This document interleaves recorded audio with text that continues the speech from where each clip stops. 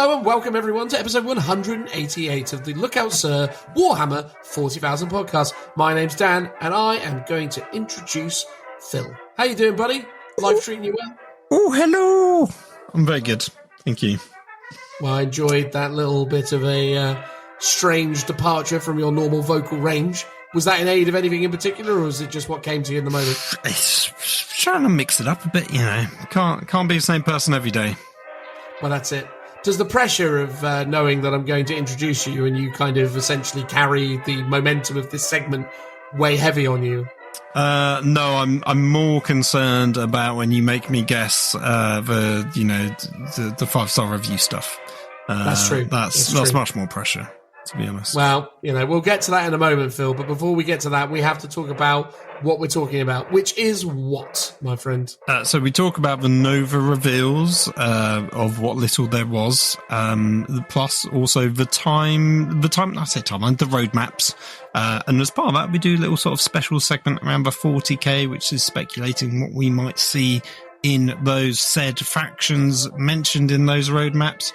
And we also throw in the Kill Team previews, because obviously that happened prior to the Nova Open, so we talk about our thoughts and feelings on the the Scion Aquilons or Tempestus Aquilons and I've forgotten the name of them, the weird fly bug things, VESPIDS. That's it. It got there in the end. And that was it? Or have I missed something? That was it. No, that was pretty much it. Yeah, we did the reveal, we did the 40k timeline specifically, and we do Kill Team. Boosh. Plus our usual outro that everyone gets treated to as a nice dessert to end your steak and chips. Absolutely. But before dessert must come the main course. But before that, an appetizer in the form of a 5-star review. Come on now, Timmy. You've got your orders. You've got to do it. But I don't want to, sir. You've got your orders. Now get up there, get over that trench, and get me that 5-star review, and get it back here right away. Okay, sir.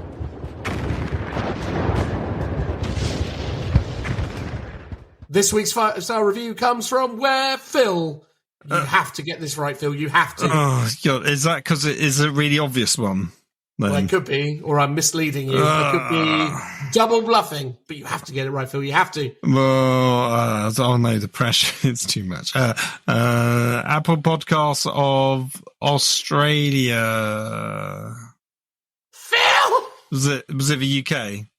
No, Phil. What have you been saying, consistently over recent episodes? Facebook? I can't remember.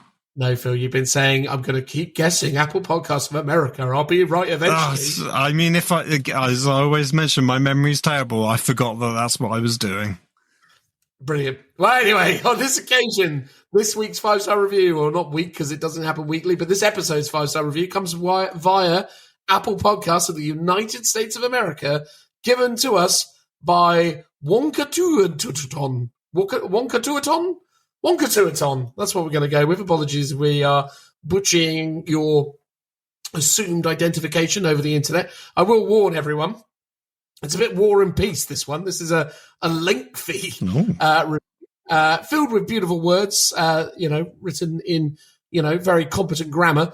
We're going to have to obviously scream through the preamble, which is, if you would like to appear here in the 5-star review segment, much like this name that I'm struggling to pronounce, Wonkateuton, you need only leave us a 5-star review in places where 5-star reviews can be left.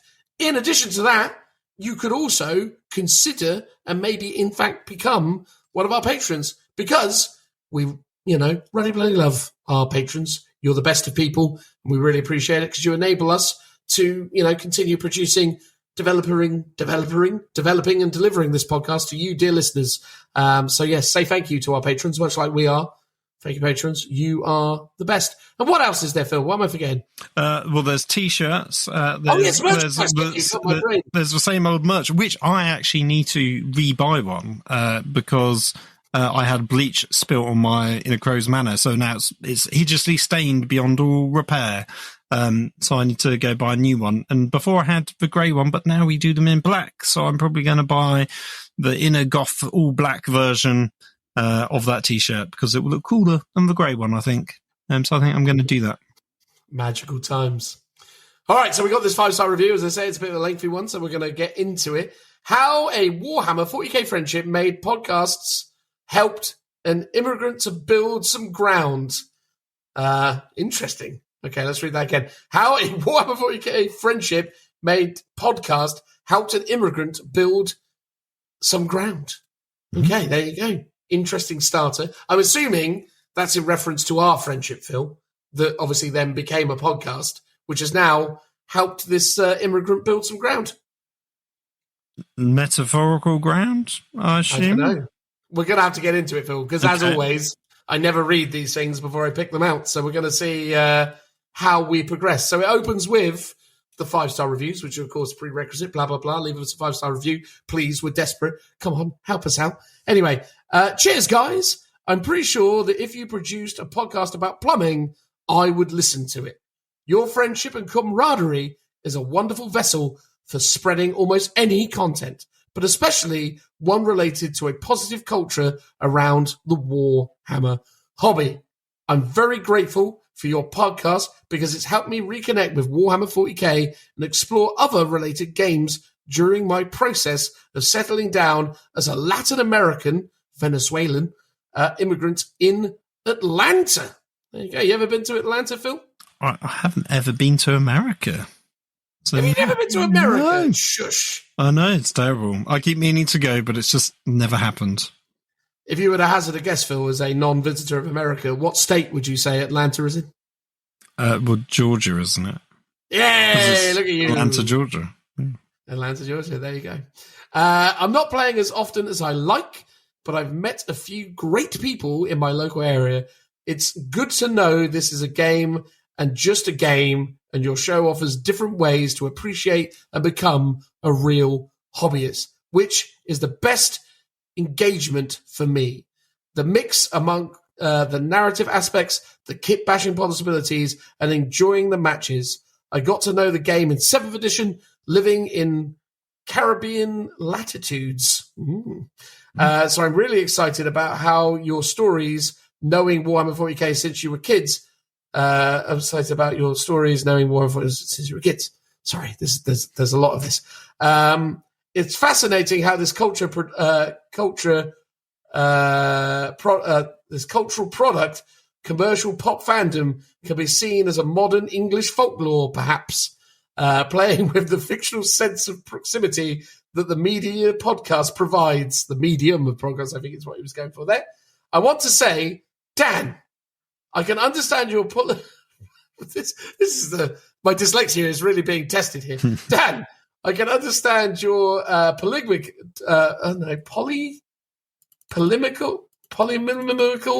we'll move past this, desire to see Warhammer 40k move forwards, but leave Abaddon untouched. I don't understand your unhappiness with the development, the deployment rules for unit rotation.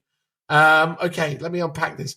I can understand your polemical. Hang on, I'm going to ask Google how I say this pronunciation. Oh, here we go. What's Google going to tell me? Don't do it slow. Polemical. Okay, there you go. A word that means, what does polemical mean? Expressing or consulting a strongly critical attack on a controversial opinion about someone or something. Ooh, very good words. So yes, I can understand your desire to see Warhammer 40k move forwards, but leave Abaddon untouched. I can understand your...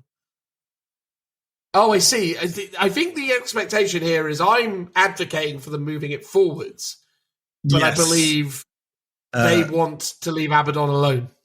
Yes. I mean, I don't necessarily know what Abaddon has to do with the timeline moving forwards, other than, the 13th Black Crusade. But unless you're advocating that he gets killed off, because I think we've talked about killing off characters, maybe. Oh, yes. Yeah, no, I have. You'd like, I'll just kill him off. And, I've advocated for that. But then as soon as it's happened to me with Yarrick, I was like, just not him, just anyone but him. I think the thing is, though, right, like Yarrick being killed is totally viable if it's done in the right way. and it's earned. Like I think that is true. I think it needs to be earned in a suitable story. You can probably play out to Yarek's last stand mission is what you need. But I agree in a way that Abaddon should stay within. I think Abaddon should remain within 40k, but I think Abaddon needs to accomplish more than just kind of, being a bit of a nuisance. He's like Claw or one of the other recurring Saturday morning cartoon villains where it's like, I'll get you next time, Gadget. It's always, like, I think he just needs some big W's. Like, I'd love him to kill Dante. I'd love him to have killed Calgar. I don't understand why he didn't kill Calgar. Oh, he should have. It doesn't. Yeah. I think we talked about it when he came back. Yeah. Weirdly, because if you look into the story of Warhammer Fantasy, you've got Archaon, the Ever-Chosen, but there was always an Ever-Chosen. As soon as one dies, another one comes back. So, and obviously, I think Abaddon is meant to be the equivalent of the Ever-Chosen in the 40k setting. So you could have him get killed off and then just create a new character to sort of represent him. But I think in the setting of 40k, it does make more sense to just have him as the big bad of chaos and keep him that way. And but as you say, you need to big him up to be a bit of a meanie, and you need him to actually kill off some other good named characters to make him feel like the terror that he should be. Yeah. I think if he killed Calgar, it was the perfect time to do it. Shock entrance, that's what you need. Yeah. Gilliman's back on the scene, kind of, supplanted or overtook or just ultimately led to Calgar being relatively redundant, at least narratively. But, you can still have him in the rules, but you don't need him narratively now. He's not leading. Okay, he's the Baron or whatever it is of Ultramar, but, it's like, it's pointless having him. Abaddon could have really benefited from that kill. Yeah, that'd be a good notch on his bedpost, right? But anyway. And you could have always had Calgar's replacement, sort of still bearing the gauntlets of Ultramar, and have a new character that is a bit like him, a bit like how they killed off not Sergeant Kell. I can't remember the name of the guy. Creed, that was it, for Astra Militarum. And then you've got his daughter now, Ursula Creed, taking over as a bit like the original, but not quite. And that is all you could have done with Marnus Calgar and his, I guess, first company replacement, taking on the role of Chapter Master. Yeah, because wouldn't who was that captain character that they still got miniature for, but he's not primarified himself yet. Is it Sakaran? No. There's the vehicle commander, which was an upgrade, which I don't think they sell him anymore. Yeah, there was. Then there's I want to say it's the third company who's got the green trims, but I thought he was Primaris. He is Primaris, yeah, but there's the one that was like a duelist with a sword and stuff, and I cannot remember his name, and for some reason Google isn't helping me. Oh well, it doesn't matter. Oh, there he is. Yeah, no, yeah, it was right. Yeah, so Captain Sicarius. Huh. Imagine him stepping up to the rank of Chapter Master and donning the gauntlets. Wouldn't that be a fun progression for the story? And wouldn't that have been a cool thing to have seen in that campaign book? Rather than giving us a new Calgar miniature, they could give us a new Sicarius miniature in the visage of, Calgar. And then, twist, they could have made a Dreadnought out of Calgar like they were teasing. That's what we wanted. That would have been awesome. But yeah, that would have been great. Anyway, but yeah, I don't understand your unhappiness with the deployment rules for unit rotation. My unhappiness with the deployment rule is I just think there's more tactical nuance to being able to deploy your entire army, because I think it gives you, obvious kind of advantages, disadvantages. I do kind of like the mini game of you go, I go, but I don't like it as much as just putting your army down. I think it streamlines the game and also, makes it easier to understand the outcome. There's a point here for you as well, Phil, so you can respond to that before saying thank you. Phil, just keep doing what you do, being a master hobbyist, providing design and lore input, and being a wire to earth for Dan. There you go, basically, you're keeping me balanced, especially in balancing his competitive player drive. I believe now I can end this 5-star review. Regards, guys. Wonkateuton, from Atlanta, Georgia, previously of Latin America. Honestly, I mean, again, apologies.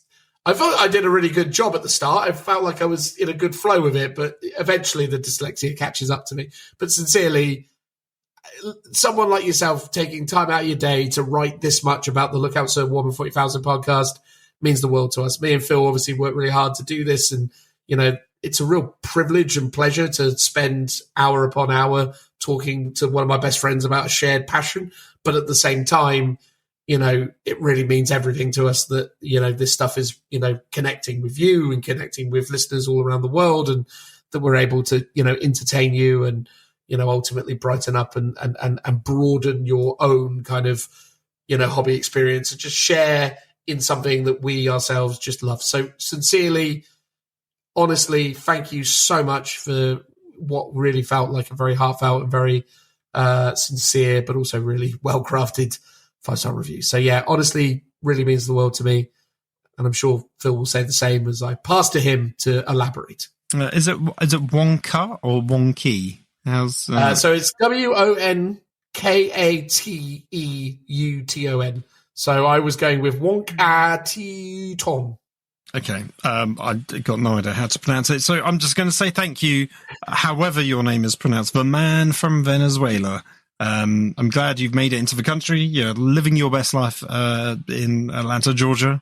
The best of all the places where you can, I believe, gamble to your heart's content. So yeah, I hope you're having a great time. Seems like you've been playing for a very long time, as much as we have, from the earlier editions of 40k. I hope you're currently enjoying it even now, even in 10th edition. Thank you for your kind words. Yes, I do need to ground down a little bit from his competitive nature. Is probably the one reason why I would never play him in more time, because as much as that is meant to be just a nice, friendly, narrative-driven game, I know he will have the scathing clan rats with the slingshot broken meta build, locks down in minutes, and he will be completely playing that, because that's how Dan's mind works. He just likes to do the best thing that his brain can come up with. Narrative be damned, but one day we can hope. But thank you very much for your kind words. History is written by the winners, Phil, and I intend to win. Transitional noise.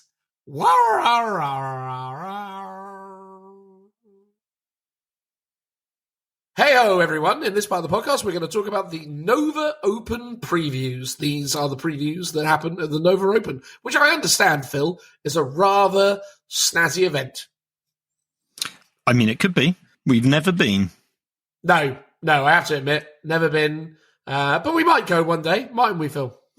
Yeah, I think American events, whichever one it may be, is always on the bucket list for sure.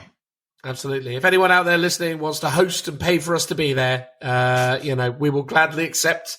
We're not above gifts in excess of many thousands of dollars. So, yeah, if you want to, lock us in your basement for a week or something and, show us around the delights of the Nova Open, simply reach out to us in the comments and we'll genuinely take that seriously, I'm sure.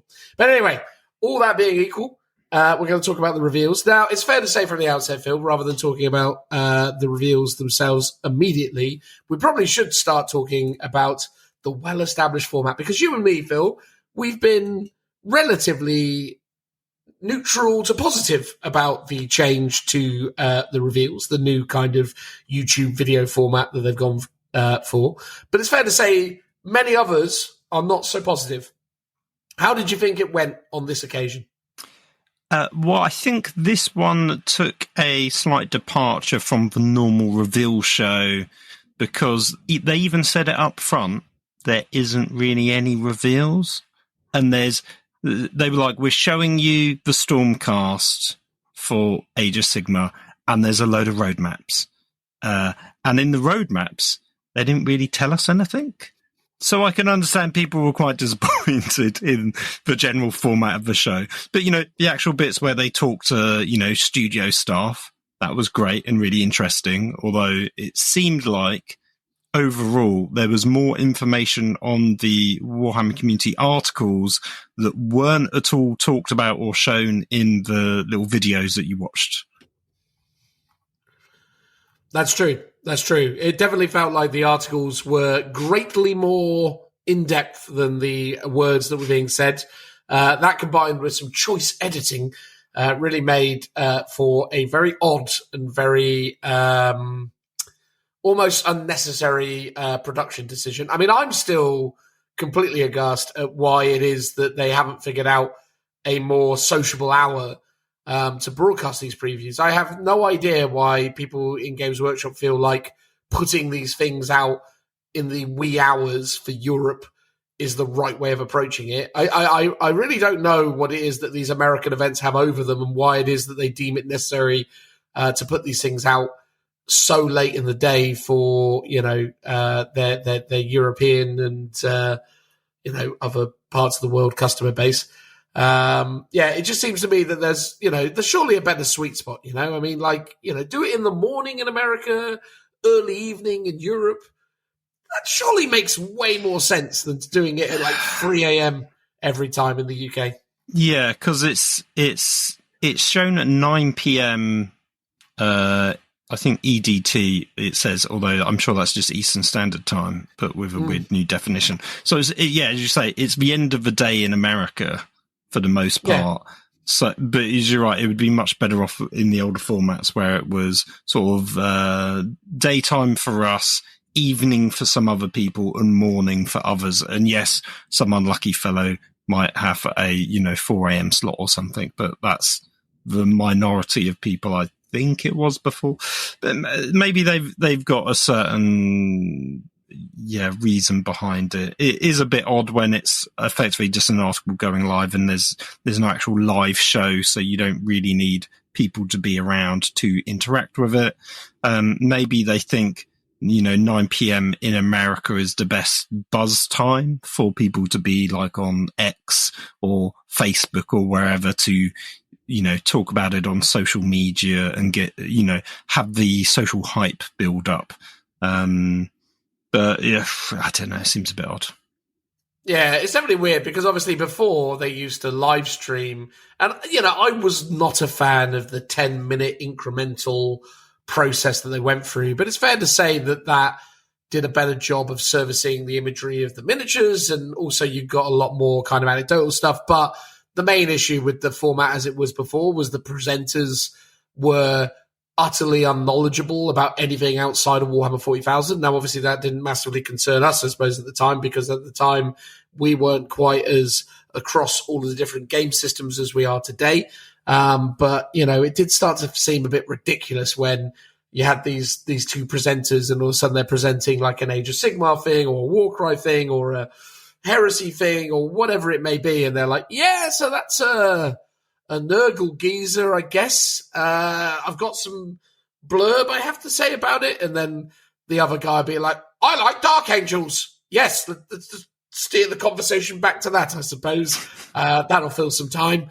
It was just, it was super weird before, just because, basically as soon as they stopped talking about 40K, the wheels really came off it. But this as well has a number of flaws because of mostly to do with the implementation. It's really weird that they don't really put much focus on the miniatures. When they were revealing these Stormcast miniatures within the video, they had some crazy design overlay where there were these circles that were I guess intended to kind of highlight really kind of key features, but all it really did was just cut out all the things that you. It was just very odd. It was a very, very odd broadcast, and I think they shouldn't be doing it so late or so early in the morning, and they really need to kind of work on the overall kind of production. I think the hearing from the studio is great, but yeah, like the final thing I'll say on this is, yeah, I mean, like when you've got very little to show, I mean, it's very nice that they kind of hinted or outright said what's coming round the corner, but it almost sort of robs it of it. Like, I mean, we're going to talk about the Krieg aspect of it in greater detail in a moment, but like something like the Krieg getting that level of like pomp and circumstance or lack thereof, I mean, that's a massive kick in the lower region, I would say, for Krieg fans, right? Just to sort of discover that it's happening in an utterly unceremonial Stu Black throwaway comment, right? That's just weird, I felt. I don't know. I wasn't necessarily too fussed, in part because I think Krieg's just been on the general rumour mill for a while. It sort of seems like the obvious choice that it will be coming at some point, so it wasn't like a particular surprise for me. But also, I haven't been a huge fan, as I've said many times, of the plastic kit. So more plastic stuff that I will probably not be as thrilled by as the old resin kits. I don't know. I'm sort of over it, basically, which is a bit mean and it's a bit sad, if anything. I will reserve judgment until I see it, and then maybe that'll be exciting. And I did see a lot of people in the chat groups on Facebook being excited for it, but then other people saying, well, there's an image of Krieg, but there was no mention of it. And it's like, well, there was, but, I think people just thought it was guard, missing the fact that they actually acknowledged it's, Death Korps of Krieg, range coming. Yeah, you're right. If there was like a video specific for them, even if it's like a really generic teaser video, I think that, just showing the they have no logo, unfortunately. Just showing something to do with them, like, a gas mask, whatever, a shovel symbol, because people like that sort of nonsense. Trying not to be too bitter. Okay. No. But some kind of... It feels like you're a very interesting part of your Krieg journey, Phil. It almost feels like you're coming out the other side of it now, where you become... I am, I think. But, I don't think... Here's the thing. These models will be for new Krieg collectors. I've seen loads of people who already have Forge World models be like, I'm glad that I'm hopefully getting maybe more rules support for my existing models, especially a lot of stuff that went to Legends. That would be awesome. I suspect it will be the current existing stuff going to plastic, so therefore it doesn't really affect my army. But great for those people that can now get a full plastic Krieg army. So I'm sort of over it in that sense. There's still elements I want to develop to it. I mean, I've literally got boxes of Forge World Krieg I can just crack open and add to my collection if I wanted to, but I'm sort of so invested in other projects at the moment. It's like they're nice to have in the back burner as an army. I think that's fair. But yeah, I think even a very simple animatic would have maybe to reveal them would have been really interesting. Or even, they did at the very end, they were like, here's a little teaser. And it's like, Battle for Middle-earth, no one cares, which is harsh, but also fair. If they had done that as a teaser for Krieg, I think people would have lost their minds more so than just saying it's in a roadmap.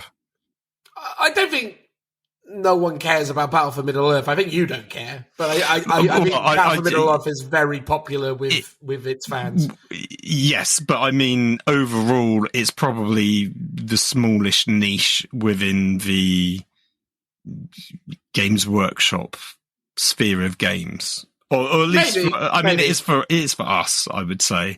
Admittedly, those models are good, but yeah, I mean, I do think it's I have the benefit of playing down the local club, and there are a very rabid fan base at the club for Lord of the Rings or Battle for Middle-earth. So you see, it's relatively prevalent. That's good. So, but I think there's the thing though. I think speaking from the elder fan perspective, the way that they just sort of blasé said, "Oh, an Aspect Warriors, obviously."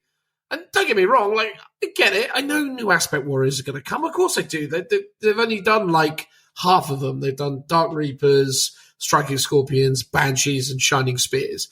Dire Avengers, they probably won't get around to doing, but they've still got Fire Dragons. They still need to do Warp Spiders. Yeah. They need to do Swooping Hawks. So there's still it's evident that they were coming, but it was a bit of a sort of like, oh, okay, great. Like, it's, to me, I would have just liked a bit more pomp and circumstance around it. Like if we had seen even like a warp spider silhouette, just to be like, look, this is real. That would be exciting, or maybe a bit too much. I mean, obviously, I'm excited to see them when they finally show them off. But yeah, I just think that's the thing. I just thought it was a bit underwhelming, and I think that sort of underpinned every update. It's sort of like they just sort of went, "Yeah, we're doing more stuff. That's pretty cool, isn't it?" And it's like, yeah, I guess it is. But yeah, 40K in particular. I mean, if we just talk about that, given this is still, 40K podcast and all, I genuinely felt like it's a weird thing, and because I know it's only now at the time of recording 4 months till the end of the year, right? September, October, November, December, 4 months to go till 2024 is in the books. But it is weird to hear, especially with 40K. It's weird to hear that we've got 4 months to go, and Blood Angels is it. It's like, cool. And Blood Angels are coming out next weekend, this weekend? No, yeah, weekend after next, basically. So Blood Angels will essentially be out in a couple of weeks' time. And that's it now for 40K till 25. It's like, oh, that's mad. Like, that seems like a real, like... I mean, I know they've got lots of other stuff going on, but it's sort of weird to think that 40K is going to basically now be entering into a 3.5 month hiatus. That's quite a long nothing for 40K, right? Yeah, it's a bit odd because I think, previous years, I think it was around this time, it was like Orcs, then Black Templars, and then a couple of other things when it was 9th edition. So, yeah, it's a bit odd to have, 3 or so months of literally nothing. I guess as you say, you've got Blood Angels to still come out properly, like their codex hasn't dropped yet. And I imagine that, it's either going to be very soon or probably, a month or so away because they want a bit of time between the starter box and the, general release codex and army stuff coming out. Yeah, I mean, I'd guesstimate that the actual full codex release will hit at end of September, start of October. And I think, and they'll release obviously the combat patrols and the Sangard and Sanguinary priests, etc. So all that stuff will trickle in, probably for the start of October. But even then, it's like, it's 3 months. 3 months between 40, and maybe longer. I mean, again, they've confirmed that the Guard, the Krieg are going to be coming in the new year. There is a chance that they could give us a Guard, army box set in December. So maybe like last time. That could happen. Yeah, so that could happen. But it's going to be an interesting time, I think, for 40K because, like, it feels like, I mean, it feels like there's still so much ground to cover in terms of what is there and what isn't there. I mean, at this moment in time, we have a lot of codexes already. I mean, bizarrely, I was just taking it upon myself to check my Warhammer and update all of the codes to make sure that I'd unlocked all of my codexes. And, I've got them all here in front of me. And there's a lot of codexes, but there's a lot more to go, and it's sort of, it's weird to think they're going off the ball for a few months. And then also, it's even weirder to think, Phil, that probably after they rush all of the stuff out next year, there's only, basically they'll rush all the other books out next year, and then there's 6 more months, and it's a new edition again. Yay. Isn't that exciting? I wonder if maybe the reason why they're not releasing any more is, maybe it's factory issues, because obviously we know that there's another factory in development being built to... I didn't know that. Basically... Oh, yeah, I mean, that's been talked about for a while. I don't think it's online yet, but it's being built, I assume. Ooh, to basically catch up with demand. Like, so the supply can match the demand. So I think at the moment that's why they moved from a 1 week pre-order to a 2 week, and why a lot of stuff's constantly out of stock. And I guess if they're doing more focus this year on things like Age of Sigma, in addition to stuff like Old World and Horus Heresy and all of that jazz, that, the 40K press has to pause for, a few moments so they can actually have stock of other stuff. And that might be due to, because the stuff that is coming might, if you think about Blood Angels, that's got a relatively big range refresh. Guard with Astra Militarum, that's a big range refresh, so that's a lot of plastic models. And then Elder, as you said, another big range refresh. It's not like it's a few codexes where they go, here's a character, which is what, weirdly, it feels like they should have staggered those out, because I felt like this year, or we had quite a few things like, Adeptus Mechanicus, where it's like, cool, here's just one model, off you go. Gene Stealer Cult, here's one model, off you go. And they should have really alternated those with big army releases and small character releases to sort of stagger stuff out. But is what it is, I guess. I don't disagree with you. I think the worst part of those releases is the quality of every one of those characters has been questionable, right? Like the Custodes Captain, chunky, not really as cool as other Custodes sculpts. The guy on stilts for Mechanicus. Don't get me wrong, the Adeptus Sororitas Canoness with jump pack was okay. Like, by the standards of these miniatures, that one's actually quite good. And then Cotiers was a bit rubbish. Cotiers, terrible. And that's the thing, isn't it? It's like, I just think that's the weird thing. It's like with 40k this year, yes, we got a really nice Dark Angels update, and I really like the Dark Angels update. I think, the new Deathwing Knight sculpts and the new character sculpts for Asmodai and even the inner circle companions or whatever it was. There's some nice sculpts there. That probably is like the most significant bit of it. What did Orcs get? Orcs got a character as well, didn't they? I just don't remember what it was. Yeah, it was that big mech, wasn't it? Yeah. It was that big mech with a really drab face. Anyway, yes. So, yeah, you're right. They should have really spread those out. But I guess when they looked at the release schedule for the year, they're like, we got this massive release. Well, they didn't think it was massive, let's be honest. But at the start of the year, they were like, Old World is here. Age of Sigmar is here. Kill Team is here. These are big. These will take certain levels of production.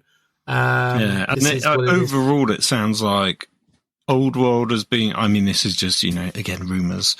Old World's been more popular than expected, so they've been fast-tracking the release of the armies for that. And obviously, even though it's old sprues, it still requires a lot of plastic to be made to go into those boxes. So maybe, again, that's got some kind of knock-on effect. But, who knows? This is all speculation and rumour. Yes, absolutely. But, anyway, look, there you go. So, in terms of the overall style of the preview, it just felt a bit lost. It felt a little underwhelming. I understand that putting this sort of stuff together is always complicated and, there's a lot of moving parts. It's worth pointing out that I guess it's odd because it feels like a lot of the things that probably should have been in that show have already been previewed. Like we had the Blood Angels reveals just put out randomly. Same with Agents. Like those should have been big reveals that would normally be saved for a reveal show. And then, weirdly, they just got released. So it feels like, I don't know why. But, I think it was sort of obvious from the outset that this wasn't a real reveal show in the traditional sense. So it will be just, I went into it not really expecting much and I got what I expected. So maybe other people were, I don't know, a bit more hyped up for it than they should have been. Yeah, I'd agree with that. Honestly, I didn't even know it was happening until yesterday. I was like, oh, that's coming around. Wow. Anyway. Well, let's get into it. I think the roadmaps and the general kind of loosey-goosey conversations about what's coming around the corner were a bit underwhelming, although there were some interesting bits in it. I think this is the thing, right? I think ultimately there is some new stuff to talk about. A lot of it is unrelated to Warhammer 40,000, but hopefully you'll find our insights on these things interesting regardless. The first thing is the Stormcast Eternal reveals. The by all accounts would have been shown had they won the battle of whatever it was, but they didn't. So now we're seeing them here. So going into this, I think Stormcast have been really interesting within the Sigmar space because Stormcast still don't seem to kind of have the level of success that maybe Games Workshop want for them. It seems at the moment that one of the most popular factions is Slaves to Darkness, which is the kind of generic Chaos faction, which makes sense because like Warriors of Chaos have always been very popular in the fantasy setting. And in a way, sort of Stormcast Eternals play into those tropes. They're just obviously not so chaosy and menacing, although they definitely are looking more drab and mysterious and almost kind of sinister, I suppose, now as they enter the Ruination Chamber. But yeah, they got a load of new Stormcast to show off. Truth be told, I wasn't super positive about the stuff that came in Scaventide or the things that they had revealed prior to this. So I guess we'll see how we get on. So the first thing we have is Iridan the Witness. What is an Iridan the Witness, Phil? I have never heard of it. So it is a guy with a big axe, and I believe he was the one that first killed another Stormcast, if I remember rightly. That is, yeah, he is the first, or they are. Is it a male or female character? It looks like a guy based on the chest sculpt, I would say. Iridan could be a male's name. Who knows? I don't think they've. Yeah, well, whatever the case, we'll go with that. Did the killing of the first Stormcast, which I've got to be honest as well, though, Phil. I have to be completely honest. The story of the Stormcast felt very promising, like the idea of what was to become of these guys when they had been pushed beyond the brink, and how were they ever going to sort of resolve the ongoing mental anguish of being brought back to life and dying over and over and over again. Turns out that, they use a very special axe and then they're just dead. And that's it. And it's like, oh, all right then.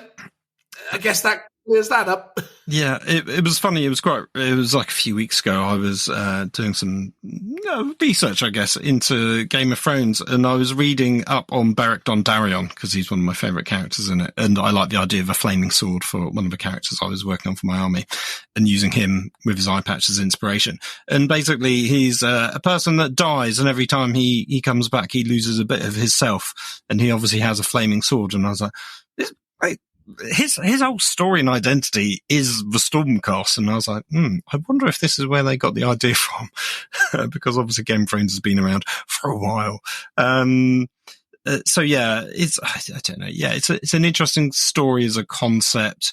I think everyone wants there to be some kind of fallen and corrupted version of the Stormcast, but it seems like they just go into the euthanasia program of the Stormcast. I can't quite remember what his rank is in this, but it's the official head choppers, basically.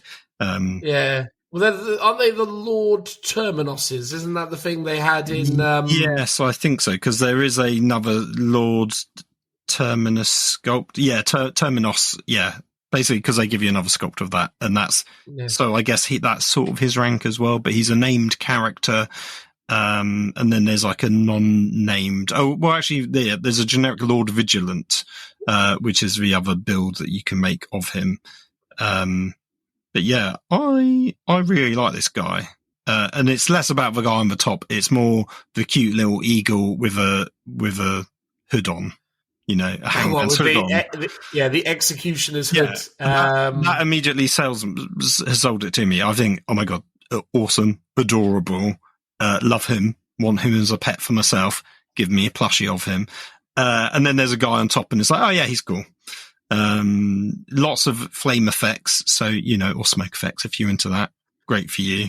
Not necessarily sold on the chainmail kind of hood thing. I would have been quite happy if that was just cloth. So if I was, I would just fill that in with green stuff if it was me personally, but, he's cool. I like him. What's your vibe on this guy? He's all right. I think the sculpt of the mini on top is interesting. I kind of, again, the hooded figure is cool. I think maybe they didn't need quite so much plumage, so much smoke on them. I think that kind of interferes with it a bit. I kind of wish, in a way, they didn't have the kind of iron halo element with the flames. I think it's almost too much. I think if I was to pick up this mini, I would probably take efforts to remove that particular detail from it. I also kind of like the mount, although if I'm honest with you, it just looks like someone's put an actual real size pigeon on the tabletop. It's sort of a testament of a sculpt, surely. Well, it's just not very menacing, and it's not very imposing. It just looks like a pigeon, and I'm not that. It's not a particularly cool beast, is it? It's like, oh, Lord on pigeon. It's like, oh, that's really not quite hit the spot. I know, obviously, it's got like more kind of griffin-y sort of details to it. It's got those sort of hind legs that are, more akin to, what's to say, like a griffin, essentially. But it just the wings and the positioning of it, it just looks like it's like you put a Warhammer miniature on a piece of pigeon taxidermy and put it on the table. I didn't know what you meant until I scrolled down and saw the side profile, which is quite extreme. And then I'm like, I sort of get it, because the wings are, absolutely massive, and he's at sort of a slightly odd pose. Fair enough. I mean, I've just checked on eBay. You can get some very good prices on pigeon taxidermy, so maybe there's an opportunity there. I think, as much as I actually love this one, I think my one issue with it is, do we need yet another Stormcast on an absolutely giant mount? It's like, they have so many. They have dragons coming out of their ears. It's like, I don't think they need yet another absolutely huge flying monster. And it's cool. It's cool. But I don't know. I don't know if it's because they want to have viable builds of, a Stormcast army just made of big monsters. It just feels like there's a lot of them already, and that niche has already been ticked with the dragon range. But I don't know. Maybe they're sort of using this as a bit more of a resculpt of some of the more hippogriff type models from the earlier range. Potentially. I mean, here's the thing. Without wanting to sound really unfair to the Stormcast, I would level that statement at everything that goes on with Stormcast at the moment. I feel like when you look at it, you're just like, okay, cool, but it's kind of just the same thing they already have. I mean, again, they've got this guy and he's cool. But again, it's like, it's replacing stuff that they already had. They had the wizard geezer on the manticore or whatever it was, and then they've got the dragons and all the other stuff. So this stuff, it existed and has been discontinued and is now being replaced with new versions of sort of the same thing, almost to the point where you're like, well, why even bother? I know, obviously, because you want to sell us the new thing, but like, it's just interesting. It's kind of one of the weird aspects of the Stormcast range. It's sort of like, oh, okay, cool. It's sort of like a new version of a thing they kind of already had. Well, I mean, so in their defense, right, they've re-released the Paladors, which are the like mini Griff cavalry. So I think if you wanted to just do like a Griff themed army, it makes total sense that you would have a super big Griff as your leader. But I don't know. I just find it a bit odd that you've then also got all the dragons as well. And it's like, but to me, in a way, and the way a lot of people run the dragons is that's like its own army in and of its own right.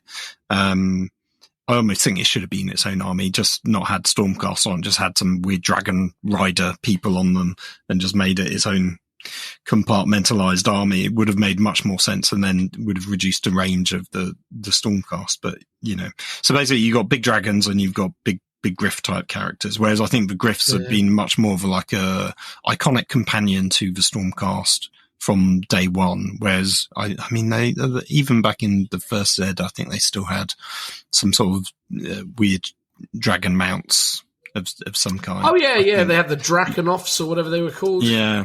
So I guess they've got both. They're having their cake and they're eating it, and they've got all the choices. That as I said, my one complaint is it's another big monster model for Stormcast that they've already got loads of. But just have more choices. Well, exactly. I mean, here's the thing, right? Like the Paladors one is an interesting one to me because I like these sculpts. Not to jump around the article too much, but I really like the Palador sculpts. But I also had a real soft spot for the current Vanguard Paladors. And theoretically, they haven't stated that the Vanguard Paladors are being removed, but it's kind of strange that, like, when you look at them, there's not a drastic difference between the Vanguard Palador miniatures and these ones. The Vanguard Paladors could be armed with spears, as far as I'm aware. Maybe they had a range option. I think checking. They had spears, and maybe there was a version with crossbows, but there's so many different units that look the same. That might be one of the other ones. Because the ones you were talking about, I think, have the fur cloaks, which these guys now don't have. There was another bunch. They do have fur cloaks. No, these guys have got like fur on the shoulder, but the cloak. Oh, right, sorry. The cloak is just a fabric cloak. But they also had versions which had like the scale dragony hide cloaks prior as well. So I think there'd be there's a bunch of different cavalry versions. I think the Vanguard Paladors, the actual Griff Hound, whatever they are that they're riding, have a lot more personality in the Vanguard sets as well. Like, I genuinely have a real soft spot for the Vanguard Paladors. That was one of those units that when I saw it, I was like, I might actually play Stormcast Eternals because this unit is cool. Yeah, they've got a real feeling of the riders are like on there, and there's a real dynamic sense of movement. Like they're really like hunched over and sort of doing these kind of cool arm poses as if they're really riding fast. Whereas these guys are a bit more like vertically upright and don't quite have that sense of movement. Unfortunately, my one criticism of this is it feels like they've copy and pasted lots of elements, and obviously they probably haven't, or they have, but then they've changed it. But it's like the legs look exactly like the Dragon Riders, which are again very sort of static, sort of just legs going down. The flag bearers, the banner itself, is pretty much exactly the same one from the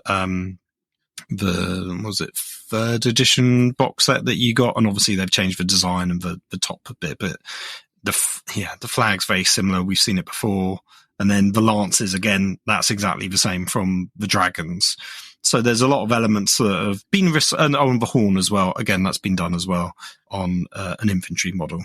So a lot of recycled elements where they've sort of tweaked them here and there, which could be good or could be bad, depending on your point of view. Personally, I'd rather see a new style banner, for example, or maybe not a lance, but, a new type of lance. Just, but then some people like consistency across their army. Yeah, I think there's a thing. I think, I'm not sure what they're doing with the Vanguard Paladors, but I hope they keep them. I think they are superior sculpts to these ones. I think these Paladors are fine. I think they're one of the better things that they've showcased here for the Stormcast Eternals, but if they are intended to replace the Vanguard, I think that's a shame because I think that is a superior kit. But again, I may be in the minority on that front, but yeah. Other things that we have the Lord Celestant, which is a Stormcast Eternal with on foot with a cape and a sword and a hammer and a shield in various combinations. It's like every other Stormcast hero on foot they've had, and previously discontinued. So again, don't understand why this is any different from, I don't know, the Knight Questor or the Lord Commander, whatever it is. It's just sort of like, cool, another foot hero with weapons. Wicked. I guess this is good. Whatever.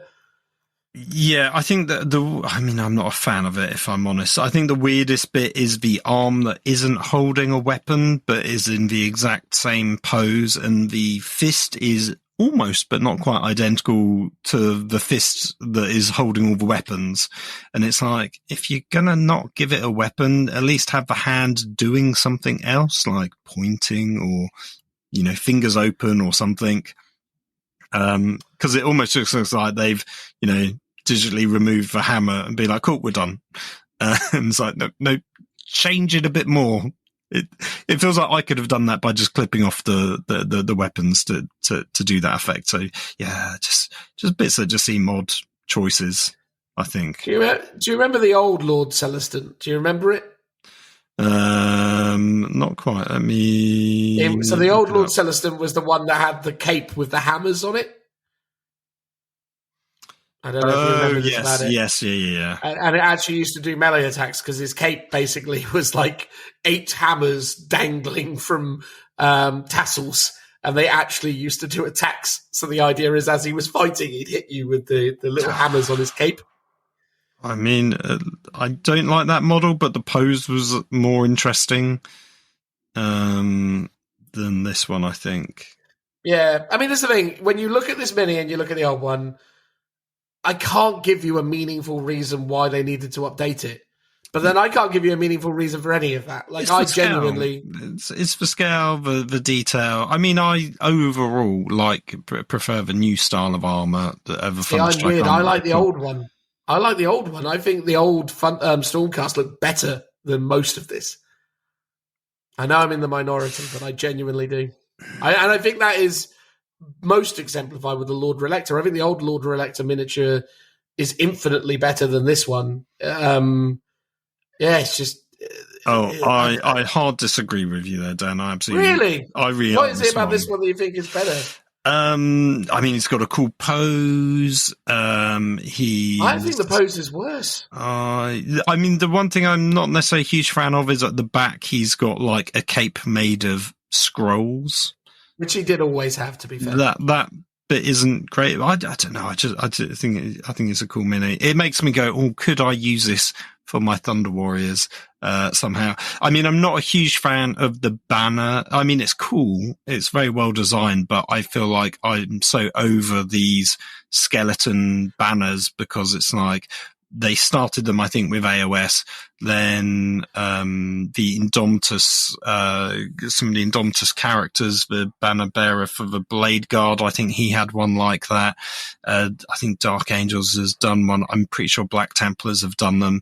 It's like skeleton banners I've had enough of now, thanks. I don't need more. However, this one's cool, and it's got a tiny little hourglass in it. And I'll say this one thing as a slight tangent. When I was doing my Thunder Warriors, I deliberately decided to have a motif for my army, and that was an hourglass to symbolize the fact that their genes are slightly corrupted and not as good as what would become Space Marine. So they're always on a ticking clock before they go insane, basically. So I went for the hourglass as a nice motif. And I managed to get a few, because I had Nighthaunt, I had a few hourglasses. I was like, oh, that'll do. And then weirdly, I realized Death Guard also have some hourglass transfers, so I managed to buy some of those. And now there's a million hourglasses in all of this new range that they've revealed today. So I'm like, I might just have to get some of these models just for the hourglasses, because I'm spoilt for choice. And I think this one has probably quite good conversion potential as well. Yeah, I think the thing is with this one for me is I quite like the way that they've gone extra robed on it. I think that's kind of nice. I just sort of like the pose. I think the thing is, right, is like when I saw the Lord Relector 9 years ago, it was one of the standout miniatures of, the Stormcast range in that box set. And I was like, wow, that is cool. Like, I may not be super into this game, but that Lord Relector model is cool. I can't deny that. And I think that's the sort of caveat that I have to put against this guy. He's fine, but I feel like I've seen him before, and I don't feel like this is doing anything new over and above what it was doing before. And again, I, at this moment in time, prefer the original miniature, the 2013 release, or whatever it was, 2015 release, sorry. But, I get it. This one is probably one of the best minis on display from the Stormcast release. Yeah. But, I just think, again, Like, I think both these ones, the Lord Celestin and the Lord Relictor, I'm like, fair enough, but I just, they're not really, rocking my world on that side of things. But I mean, they're fine. I think you're mad. I think honestly, the old mini. I mean, it's got some charm to it, and the pose is quite okay, but it's just so dumpy looking and sort of. I don't want to say necessarily squat, but everything's really condensed and sort of melded together with that. Whereas this has got much more like defined silhouettes. Fair. More streamlined. I think they've lost a bit of weight. I think they've leaned up a bit. I like the proportions of these. Yeah. I just think there was a charm to the old one, but fair enough. For sure. No, I think a charm is the right way to describe those old models, and I think they have almost like an iconic status as being like the first sort of style of Stormcast Eternals. Yeah, true. We got a new Lord Terminos. These are the guys that, like the fellow who rides around on the pigeon, basically decapitate Stormcasts when they've had enough of being constantly alive.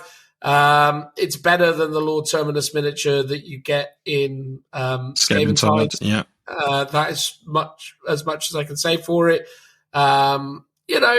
Again, I'm not a huge fan of this Ruination Chamber and its overall aesthetic. I think it's a bit over the top, but I do think there's a lot to like about this miniature. I think the Thrall, the geezer with the hourglass is really cool. Jumbo hourglass. Perfection. Yeah, and I think there's a lot to like about this particular pose and this particular silhouette. So yeah, I mean, of these miniatures, I'd say this is probably one of the most tolerable ones. I'd almost go so far to say I like it, although I would definitely keep the helmeted option as opposed to the bare head. I think, but then I'm like that with Stormcast anyway. I think if I was to collect Stormcast, I kind of like the original idea where they didn't have, human faces. Yeah, fair enough. But, this to me is cool. And again, the thing that's weird about this though, right, is like they've given us different weapon options for him. So now you've got him with a sword or an axe, but one of the things that is consistent with Age of Sigmar 4 is everyone just has the same weapon profile. So I guess it's cool because you can have different modeling choices, but it's going to be interesting to see. Well, do you think we're going to have different profiles for the different weapons for this guy? Or? No, I don't think so. I think it's just a visual choice. But what that, again, is quite odd because they've made the conscious thing of, well, these Lords Terminuses are executioners, therefore they have axes. So to have a version with the big great sword sort of goes against the theme somewhat, but obviously headsmen used to have jumbo swords as well as axes, so I guess they're giving you the choices. I like the model. I quite like the head option, the bare head option. Again, the little guy with the hourglass, great. He's actually one of the better ones, I think, of these little companions, because all the others have quite mirrored and like symmetrical poses, whereas this guy's asymmetrical, so I quite like that. And my only complaint about this is better than the Skaven Tide one, yet I'm pretty sure you will only ever need one of these in your army. So it's like, just give us this pose and this one in the first place. It's the classic case of Games Workshop giving you a subpar easy build version in a launch box and then giving you the much better sculpt later on when you've already bought the first one. It's like, if I was a Stormcast player, I would almost be annoyed that I would then want to buy this one because it's the better sculpt of the two, even though I bet there's no reason that you would ever need two in your army. And that is just frustrating and annoying that they could have, like, why give us two of the same thing? Just why? Yeah.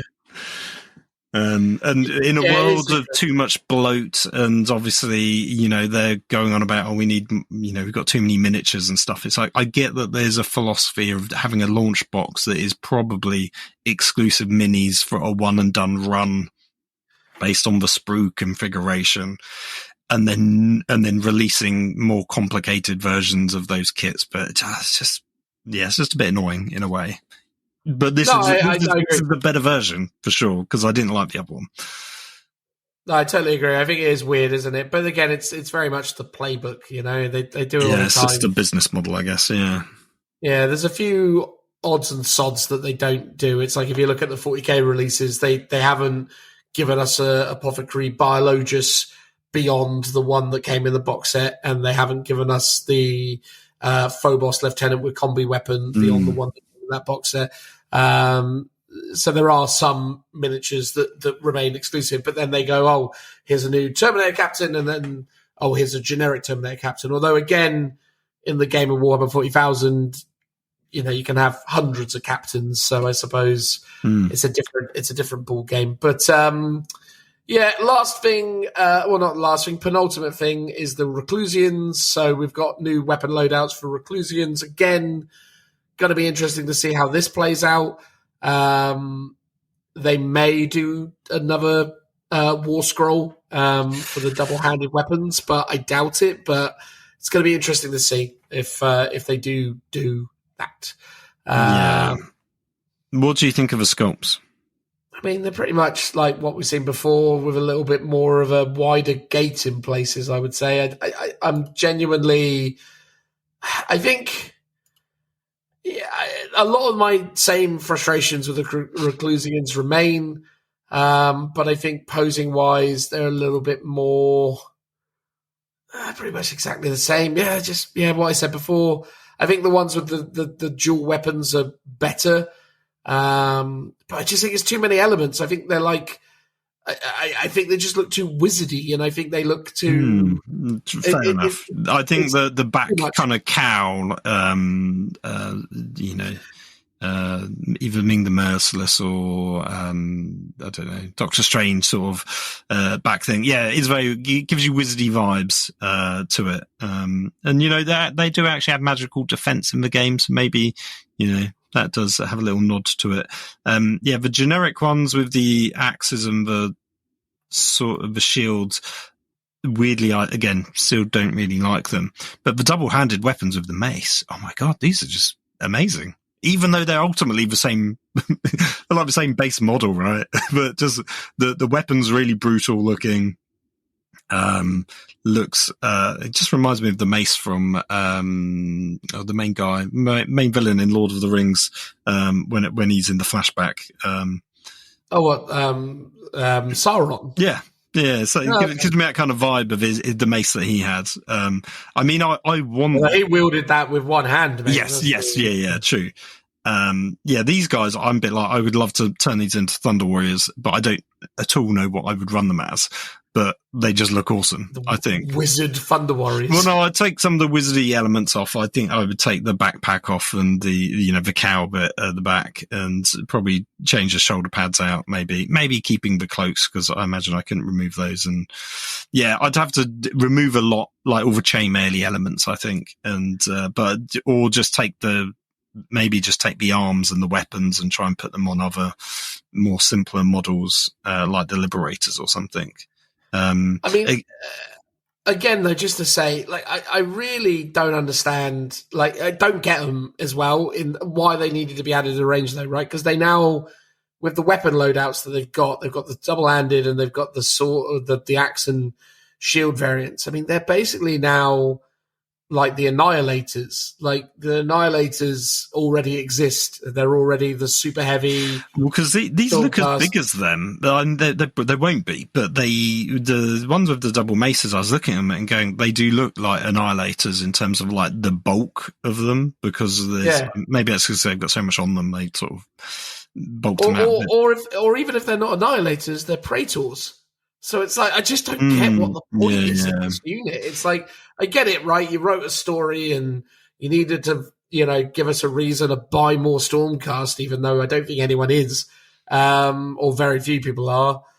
I just don't understand. Like, I don't get what the point of it is. I just think, like, the problem is, again, right, is like, because Stormcast don't have anywhere near the level of narrative depth as Space Marines. A unit of Stormcast where the only difference is they've got capes and different weapons just doesn't carry the same, the same impact as when you do this sort of trickery with Space Marines. Like there's so much more to, I don't know, a unit of Deathwing Knights or a unit of Death Company or a unit of Grey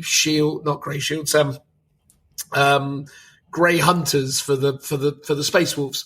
That there's just so much more oomph to those ideas. Well, this is just, who cares? It's another Stormcast with a double-handed weapon. Could be anything. I sort of agree and also disagree. So I think the point that you're making, they do have more weight to them, but weirdly, I think that's because they're tied to specific chapters, whereas they've not ever done that with Stormcast. And if these were specific models for a specific, I can't even remember what they're called. The sub-factions that they used to have for, the Stormcast. Was it the hosts or something? Or the chambers or whatever they were. Oh no, not the chambers. Because chambers is almost like the armor types. Yeah. But it's the, whichever city that they're, defending is what they become. The fact that I don't even know what it's called is symptomatic of the problem we're trying to describe. But if this was locked to a sort of specific like faction, maybe that would give it a bit more excitement. Like they have been trying to build up the narrative, and in the talk they would talking about who they are and where they come from, and I like that narrative element to it. But it's all very new, so I'm sort of willing to give them the benefit of the doubt. The point you sort of touched on, which is almost more valid, not saying other stuff isn't valid, but it's like, if this is the same war scroll as the ones with the axe and the shield, and because they've sort of said, oh, war gear doesn't matter, it's like, why are they even giving us the double maces if it has no impact on the game? I mean, it's a cool visual thing, but it's, from their point of view, it's like, why would they do it? Unless it's like, maybe that decision was done after they came up with these sculpts and they were like, oh yeah, but this edition, sorry guys, we've decided that, it doesn't matter what your multi-part kits are now. And I sort of get it from a point of view of you just get the choice, but it's like, they've already given us this unit once. It's like, again, it's the problem with the easy build versus the multi-part kits. You've got to be multi-part kits. They've got to have a dual variation to them. So, it'd be interesting to see if there's some rules difference for those. If you're just taking all the maces, for example. Yeah, I don't think that. Well, I hope there isn't, because I actually don't mind it. I think at the end of the day, that's one of the things, that's a sensible decision with AOS that should just stay the same. Just be like, oh, these ones with maces, you mix them in with the ones you already own with the axes and shields when you're reinforcing. Fine. Who cares? Or you can build one with it and then the other one. Like, that's fine. I think once you mix it up in the unit, it's just because obviously in the photography they've chosen to show one unit with one loadout and another unit with another loadout, which implies some of the older kind of ideas that are more akin to what you've seen in like old Age of Sigmar or even current 40k. But yeah, at the end of the day, I really hope they don't do it. But I think this is the thing. I still come back to the same point. It's like, this is just the thing that we already had. Why did we need this again? Like, it's like, I get it. Now they've got little helpers. Great. That, I guess, makes a difference. And there's a story about how they're really sad now. And that's cool, I suppose. But I just don't care. Like, I think Stormcasts always really fail with me in so much. And I just find the whole project super boring. And I find the fact that they've killed off half the range and replaced them with the same stuff really weird. Well, I don't mind them upgrading kits with like for like. I think you could have more of an argument to say, why have you discontinued a bunch and then reintroduced new models that do something completely different? So it's like you got rid of one chamber that people have bought and collected, and now you've introduced another one, but you've just told us you had to discontinue these old ones because the rules bloat of the codex or the battle tome, or there's too many models to balance the army, but now you've just swapped them out for a bunch of other models. So that I have more of an issue with, I think. Yeah. I just think Stormcast represent a very weird dynamic within Age of Sigmar. Like, Stormcast to me feel utterly disconnected from the game. Like, one, because I never see them, right? And I know they do exist. I know Tom plays them, for example, but like most of the time, you never see them. Like, I've been to multiple Age of Sigmar events now. I would say 1 in 50 people I've encountered in Age of Sigmar play Stormcast Eternals. And they're always the dragons. Oh yeah, well yeah, because they were powerful, right, and cool.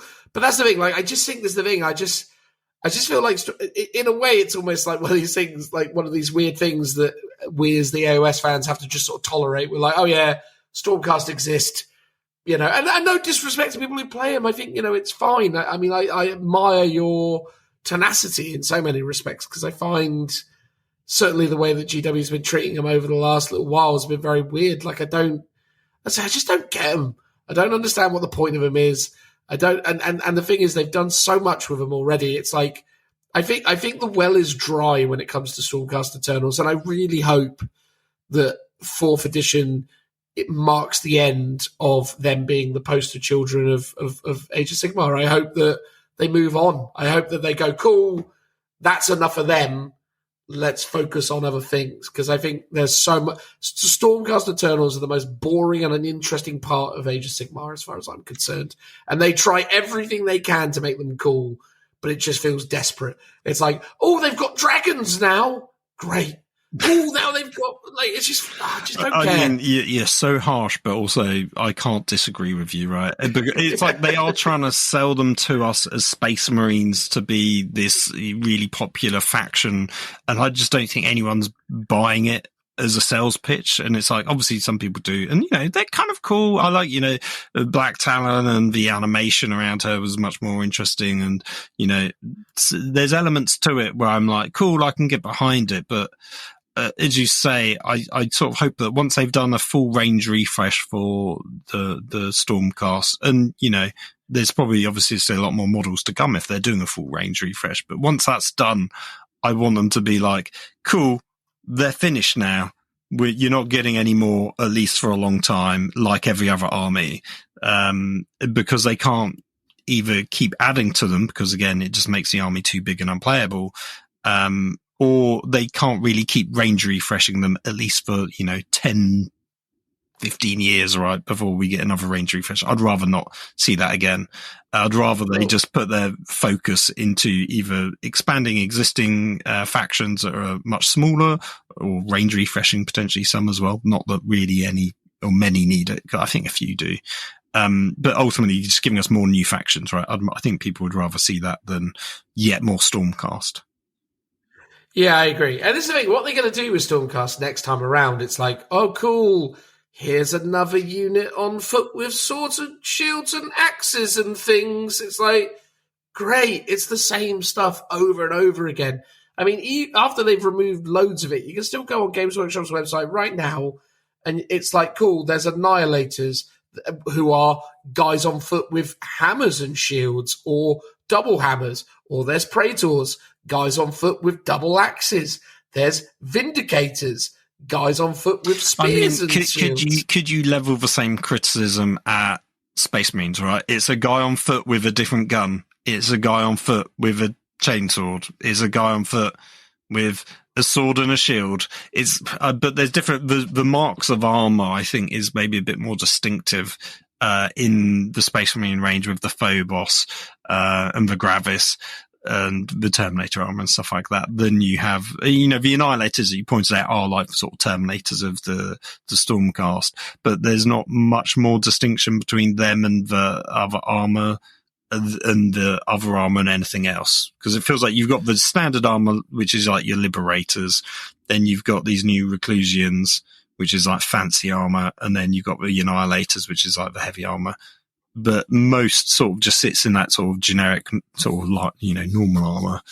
And then it's like, yeah, so many different types of stuff on cavalry, stuff on mounts, things like that. Yeah. So, well, because to your point, like within core Space Marines, right, there is intercessors. Now, okay, they've moved into a situation where there's assault intercessors and there's regular intercessors. But there's intercessors, right? So there's intercessors with swords and pistols, and there's intercessors with guns. Then there's Stern Guard, kind of look like intercessors, but they're a little bit more elite, and that comes across in what they do, right? So that's like that aspect of it. Cool. Then there is in terms of like your standard guard, then there's heavy intercessors. Okay, fine. Heavy intercessors. Jump pack intercessors. Yeah, okay. There's jump intercessors. Cool. Right? But then those, I will argue, are very distinctly different things, right? Like there is a fast moving assault unit. There is a shooting unit. There is a grounded fighting unit. And there is a more elite version of that shooting unit. Grounded shooting unit, and those are kind of like the variables. And then there's the more heavily armored version of it, which is the heavy intercessor. So, and okay, then there's aggressors, but aggressors are, I mean, basically the ones I can't argue is what the heck is the difference between an infiltrator and an incursor? Like, fine, that's where it went weird. Yeah. And even like a flipping. What are they even called? The skeleton mascots, the Reavers. Like, what is that? But like, yeah, okay, fine. The Phobos set, bit odd, but like most of it's okay. Whereas like at the moment, like as I say, mate, like right now, in terms of guys on foot, like it's evident the Annihilators are bigger, stronger versions of they're like like the Terminator-esque things. The Reclusians kind of fall within this same archetype, as do the Praetors. So you got those similar things. But yeah, you got Vanquishers, Vigilers, you've got Vanguard Hunters, you got, it's like, as I say, I just think like... I guess it's maybe more of because I think in Age of Sigmar, there's more of a nuance in the weapons, right? So it's like, cool, you got guys on foot. Some of them have double-handed maces. Some of them have hammers. Some of them have axes or hammers and shields. Some of them have spears. And it's like, ultimately, you could say that's all one big unit with a bunch of different weapon options, because I think some of them effectively are. Like, I think those Vigilors and the Liberators are the same unit, but with different loadouts. But it's like, but when they're all loaded out with spears, they all have different effectively abilities than when they've got the hammers or the hammers and shields. And they've given you they've sort of split them out via data sheets rather than, giving you one unit with a bunch of different options to select from. Think of it like the Lehman Russ in 40k. It's like, rather than having one profile with all the different weapon options, they've given them all different names, even though they look exactly the same, but with slightly different weapons on them. And each one does something different. And that is the Stormcast range, I guess, for the most part. Yeah, I get that, right? And, I'm not being crazy by sort of suggesting that, like, these things exist, or, like, I just think it's just weird to me. It's like you've discontinued loads of stuff and replaced it with stuff that's sort of the same. And it's like, it's a weird situation. And there's like, I just think that's the thing with the Stormcast range, is it just feels utterly disconnected from the game as I understand it. But ultimately, look, at the end of the day, for those Stormcast players who are excited about this stuff, great for you. I think, ultimately, I don't want to take them away. I think, I think Stormcast have a place in the game, but I think, Games Workshop just need to get off the Stormcast are Space Marines train, because they're just not. And I don't think they ever will be. I just don't think people like them that much. But, some people do, and that's fair. Last thing for the Stormcast is the Stormreach portal. It's basically a greenhouse with a portal on the front of it, or maybe more of a shed with a portal. A very ornate shed. Let's give it its dues. It's fine as terrain pieces go. I actually think it's going to be quite cool. It's weird because Stormcast typically fire into the tabletop or onto the table through Deep Strike via lightning bolts, but I guess this is designed for the idea of every now and again, they like a less violent form of delivery, I suppose. Maybe when they're on a more of a diplomatic situation, they like coming through the nice little gentle portal. So I thought that was the case, that they come out of it, but no, this sits in your deployment zone and you hold models in reserve. They go into the portal and then lightning strike down on the table. Oh, okay. So this is how they get back in. This is how they, get lightning jump around. Yeah. So I think thematically, it got some interesting, like, tactical play is how you will do it. So you got to have things in reserve, and then it's a bit like holding stuff in deep strike, but you've got to physically have them on the table, and you've got a big portal to go through. I guess a bit like the portal in the Necron. Is it Obelisk? Monolith. That's it. Yeah, it's basically a monolith that doesn't float around. It looks like a giant. It reminds me of the Bastion from 40k, from that terrain kit of old. It's very big.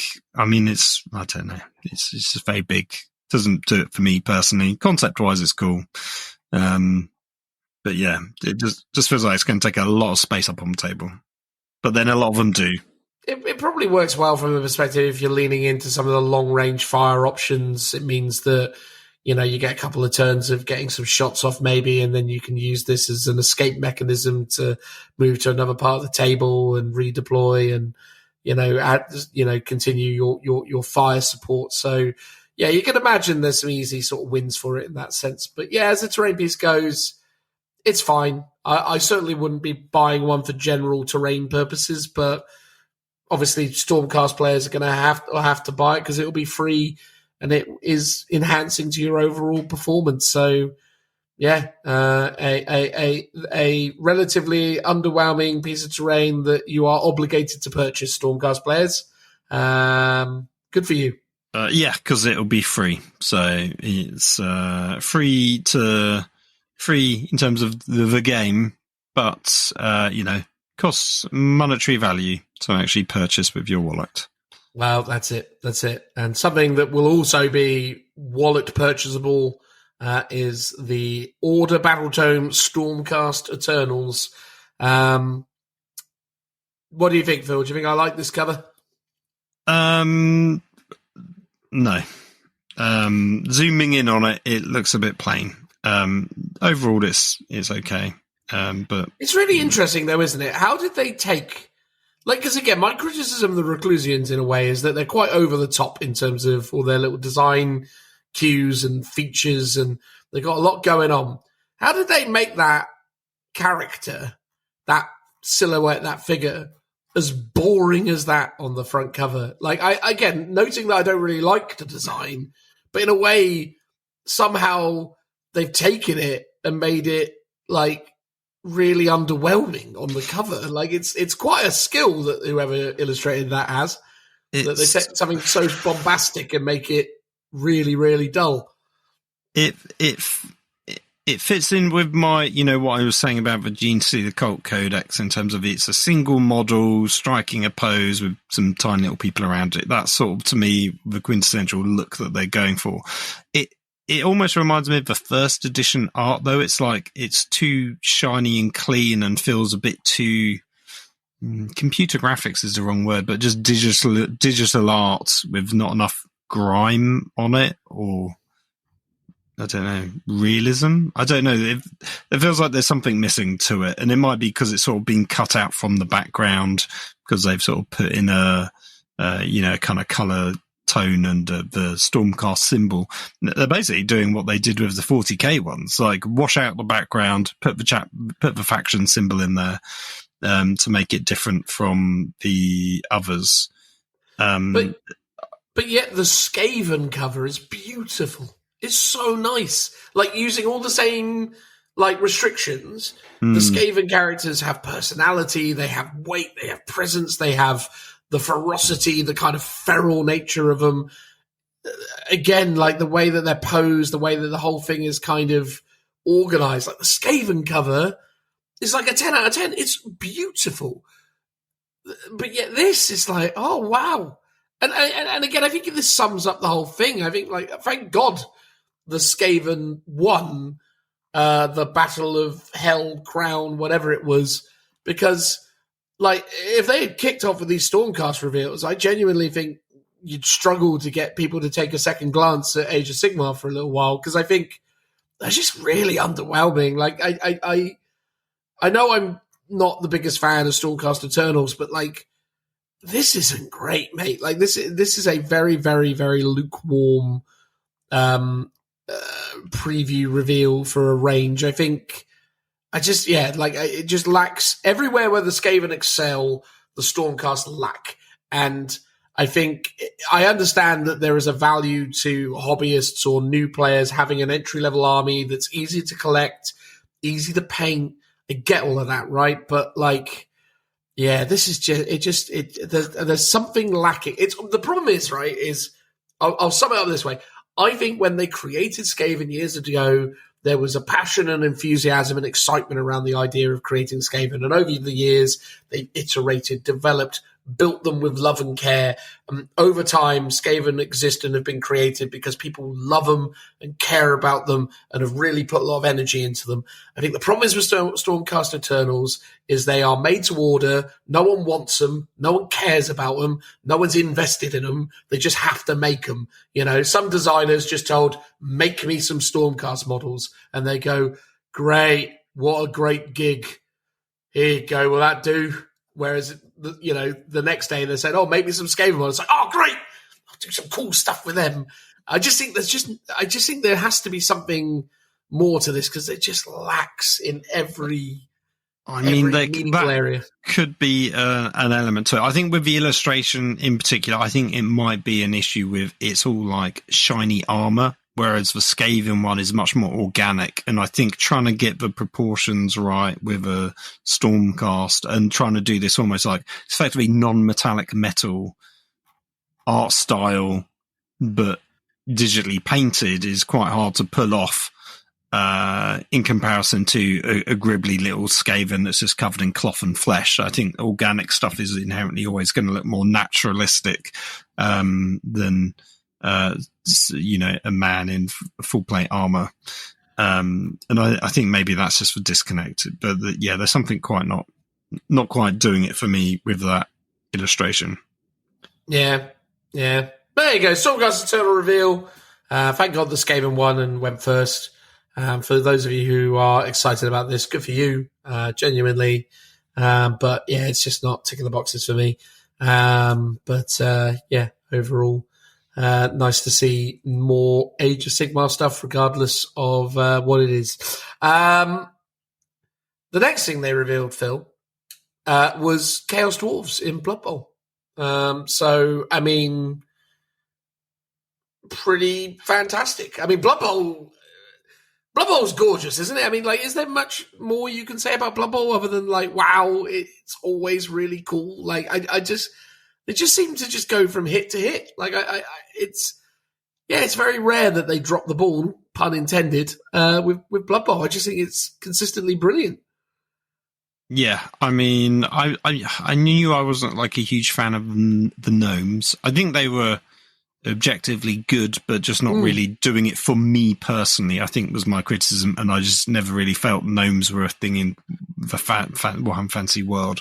Chaos Dwarves, though, I've been on a bit of a love affair with them lately since the old world, really wanting them back in the game. Really always loved the old iconic Big Hat minis, so I'm glad that they've effectively done a sort of a revamp of that style, with keeping the big hats and not doing the sort of more Forge Worldy vibe, and keeping the sort of more traditional Chaos Dwarf aesthetic. I think they've done a great job. Like, these minis are really cool. Goblins are cool. The new positions that they've done, so you've got like a fire breather and you've got like a stabby grot, sneaky git type guy with the hobgoblins. It all seems cool. I mean, this is great. This is what I thought was most interesting, and this is maybe me reading into things, that the person that talked about the dwarves, the Chaos Dwarves, actually is in the Old World team, because you see him in the Old World roadmap. So it's like, oh, is it because it's just the same team, or is it because Chaos Dwarves may be coming to the Old World at some point? Or maybe AOS at some point. If this is what I want to see with Chaos Dwarves. I'd like to see them come back as a full army with the classic sort of beards and the big hats. So this is tickling an itch for me that I need scratched, basically. Yeah, I'm really there for it. I think, again, Blood Bowl, it just consistently releases quality. I know you weren't super into the gnomes, but it had some charming elements to it. And I think loved the little animals. They were great. Oh yeah, absolutely. And just like the Norse team that they did, the what was one of the other recent ones that they did? It was it the Doom Lords, the Chaos? No, that was ages ago, wasn't it? I can't even remember now. But anyway, the point is everything they've been doing with that. Oh, that was it. It was the Snotling team, wasn't it? Oh yeah, Snotlings. That was a relatively new one. Yeah, man. Like it's just Well, Blood Bowl, fabulous game, really, really well supported, beautiful miniatures. If you haven't played it, you really should. It's fantastic. I'm only saddened that I don't play it as much as I should do. Although me and someone down the club are going to be playing some real soon once I've gotten off this kind of initial AOS 4 kick. Who knows? I may even buy some Chaos Dwarves. Although I imagine, Phil, that there potentially might be a team that you might collect soon enough. So possibly, actually, if I can't get them in any other system. I mean, I've got a dwarf team still to build that I started converting because I was going to do like a Bugman Brewers team, so I wanted them basically all to have pint glasses in their hands, like tankards and stuff. So I've got that to still go. I've had a really old halfling team that I've had for years that I will happily resurrect and play. These guys got the Bull Centaur minis look so good, phenomenal. It does make me want to get them for sure. So I could be tempted for sure. Yeah, they're just fantastic. Like sincerely, really, really cool. 10 out of 10. I just again like Blood Bowl. Yeah, such a good game, such beautiful miniatures, just fantastic. I can't really be more positive about it. We're going to do the timeline stuff now. We'll end. In fact, I reckon, Phil, we'll do a separate segment on Warhammer. You'll see it in the timestamps. So, if you don't want to hear about the other stuff, just skip along to Warhammer 40,000. So there's two other timelines in the mixture. Although actually, I suppose as well, there is an Age of Sigmar timeline as well, isn't there? There's three other timelines. Yeah. So, looking at Age of Sigmar, first of all, let's get that one done, just because, we've sort of been on that topic. There wasn't a Blood Bowl one, was there?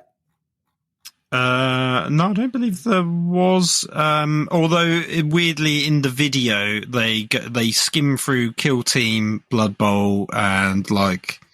Kill Team Necromunda, and they're like, there's more teams coming, and it's like, obviously, that's what you do. Great previews, guys. It's like water is wet, I guess, in other news. But I don't think there was a specific one. I think it was just the Spike magazine coming out with the Chaos Dwarfs, and that was it. Gotcha. So 2024 for Age of Sigmar so far, the stuff they've done, still to come. Battle tomes galore, including Skaven, Stormcast Eternals, and Slaves to Darkness. So that's cool that Slaves to Darkness are going to make it into 24. Very popular army. And I think will be really great to see how they expand on the ideas and the synergies between Dark Oath and Slaves to Darkness. I think Dark Oath chieftains have kind of been shoehorned in, and they had some really interesting rules at the end of third that myself and Richie played a few times, but ultimately never really got much of an opportunity to really let them, flourish and ride, so to speak. And it feels like very early on in the Stormcast, in the Slaves to Darkness situation, that the Dark Oath have already kind of almost been sort of ostracized or sidelined to the point that they don't really feel like they have as much of a place within the army as they maybe would have done at the end of third if they had more time to sort of percolate and exist. So I'm really excited by Slaves to Darkness and seeing how they, synergize those two components of the army and bring it to life. And I think it's going to be really great for the game to have a really comprehensive rule set for Slaves to Darkness. But interesting because it means obviously this year we're getting basically 2 Chaos battle tomes and 1 Order battle tome. So it's going to be interesting to see what impact that has on the overall meta as well of the game, I suppose. Oh, yeah, because Skaven is Chaos, yeah. So, yeah, that's true. Here's my hot take on Slaves to Darkness. Dark Oath should be its own battle tome. Like Cruel Boys was originally part of Auric Warclans, and then what, even in the new edition? Yeah, Auric Warclans is still... Well, no, because they gave you a separate battle tome PDF. Do you remember? No, they didn't. It's the same. At the end of this edition, at the end of 3rd edition. No. It was a standalone one without Cruel Boys. No, that's not true. Yes. It's not true. Yeah, it was. It's not true. Yeah. No, Auric Warclans is still one thing in 4th edition, and it all the way through 3rd edition was. No, because at the very end, when they gave you the big pigs, they gave you a free PDF. Yeah. It was an expansion for Iron Jaws, but you could still take it with Cruel Boys. See, I think Iron Jaws should just be its own thing. I agree with you, but at the moment it isn't, and it probably won't be until 25, assuming the Cruel Boys get a range update. True, and I think they should, and I think it'll probably be the same with Dark Oath and Slave to Darkness. So for now, it will still be under one banner, but maybe eventually, if Dark Oath get enough minis, they'll be like, cool, we make it its own thing. Yeah, I agree with that. I think, weirdly, Dark Oath have loads of minis, technically, because all the Warcry stuff kind of fulfills... could also sit within that. But again, very similar to the Stormcast problem, which so much as it's just another chaos worshipping fella with some hand weapons, and maybe they're wearing more armor or maybe they're more mobile. So there could be things that they could do with them. But in fact, if anything, I'd probably argue that the differences between the Warcry warbands are probably better realized than the differences between the different chambers and Stormcast Eternal variants. So yeah, maybe there is an argument, but they've already discontinued the greater majority of Warcry stuff. I mean, I wouldn't really class them as Dark Oath because I think Dark Oath is like it's sort of its own. They're basically the Conan Barbarians of the faction, and all the others are adjacent to that, but with their own distinct identity. That's fair. But anyway, yeah, no, I agree with you. But I do think. I think that's the thing with between the Slaves to Darkness and then the Dark Oath and the combination of the two. I think you've got just a really good range there. I mean, it becomes probably the second largest or one of the largest ranges in Age of Sigmar, beyond Stormcast Eternals. But, ultimately they're very popular and a lot of fun to play with some really interesting rules already. So I'd love to see those ideas better realized. I think it'd be really good to see some more opportunities to express the different specialisms with the different gods. I know, obviously, at the moment you can choose your different gods and they have different benefits on the units, but having more kind of overarching kind of army archetypes that utilize kind of more synergistic, devotion to specific gods would be super fun as well. So, yeah, I think there's a lot of really great leverage and room to maneuver with Slaves to Darkness. So I'm very excited to see that book. I'm really excited for Skaven as well.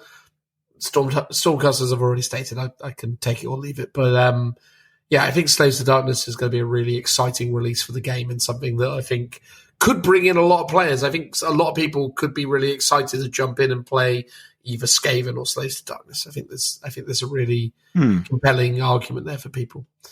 And then 25, they're doing Spearhead Destruction, which is super interesting. So they're now basically confirming that they are doing some expansion content for Spearhead focused around destruction specifically. Currently, the two maps that are available within Spearhead is the Realm of Life and the Realm of Fire. I forget the names of the two locations. So maybe we'll see a Realm of Beasts being sort of showcased within Spearhead, and that being kind of, more kind of akin to the Destruction factions. Auric Warclans is interesting because we see a picture here of an Iron Jaw, and already Iron Jaws don't have their own Spearhead. So maybe there's an argument that we're going to see an Iron Jaw Spearhead, which would be super cool. Gloomspite Gits do already have a Spearhead, so I guess it's just there as the kind of counterbalance. But I do think within the Spearhead space we could see, an Iron Jaw Spearhead, because it'd be cool to get that added. But no real talk on which factions are going to be getting battle tomes in 25, other than Death are seemingly getting some love and attention in the form of army boxes and seemingly, obviously, battle tomes. So it seems like 25 will kick off with more of an emphasis on Death. But again, it's very difficult to say for sure. What's your feel on how you interpret this 25 stuff? I mean, it's all super vague to the point where it's kind of meaningless. Yeah, I agree. It's like, cool, you say you're doing all factions, and by that I think they mean, order, chaos, destruction, death, because those are the symbols. It's not all actual factions. It's like we're going to be touching on all of them, the super factions. Cool, there's some spearheads coming, and you've told us what they are, which is kind of okay. If you're into those two, you're like, cool, I can save up for those, I guess. Telling us death in a very vague manner, but not specifying which, it's just sort of pointless. Well, cool, you've already told me death's happening, because you told me all the factions are happening, so they're just happening first, I guess. But it's like, should I be excited as a Night Hunt player? Possibly, but also possibly not, because, there's like 4 others it could be, or 3 others. So who knows? I mean, when I looked at these, I was like, this just sort of, they're so vague, they just feel like they're from like an investor, this is for the investors, for the shareholders, because half of it is the roadmap of here's all the stuff we've done. The so far stuff. And the more I look at it, I actually think that is the case, because they're designed to look like a PowerPoint. They're not square like every other image appears, because square is for social media. It's done in a traditional sort of, monitor screen PowerPoint presentation vibe. It's all really difficult to read the text because it's all super tiny, again, because it's designed for a full screen presentation, and it's very overly designed. And I think the other hint was that in the old world, they talk about still to come. They talk about dwarves, which have actually just come out, and actually the investor meeting, and, when they did the big shareholder document, that was like a month ago. So actually, it lines up with my theory that this is actually just a shareholder document that they've just copied and dumped in here. The previous roadmaps that we've had for both, AOS, or more specifically one of the Horus Heresy ones, was really detailed, where they were like, here's the unit types that you're going to be getting. Still not exactly saying, but in saying it enough that everyone could tell what they were. That is a really meaningful and interesting roadmap. This is just completely pointless. Is my summary. It's like, cool, death, great, or whatever. I mean, is that harsh? Or no, I disagree. It just feels like even less information that they told us in previous years, where they'd be like, because basically all they've told us, yes, Skaven and Stormcast are coming, obviously, like we know that because they're the launch box. If they had said Skaven, Stormcast, Slave to Darkness, then it's going to be Soulblight, Grave Lords, and and then I don't know, Auric War Clans or whatever. Like if they gave us like a bunch, like definitive, and then maybe like one vague one, because they always do one vague one, I'd be like, okay, cool, that's very much in line with what they would normally tell us. And maybe this is because they have, they've told us 3 up front, but normally they would tell us, I think, 4 maybe, and then a weird teaser, whereas this just feels like they just told you that what Games Workshop always do. It's like, cool, army boxes, spearheads, well, obviously, right? It's like, that is literally Games Workshop's business model. It's like, of course, that's what they do. What do you think, though? Given that they have singled out Death, what do you think do you think we'll see a new Death faction, like a whole new Death faction? Well, see, if they had said that, oh my god, that'd be super exciting, right? And it would be something that we could all speculate about and talk about. But they've just said Death, more to come, and so maybe we get excited down the line. But I mean, a new faction would be very cool. I could be like a second wave of Flesh Eater Courts, although I sort of feel like they only just had their last one, so it might be a bit too soon for them. Yeah, I don't know. I don't know. I mean, I think my take on Death at the moment is I'd love to see something that kind of leans more into the sort of eldritch horror, more of that kind of Cthulhu-esque side of things, where it's more, not demonic as such, but more kind of creatures that kind of feed on death and are more sort of, maybe even more kind of nautical themed. Like we've obviously got the Idoneth Deepkin. They have a lot of kind of cues to that sort of underwater eldritch horror type thing. I think something that maybe leans more into that, where it's like these, like, I suppose if you used an analogy or you like zombie pirates. Well, not like zombie pirates necessarily, but yeah, in a way, kind of like that kind of Davy Jones type aesthetic from the like Monkey Island, or even the Total War games had a subfaction which was sort of zombie sea pirates or something. But even if it was like, you know, like kind of more fish, like kind of like octopuses and other, So I don't know if that necessarily feels deaf, but you'd have to. But if it was that it was like these kind of it could have been death, like feeding on the souls. Yeah, sort of vibe. Yeah. So like the idea that they're in like they're within like these deep oceans, or they're like the inhabitants of the, because obviously, you know, like death is like represented as that kind of like swirling mass of souls, that kind of like, you know, the idea like it's almost like Hades, isn't it? Where it's like they're all like in this kind of like almost like, you know, like sea of souls. So maybe there are like elements that feed off of that, and it's more akin to that kind of thing. I think something like that would be super fun, and really interesting to kind of lean into that. Because I think, you know, the thing is with Death at the moment is they definitely need to come up with stuff within Death that isn't just, here's another skeleton man. You know, it's like, I mean, to be completely fair to them, Night Haunts are amazing. Like, Night Haunts are incredible. Not just in terms of what they're doing on the tabletop, but just the whole concept of them. The Ghost Army, double thumbs up, is so cool. The Vampire Armies, amazing. Really cool. The Bone Reapers, all right, fine. They didn't want to do Tomb Kings again, but they sort of wanted something in that kind of ilk, but they went more kind of Japanesey with it.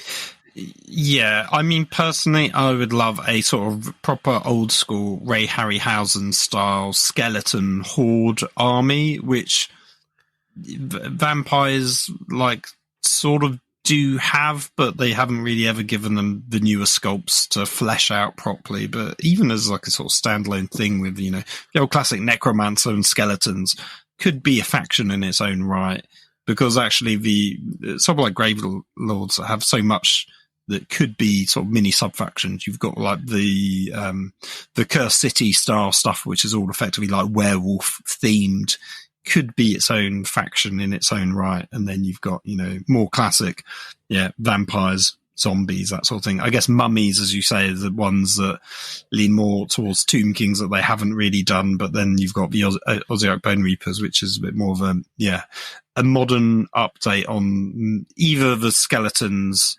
like the classic skeletons, but maybe taking that, which I never really thought about, taking the trope of the Tomb Kings and rather than it being from Egypt, go, well, what other ancient, you know, piece of time or place can we take it from? They've gone, well, feudal Japan, and that's what they've come up with those skeletons, which is a cool concept, I think, and it makes it very distinct. Oh, absolutely. I just think that's the thing. I think, like, you know, the concept and the idea around death as a kind of overarching faction, I think, again, it was really easy for them to go, oh, let's subvert the idea of what a dwarf is and come up with Khazra overlords, or let's subvert the idea of elves and make sea elves, or, you know, these kind of things are really cool. But I think death, they've become quite safe with it in so much as it's always been, as I say, it's just different forms of skeleton. Whereas, and again, I'm not suggesting that you couldn't have skeletons in this kind of more aquatic themed one, but I think something like that, where it's like, you know, where they're actually more in the realm of these souls and of death, and it's more these are almost like they're like they've risen up. Like the idea would be that, you know, maybe they've been like the bottom feeders that have just been kind of like scraping away at what they can from the gashes kind of pools of death. Yeah. And now they're rising up and trying to kind of make more of a name for themselves, as it were. Yeah. The idea that they're not necessarily dead themselves, but like, say, they're just, fish humans, right? But Or that it's more feed on the race souls themed. of the dead, I think is an interesting take, that it's sort of something alive, but still, it's like death adjacent almost. Yeah, or they serve, like, maybe there's a lesser god of death that has emerged and these are more aligned with them. And again, it's more, as I say, more kind of feral, more kind of bottom feedery type thing. It more feeds into the sort of, because that's the thing about the oceans, right? Like, the oceans are just, it's just death everywhere. I mean, in the sense that, like, it's like the ocean is sort of still that raw kind of natural selection in action, right? Like, you go to the deep sea, it's all things just eating and it's a horrifying, volatile space where everything is just being like smushed into each other in a volatile fashion. Like, I feel like that's an element that would be really cool to explore within a death faction within Age of Sigmar. But anyway, there you go. That's me trying to come up with something a little bit more interesting than new rules for Nighthaunt. But Lord knows they could do with some new rules. But yeah, no. Okay, cool. Well, that was AOS. Next one was Old World.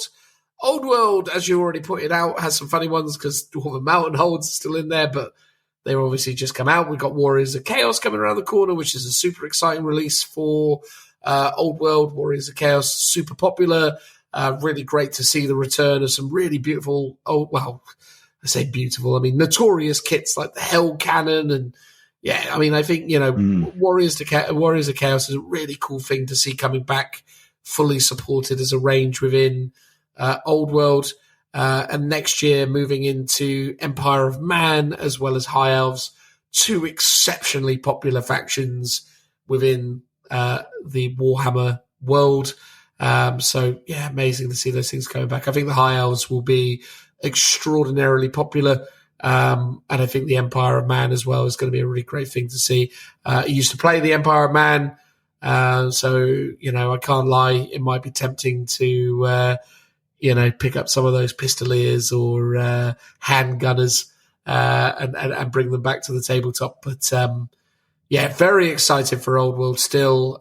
Desperately need to really put some dedicated hobby time into getting my Tomb Kings up and prepared. I managed to build some Ushabti the other day, which are really gorgeous kits. I got the ones with the great bows made.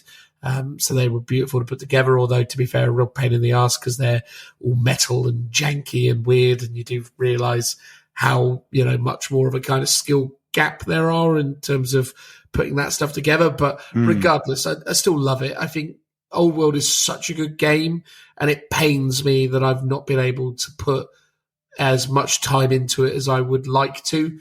Again, a lot of friends of mine really love it, swear by it. Joe's been lucky enough to go to a couple of events with it with his Bretonians. Phil, you've gone really hard into it with your dwarves. I mean, you seem to be in a dwarf renaissance at the moment, right? Yeah, I'm having a little, eBay frenzy, I think, for the most part. I bought a couple of the made-to-order Prince Ulthers, the mercenaries, because they were classic kits I always wanted as a kid and couldn't get. I've got a dwarf army that was basically sort of 3rd, 4th edition Warhammer Fantasy, mostly metal, one plastic dwarf clansmans, which were the terrible sort of very first plastic sculpts that they did. But yeah, pretty much all metal. Managed to dig them up, have a little rummage to see what I had. Thought I'd lost a few minis, but then eventually found them, which was great. And then just sort of slowly adding with some extra bits to flesh them out. So today I got one of the fire thrower teams, which was nice. I had two models. So they're basically it's like one guy with like a weird like drum sort of tube thing, and then a guy with the weird ball thing behind him that carries a barrel. And they were like this super old kit, and I had two of them, and I was like, what could these even be? And then I realized, well, I could actually represent Iron Drakes, which is a much more modern version of them, I guess. So I was like, but I kind of need more of them. I guess, to like run a team. So I've managed to track a couple of extras down, and then I've also got some very old, minuscule flame cannons, which are probably too small, even when based, to represent an actual flame cannon. So maybe I will have them in the unit to flesh them out as, like, you know, I can't remember what they're called, the filler unit filler models. Yeah. So I might use them as that for that team. And then next week there's a couple of made to order dwarfs coming out from Games Workshop, so I might get some of those. I think there was Helga, the lady dwarf. You know, she looks like the operatic Viking, so I want to get her. And then weirdly, she came from an old expansion, which was the Grudge of Drong. And I managed to just so happen to see all the other models that came out for the dwarves for that expansion on eBay. So I got those independently. I think so one of them was like a guy with a pickaxe who would go really well with the dwarf miners that I recently bought. I got the Long John Slayers as well, which is my other great purchase off of eBay, which was the Regiment of Renowned Mercenaries. So the War Dogs, or whatever they were called. Dogs of War. Dogs of War, sorry, yes, yeah. Dogs of War, yeah. So I've been, collecting loads of stuff to add to the army, which I'll look at probably, I think, maybe October, November, once, as you said, I've got some Thunder Warriors to work on at the moment, then maybe some AOS stuff for the event we're doing. And then after that, I'll be hopefully free to, I don't know, start sticking stuff to new sized bases and getting to movement trays and having a game and seeing if it's any good or not. Oh yeah, I totally forgot. We're doing a team event now, aren't we? Yes, in November, beginning of November, I think. Yeah, or was it end of? Was it October? November, I want to say, but yeah, sometime in November. Yeah, no, very excited. But yeah, man, like I think, the dwarf stuff is super cool, and but again, these Warriors of Chaos miniatures, just, I mean, they've brought back these like gnarly like werewolf sculpts that I didn't even see before. The resin ones. Yeah, my God. Cool. There's just, so much awesome stuff coming for those guys. And again, Empire Man will be really fun to see. Again, it's going to be interesting because obviously Empire Man, as far as I'm aware, it's not the Karl Franz era of the Empire. No, so we predate it. I was going to actually make this point, which is interesting. So it's in the War of the Three Emperors, or something to that effect. So it's effectively a civil war, and it's leading up to the siege of it's not Siege of Prague, Siege of it's something like Prague, isn't it? Like? The Siege of something or other, and it's like, so it's like a civil war that ends in the Siege of Terror. They're effectively doing the Horus Heresy narrative, which is interesting, because I do think the storylines are just very similar from a very top level point of view when it clicks that that's the concept that they're doing, and I was like, whatever, it's fine. And I think the loose narrative of AOS with the crusade that they're going on completely mirrors the Space Marines going on the Indomitus crusade and stuff. It's interesting that their game systems sort of mirror each other, and maybe that's a deliberate choice or not. But the Empire of Man's meant to be slightly older, so some of the stuff was great kits that you might not see because they're technically not around. So I don't know if things like steam tanks would have been invented or not. Yet. It'd be cool if they are, because that would be cool. I think steam tanks are already in the Empire of Man. Yeah, I think they're already in the. Because they mentioned at the very end, like, hitch up your war wagons, and the war wagon was like an iconic unit. So I would love to see that come back if it's viable. It's a sort of kit that I always associated with Warhammer Fantasy, so I'd almost love to buy just for the sake of owning it, a bit like how I got the Marauder Giant when that was on made to order, just because it's a quintessential classic kit that I just think would be cool to own. I mean, I did buy the fortified manor of the Empire. Did you? Of course, nice. I did. Of course, I couldn't not, mate. It's like, I mean, to buy one of those on eBay, they were like 500 quid. I mean, I would love to buy it, and I probably will at some point, because it'd be great. If it was made to order, I probably would have gone, oh my God, I don't know if I could afford it, but I might have just made the plunge. Whereas at least I'm glad that they're not made to order, so I can Yeah, I got Yeah. mine. I got mine on Essentially one do of that the. later. I got mine on one of the discount retailers. It was fine. I can't remember how much it was now, but yeah, it was totally fine. I was annoyed though because the hills and the arcane ruins are only purchasable through Games Workshop. Boo Games Workshop. Yeah, exactly. But again, I've still got the old Realm of Battle tiles. So yeah, I'm going to take a look at those. That's true. Yeah.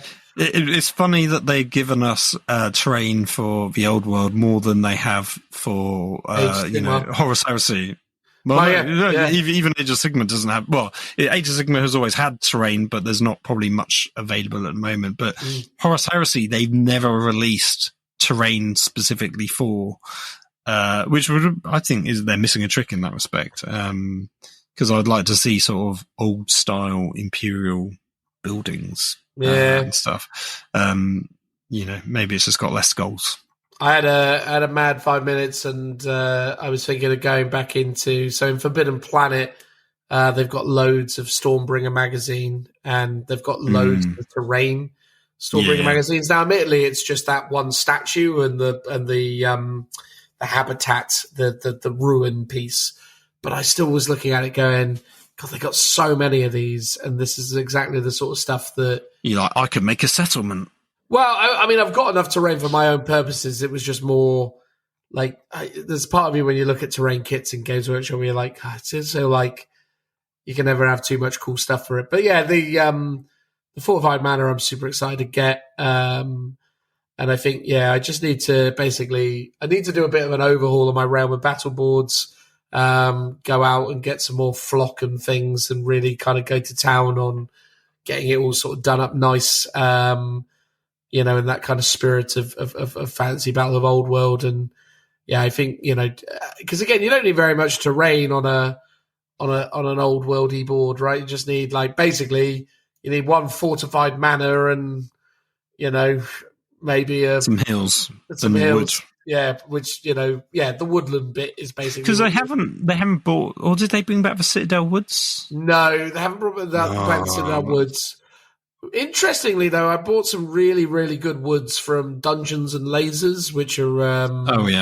very similar in style. Very similar in style. Very cool. So, yeah. But anyway, so long story short, Old World's super exciting. And actually, to be fair, Phil, I think if you're going to hopefully be really pushing on the Dwarfs at the end of the year, I hope to make the same efforts on the Tomb Kings. And I think, it'd be a real treat if before this year is done, we could see the skeletons and the dwarves face off against one another. You could shoot me off the table as I slowly walk towards you. Yes, as I also even slower walk towards you, I imagine. Walk backwards, firing, I imagine. Last of the previews that we're going to talk about here before we go into our own little 40k segment is Horus Heresy. Horus Heresy is an interesting one because it incorporates Legions Imperialis as well as obviously Horus Heresy. What was most interesting about this, though, is that they didn't really have very much to say at all, other than that they are going to continue to support the Mechanicum and other factions are lurking, but they're waiting for the perfect moment to strike. So there's an implication that they could be looking at Custodes, they could be doing more things, but it seems like their main remit, as per the conversation they were having, was continuing to try and sort of support the mainstay pieces of heresy and, continuing to support the main kind of marine stuff. They need that combat upgrade kit, that plastic one, to give them that stuff. Breaches still aren't available in plastic, and they're quite a fundamental unit within heresy. Still various tanks and things that they need to get around to doing. I mean, they do support the greater majority, if not all, kind of dreadnought variants beyond the really specialized ones. It seems like they're going to continue to support and do great things with heresy, which is super awesome. The Mechanicus releases are, super cool. Or Mechanicum releases are super cool.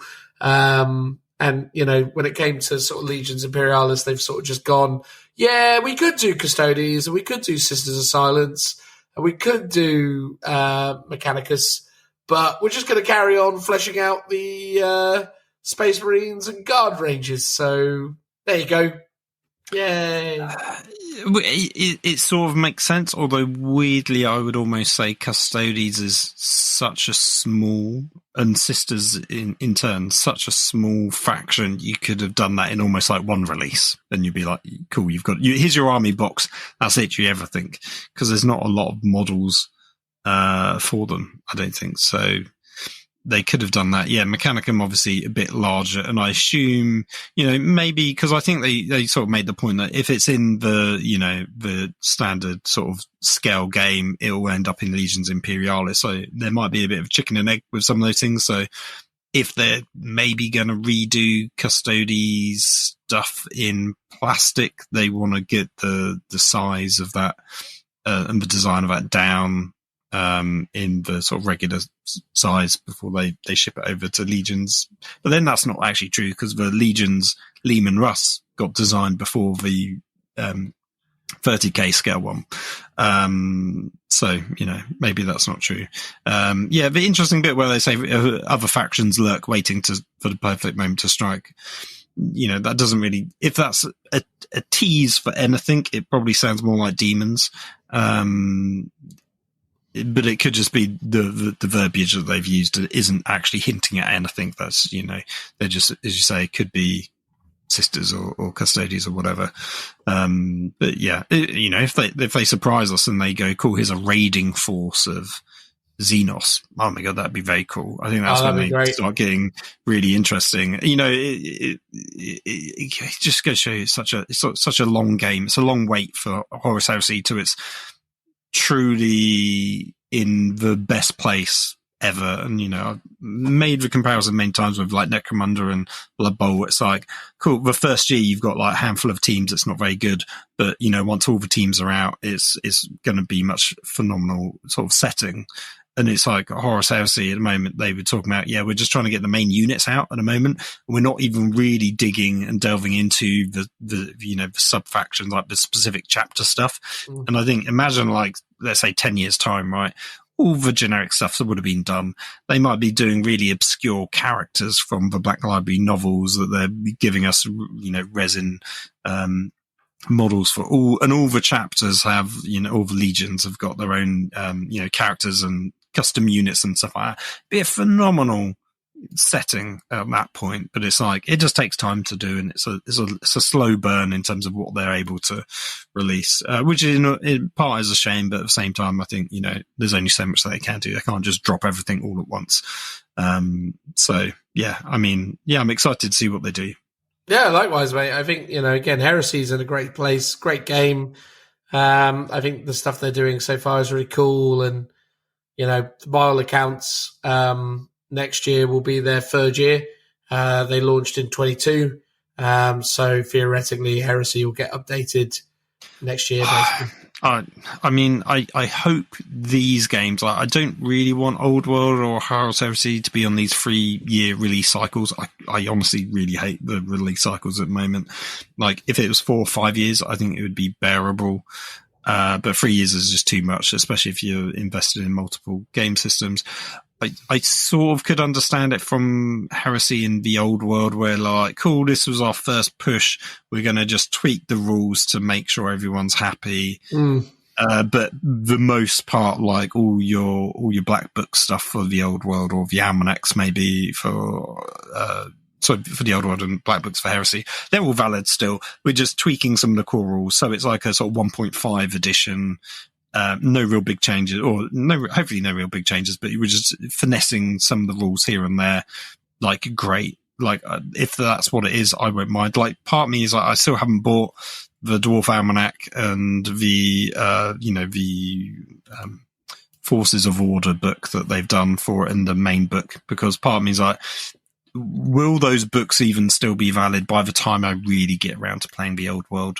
If we do it by the end of this year, then great. But part of me is like, by the time they're painted, it'll be years away. So I'm not going to buy a book until I absolutely need it, basically.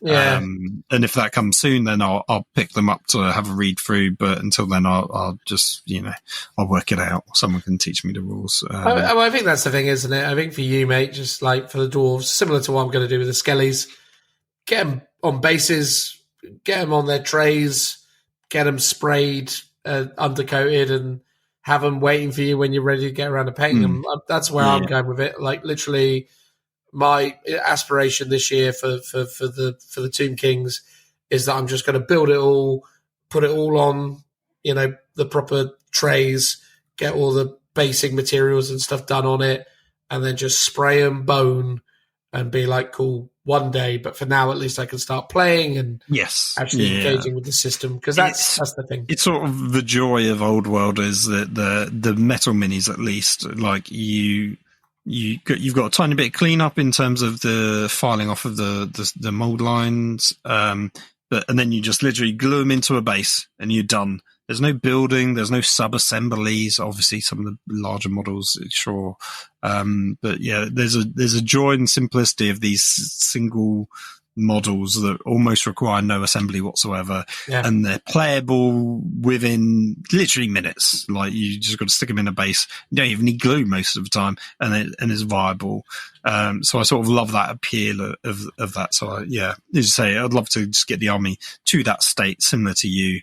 And then, when I get time, I'll get around to painting them, and I sort of want to do an old school style paint job, but I'll probably use a lot of contrast for some of the colours, like the flesh and the beards and things like that.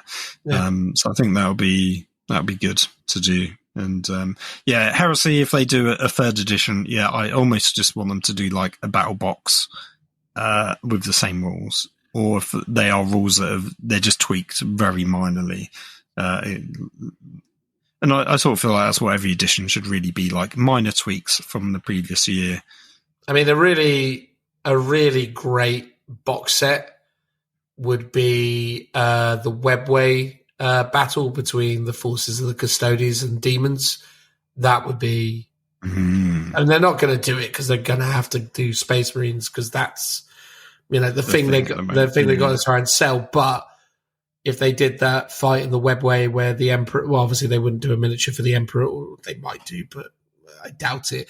But that's the thing, like that battle where it was, the Custodians, defending the palace against the hordes of demons in the Webway.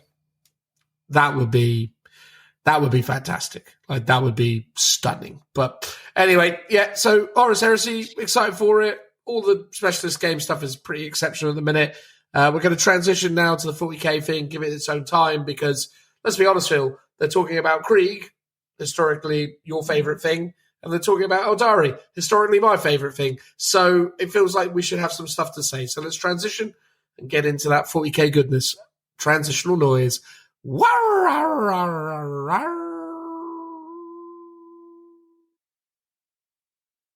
So Warhammer 40,000 gave us a roadmap as part of the Nova Open Reveals, and also an accompanying video with dear old Stu Black talking about the various things that are coming down the pipeline.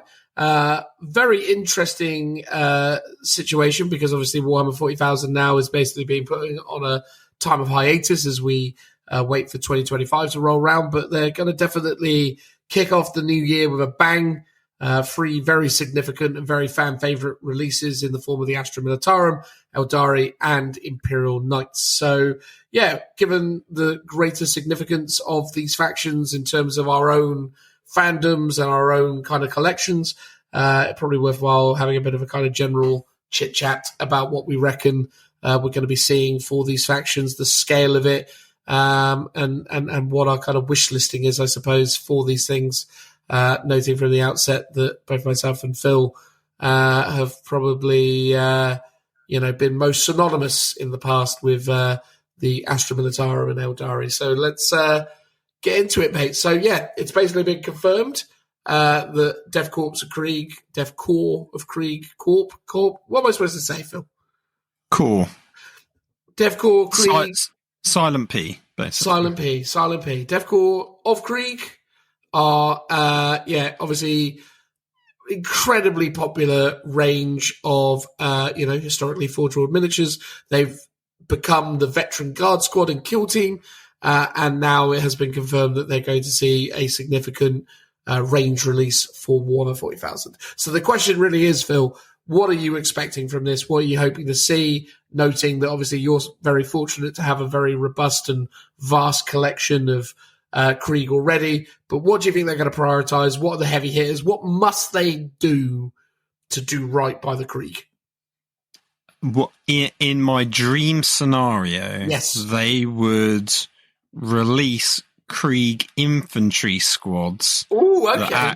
That actually look like the Forge World ones. And so you've got the Krieg veteran guardsmen with this weird bar on the gas mask nose and the different shoulder pads, and that they are actually like a separate unit from a standard infantry squad, and that they do us justice by releasing a plastic infantry squad that actually matches up with the Forge World one.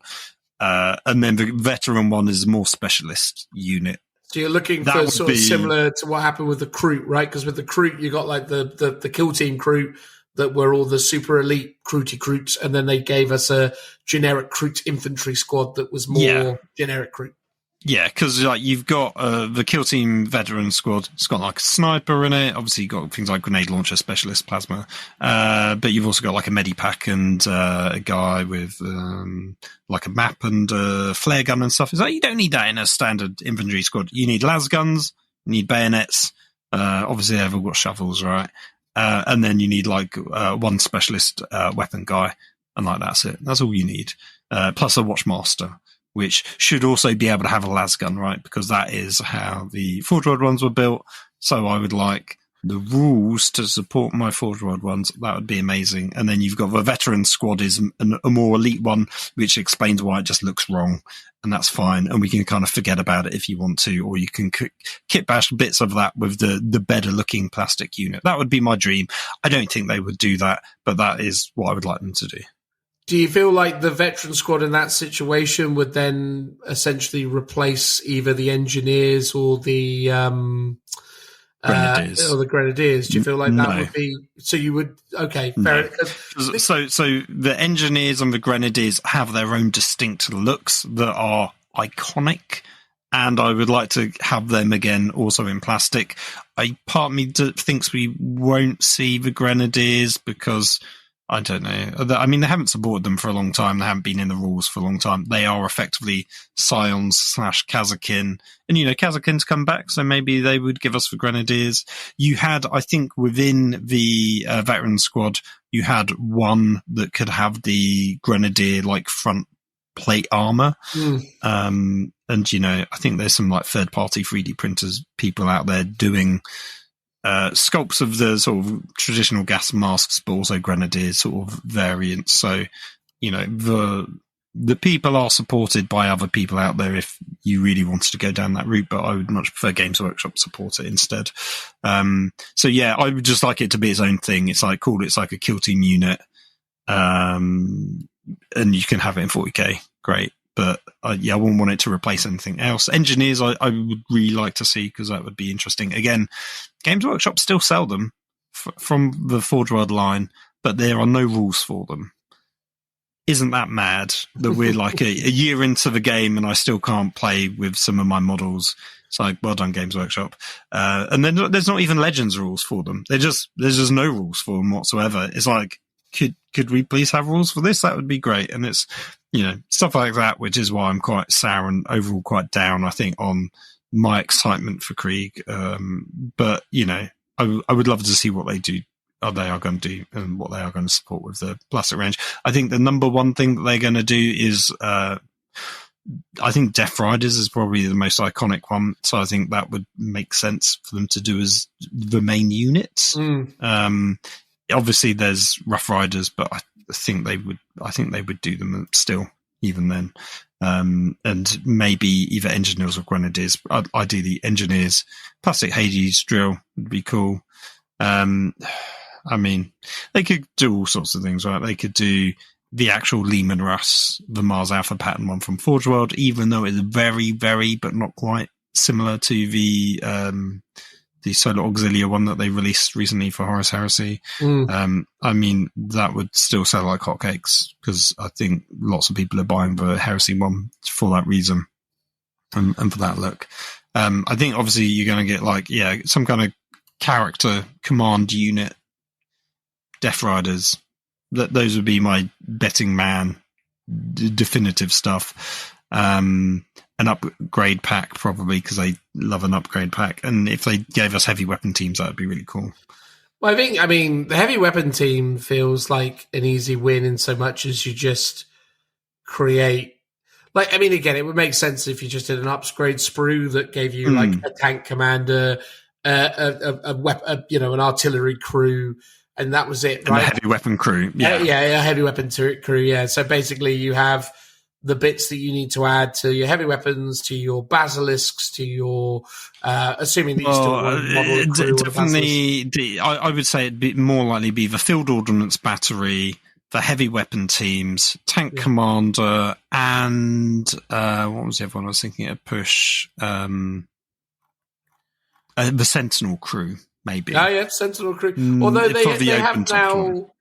Well, they've now made the whole hull of the Sentinel armored, though, right? Like, there's no exposed crewman on the modern Sentinel, I don't think. You're right. True. Oh, no, there is. There's the Scout Sentinels.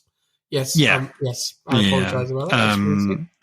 But yeah, so maybe something for them as well. No, I think so. I think that would be necessary. I think, the field ordnance, the heavy weapon teams, the Scout or the Sentinel crews, and I think you do the upgrades so much so that you can basically do like 3 heavy weapons teams, 2 ordnance teams, or 2 bases of ordnance, 3 bases of heavy weapons. Yeah.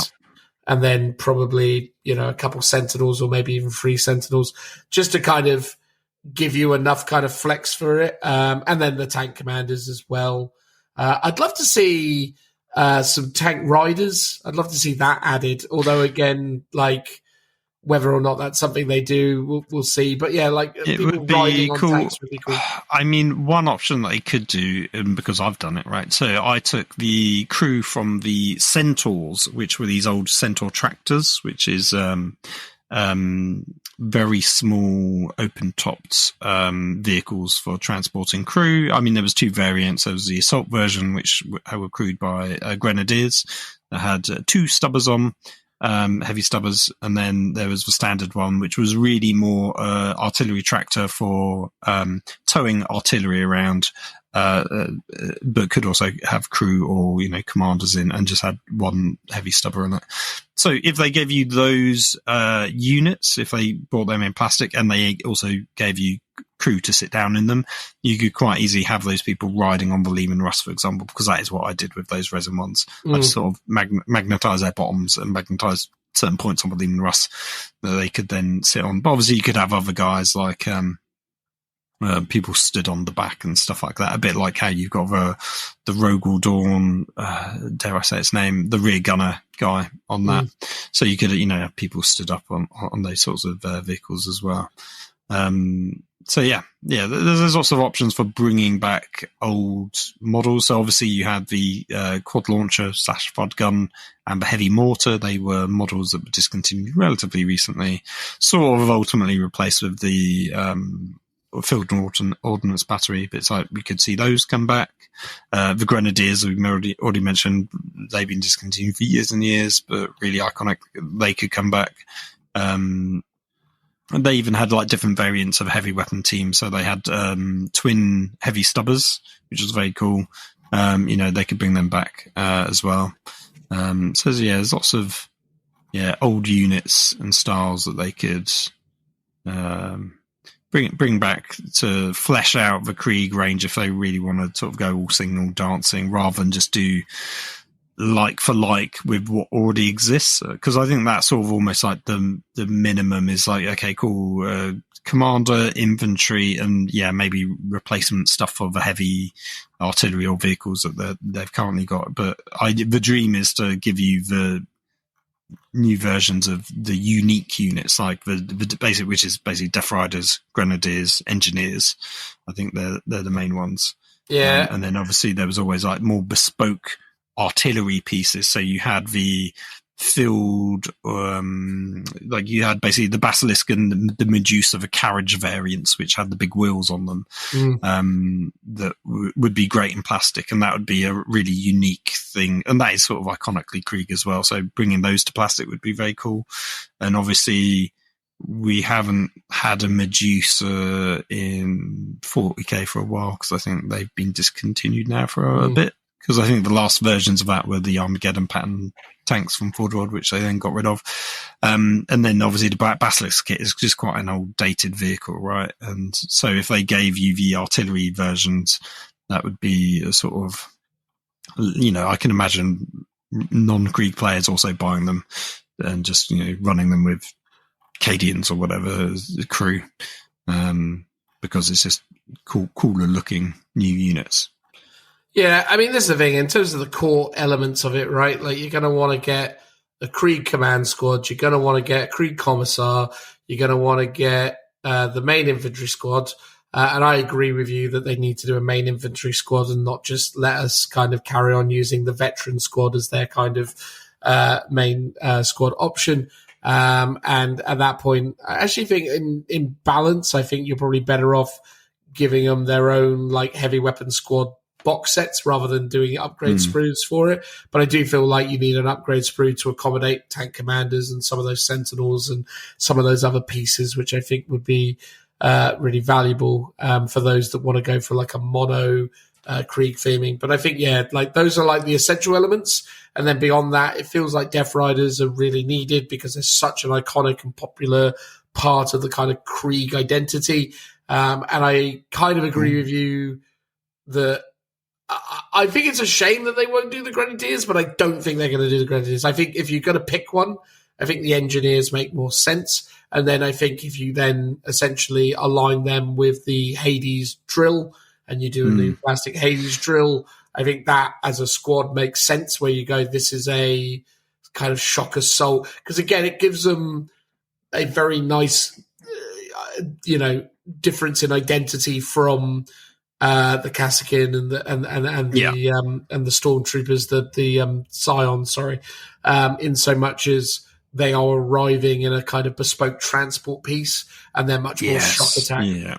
I love the idea. Well, like they used to be, where they're coming out and they're just chucking loads of like ridiculous grenades at people, and then they're using the the Caracas shots, which is like always hazardous, but like effectively it had like a poison, right? It had on it, so you could always wound infantry on like a 2+, and they always had some unique mechanics, and deep striking with the Hades drill was always really interesting. The last edition where they could just deep strike on their own sort of made no sense, but it's like, okay, here's what it is. Cyclopses, those tiny little exploding bomb tanks, would be very cool to bring over into plastic, and has always been quite a popular unit with the wider Astra Militarum range. The laser rapier batteries, for example, another kind of classic Forge World unit that is sort of regiment agnostic. I mean, I converted mine up to have engineer crews because that's what they were originally. They had in the rules, like the weapon skill was better because engineers had better weapon skill. They had a better save because engineers had the carapace armor on them rather than the flak armor. So I customized all of mine and kit bashed them to match the rules. So when stuff doesn't do that, it sort of works me ever so slightly nowadays because I'm sort of so entrenched in that ideology. So basically they are what they were in the original 5th edition where they were conceived, and this is them proper. Yeah, exactly. Like they shouldn't even have sentinels. Don't let them have sentinels. They're not meant to. That's in my mind. The back of my mind is still that's the case. I mean, they might surprise us saying classic Games Workshop isn't to redo what you could already buy or could buy. It's to give us something brand new that's probably very similar but not quite the same. It would be they won't be engineers, but they'd probably have shovels and shotguns or something, right? They'd be close enough to engineers but not quite engineers, because they've done that pretty much with every range refresh. They give you something ever so similar to the thing you actually want. Do you think because it's new? Do Do you think we'll see Venner or some such special character come into it? I mean, I hope so. That'd be cool. I mean, Venner never really actually had his own model. He was, but everyone, you had the Field Marshal model, which everyone ran as Venner. Yeah. And it'd be almost great if he had his own model. That'd be very cool. Would you like him on top of a robot horse? No, but I'd like him to be on a diorama model surrounded by attendants and servitors or something. Or like servitors would be amazing. Or like a tactical display map and a bombardier kind. Because they used to have like it was like an artillery observer type model. Like something like that would be really cool. Like these are like the Field Marshal type, like the Imperial Navy officer type people. These are the attendant models, always really characterful, and having like almost like Krieg variants of that would be quite interesting. Oh, also, we've completely forgot the Quartermaster and Retinue. Iconic squad, but forgotten about because it's been discontinued for years. He's like another like proto commissar and a cool retinue of servitors and menials that just go around. So he goes around and shoots all the people that are dying, and the other guys collect all the war gear. Like that's his job. And they used to give a feel no pain bubble around them. So they sort of, they were effectively the medical squad, but they're more the death squad than anything. And they were very cool minis. Like you had a little cherub dude, you had a guy with a big sort of plaque on his back, and you had like a medical type guy, and then another menial just carrying some uniforms. And again, that is uniquely Krieg as a sort of the theme. So I think if they did that one again, that would be very cool. I mean, I assume, if anything, let's assume this is a phase 1 of 2, being very generous to say that would be the case. Then, I think it would be more like the officers and infantry type stuff that we'll see, and then maybe an iconic unit, whether that's riders or engineers. And then maybe some other stuff could come down in a second phase, but the most likely option, this is potentially a one and done, like, because basically last year was all Cadian. So this could be interesting. So imagine everything we had for Cadian, we just get Krieg equivalents of that.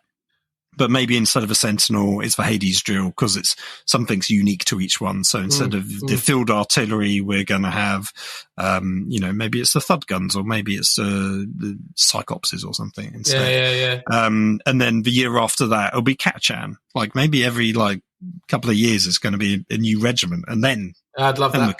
We're cooking, right? Because then the guard range becomes almost back to what it used to be in its sort of iconic stuff, where you had loads of different regiments over the years, and they're almost like these mini battlefield boxes where there's some equivalents where you've got you've got the standard Cadian shock attack guys, and now you've got the Krieg veterans or whatever it's going to be. And then each one also has like some unique units. So you have the Kazakin, and then I guess things like the Rough Riders could be generic. So maybe we won't see Death Riders, because the Attilan Rough Riders could float amongst all of these, which would be a shame, I think, because I think the Death Riders are. No, I think Death Riders. I'd say Death Riders are essential. I think if you don't get Death Riders, I think they've made a mistake. If you don't get Engineers, you kind of go, we've got the veteran squad, we've got the standard infantry squad, we've got the command squad, we've got the characters. Fine. If they hit those notes and they don't do Engineers on the first go, but they do Death Riders, I personally feel like you can let that slide, but it would be a shame if they don't do Engineers. It would be a shame if they don't do the Hades drill. That being said, if you were to prioritize one particular Krieg vehicle, would that be the Hades drill, or what would be the Krieg vehicle that you have to prioritize? I think it is, because there's the Lehman Russ variant, but it's a variant, right? You can make that yourself. I think, and Forge World still supports that. That's still Forge World sells it, and vehicles, I think, are probably, from production capability from Forge World, vehicles are big chunky bits of resin. that's not a problem. The things they hate are small fiddly models that break off and the molds tear really easily and need to be redone constantly. And I think that's why we never saw the Grenadiers come back, because they had like little wire cables for hot shots, and it was just, I think, a very fiddly kit that they just didn't want to keep reproducing. And so I think replacing those things makes much more sense. And likewise, the Hades drills, just again, big chunks of resin. So technically they could not have that in plastic, but I would say plastic engineers with a plastic Hades drill would be really a good direction for them to go in, like, because they are sort of quintessential Krieg. It's a vehicle, it's sort of small, it's a bit like a Sentinel-esque type thing in terms of its size and, you know, how it might be utilized and stuff. So I'm trying to think of, looking at the Cadian Battle Force box and what kind of like-for-like equivalents of size and numbers of models might the Krieg get, basically. Yeah, that's fair. But again, I'm excited to see it. I think it's great that more people are going to be able to get access to Krieg. I think that's a great thing. I think if they prioritize those kind of core units, I think it'll be a really strong release and something that people will be really excited about. Obviously, for you, Phil, you own the majority of it, but it'd just be nice, right, to just have decent rule support for an army that you actually really like, that's true. Which has been something you've been crying out for years, if you think about it. I mean, I remember in 9th edition when you got those Krieg rules, and it was... I think the problem has been, Phil, I think Games Workshop with that 9th edition Krieg release has essentially burned you to the point that you've almost kind of built walls up around you to kind of protect yourself, and to the point that you've almost kind of moved on, right? Like, like I've actively tried to not play Guard if I can help it, and pretty much the only times I do is because it's still to this day my only 2,000 plus points of 40k, like painted. So for events, unless we're doing doubles, it's like I don't have enough of anything else until hopefully by the end of next month when my Thunder Warriors can come out batting. So I've sort of been more focused on other stuff, but in my Krieg I'm sort of playing through somewhat gritted teeth sometimes, and it's still fine, it's fun, but it's lost a lot of its luster because of models being discontinued, not having the rule support. It's just been a bit of a dire state. I mean, what would be really interesting is if they gave us like a brand new unit, and like I said, it'd probably be slightly adjacent, but, you know, so because I think one of the units, like classically, Kriegsmen always like converted up because they enjoyed doing it, was a sniper squad, because that's very like, you know, historical World War I, II vibes. You could just run them as rattlings, and I'm sure we get rattlings at some point in new sculpts, but if they did Krieg snipers, that is something where I might go, either I go, brilliant, I'm going to have to buy the plastic kit, or I will go, well, I'll take some of my resin models and convert them up, which for me would actually be quite a fun project.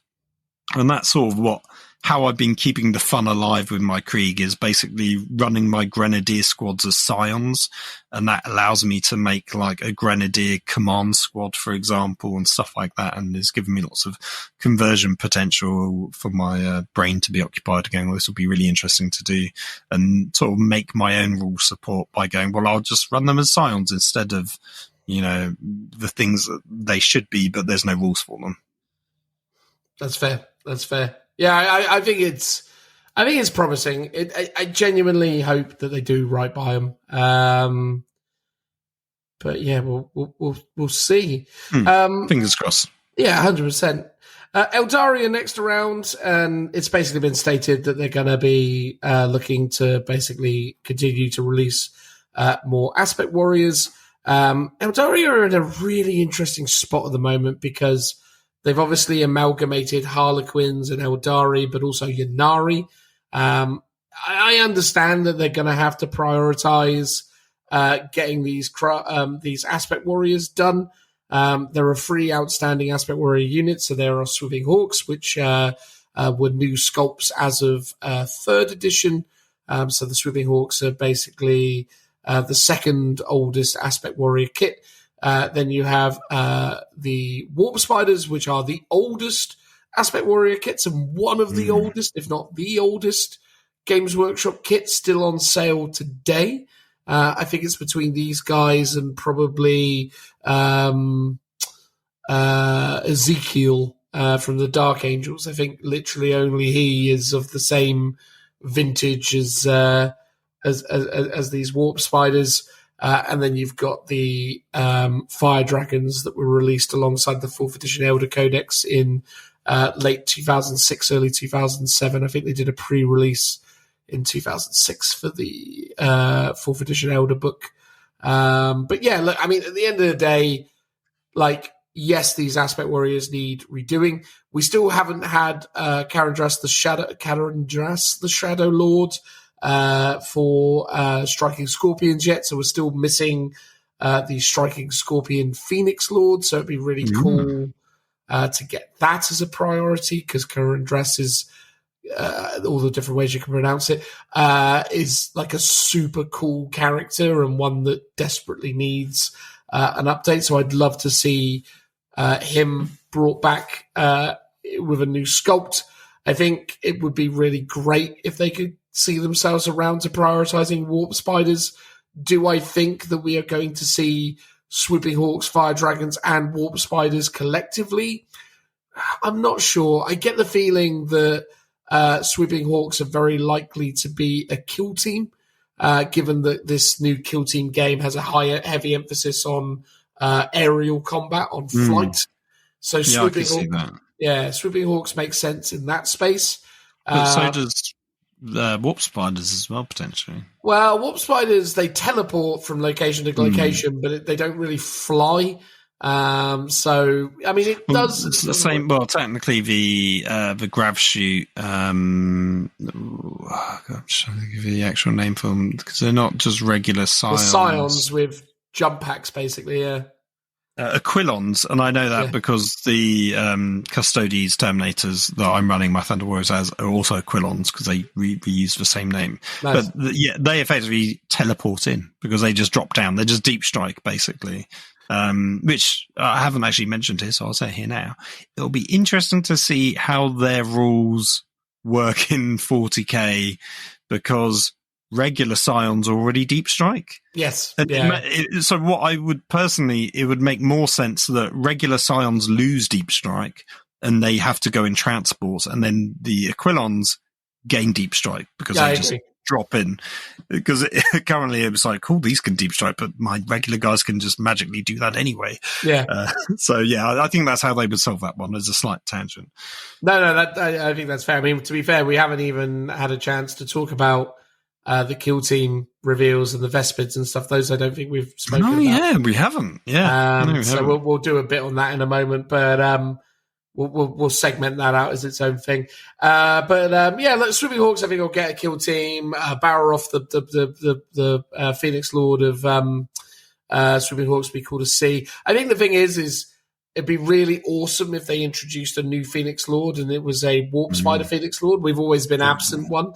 And a Phoenix Lord for the Warp Spiders has always been heavily hinted in the evolution of the Eldari lore. So I'd love to see that come to life. Fire Dragons are super cool. I really want to see what they could do with that. Again, Fugan is one of the coolest Eldari characters out there. He's just this sort of double hard, Phoenix Lord Eldari. So I would really love to see that as well. Again, do I think we'll get all of them? I don't think so. Are there other things within Eldari that also need some attention? Yes.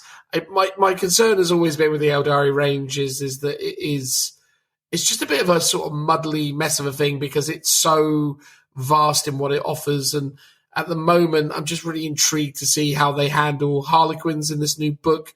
Are they going to have their own kind of faction? They probably will. So you can probably do your own standalone. Like detachment, you mean? Yeah, detachment, sorry, yeah. So Harlequins could be like that. Again, there are some other kits that are starting to get on the other side of old, which is like the Farseer on foot, for example. So the foot-slogging Farseer is quite an old kit and comes with a molded base that restricts it to a small... Was that the one that came out with the Deathwatch kill team? Or was that... No, that was Eldred Ulfrand, yeah. So Eldred Ulfrand is on like a 32 mil base, I want to say. But it's weird that the Farseer is on like on a 28, whereas or like the 25, whatever it is, 24 mil base. 23? Yeah, something like that. But like the Guardians, hilariously, like the standard sort of bog standard troopers, they're on these sort of newer, larger bases. So it's always weird when you look at the Farseer on foot because he's molded with this tiny base, which is even small when stacked up against the Guardians that stand near him. But this is the thing. I think this is it really at the moment. Is the thing that I'm confused about is what are they doing with Ynnari? What are they doing with Harlequins? How are they going to bring those elements to life? I think the Ynnari experiment has gone kind of hideously wrong. I feel like Games Workshop really haven't done enough to establish and make them their own thing. Yes, within the lore, they've done a little bit of work to kind of make them stand out. But on the tabletop, other than the fact that they've been really oppressively strong on a consistent basis, I think the Ynnari are always in a really weird spot. And I'm really intrigued to see what they do with them this time around. I would not be opposed to them segmenting out and legendizing off Ynnari at this point because it almost feels like they're just a weird thing that doesn't belong. I almost feel like they need to kind of like segment it, put it to one side and go, much like what they've just done with Death Watch. And although I appreciate Death Watch, I feel bad for people who've lost their Death Watch armies. I really do. And I will feel bad for people who've lost their Ynnari armies if this is the way they go. But the problem is much like with the Death Watch stuff that all sort of happened, they don't really have any really clever or clear ideas of what to do with it. Death Watch are essentially 4 different model ranges, i.e. the veterans, the transport, and 2 characters, right? Like that's the entire Death Watch range. And now they've kind of segmented that and made them into agents of the Imperium and then got rid of all the other kind of supporting kill teams. Ynnari are even less than that, right? Ynnari are just the Incarn. 3 characters. Yeah, it's 3 characters. It's like, really, at this point, it would be a shame, and I don't think they're going to do it because they're relatively newer kits, but I still just don't understand what they're trying to do with it. So hopefully they can actually come up with some meaningful rules for the Ynnari that make sense and actually feel like a more kind of fair representation of that way of, existing. But the problem is, again, with Eldari are like one of those really well fleshed out ranges and one of those really well fleshed out sets of lore where, like Space Marine, there's so much variety in them, right? Like you can have Iandan themed Ghost Warrior armies where it's heavily Wraith construct focused. You can have Eltok Ranger armies where it's very, Ranger and Path of the Outcast. You can have Beltan Swordwind where it's very focused around Aspect Warriors. You can have Samham Wild Riders where it's focused around jet bikes and mobility and speed. You can have Ulfway Black Guardians where it's more about the militia and the Farseers and the Warlocks. So that's 5 archetypes already. Then you throw in the Corsairs, you throw in the Harlequins, you throw in Ynnari. It's just a mess, right? Like it's too big. I almost feel like you need to have Drakari and Eldari as your 2 like core elder factions. Everything else probably needs to be in a like forces, agents of the Imperium. You need like agents of the Eldari where you can add in your Ynnari characters to your Ynnari force, like the Inquisition. Your Harlequins can be bolted in, or Corsairs can be bolted in, much like the Death Watch or the Grey Knights or whatever can be to your other Imperium units. I would love Ynnari to be its like own faction where it's got its own units, right? Like custom ones, whether they are completely brand new or they're almost like an amalgamation, almost like weirdly much more like Death Watch, right? The kind of classic kill teams of, you've got like a Corsair, you've got a couple from the Craft Worlds, you've got a Harlequin, you've got Drakari, like just all hanging out together in one unit, being this specialized force, much like the Death Watch chapters all come together. Either something like that or like bespoke units that talk about the evolution of what happens when Eldari all come together, collaborate and create something new. So they've got these kind of cool custom units. And that would make it more viable. And likewise, Harlequins and Corsairs could become their own sub-factions if they get a bit of love and some more units and stuff. Because I think Corsairs, I always loved the vibe of the Forge World range of Corsairs that they did. And at one point, if I could have got access to those models, I would have bought them, because I think I hate most Eldar models, or just the range as a concept, but Corsairs as pirates, I think is really cool. So yeah, and I like the old minis as well, because I'm a real lover of those old Forge World styles. So yeah, something like that would have been awesome. Yeah, and I agree with you there, mate. I think genuinely, I completely agree. I think really at this point, the best play is to give us a sort of, Path of the Exile, or whatever you want to call it. You just basically want to go, this is the agents of the Eldari that add to the Eldari army. And I do think at this moment in time, with the way the Rangers are, Drukhari should be their thing. Craft World Eldari should be its own thing. And then basically at that point, you then just go kind of the wider assorted forces, because it's too much. And again, like, there are things within the Eldari range that still arguably need updating and looking at. Like I say, the Farseer on foot model, I think we need a new Farseer kit. I think we need a new Viper kit, because again, you're talking about old minis. The Viper's pretty old. I remember when that thing was introduced in, I think it came about in 96, 97. So again, I mean, you're talking about a near 30-year-old kit there. So, yeah, it's just that thing where there's a lot of stuff. The Falcon, I think, is even older. I think the Falcon, which is still the kind of bedrock of their vehicle range, came about in 95. That's like the Lehman Russ and the Rhino.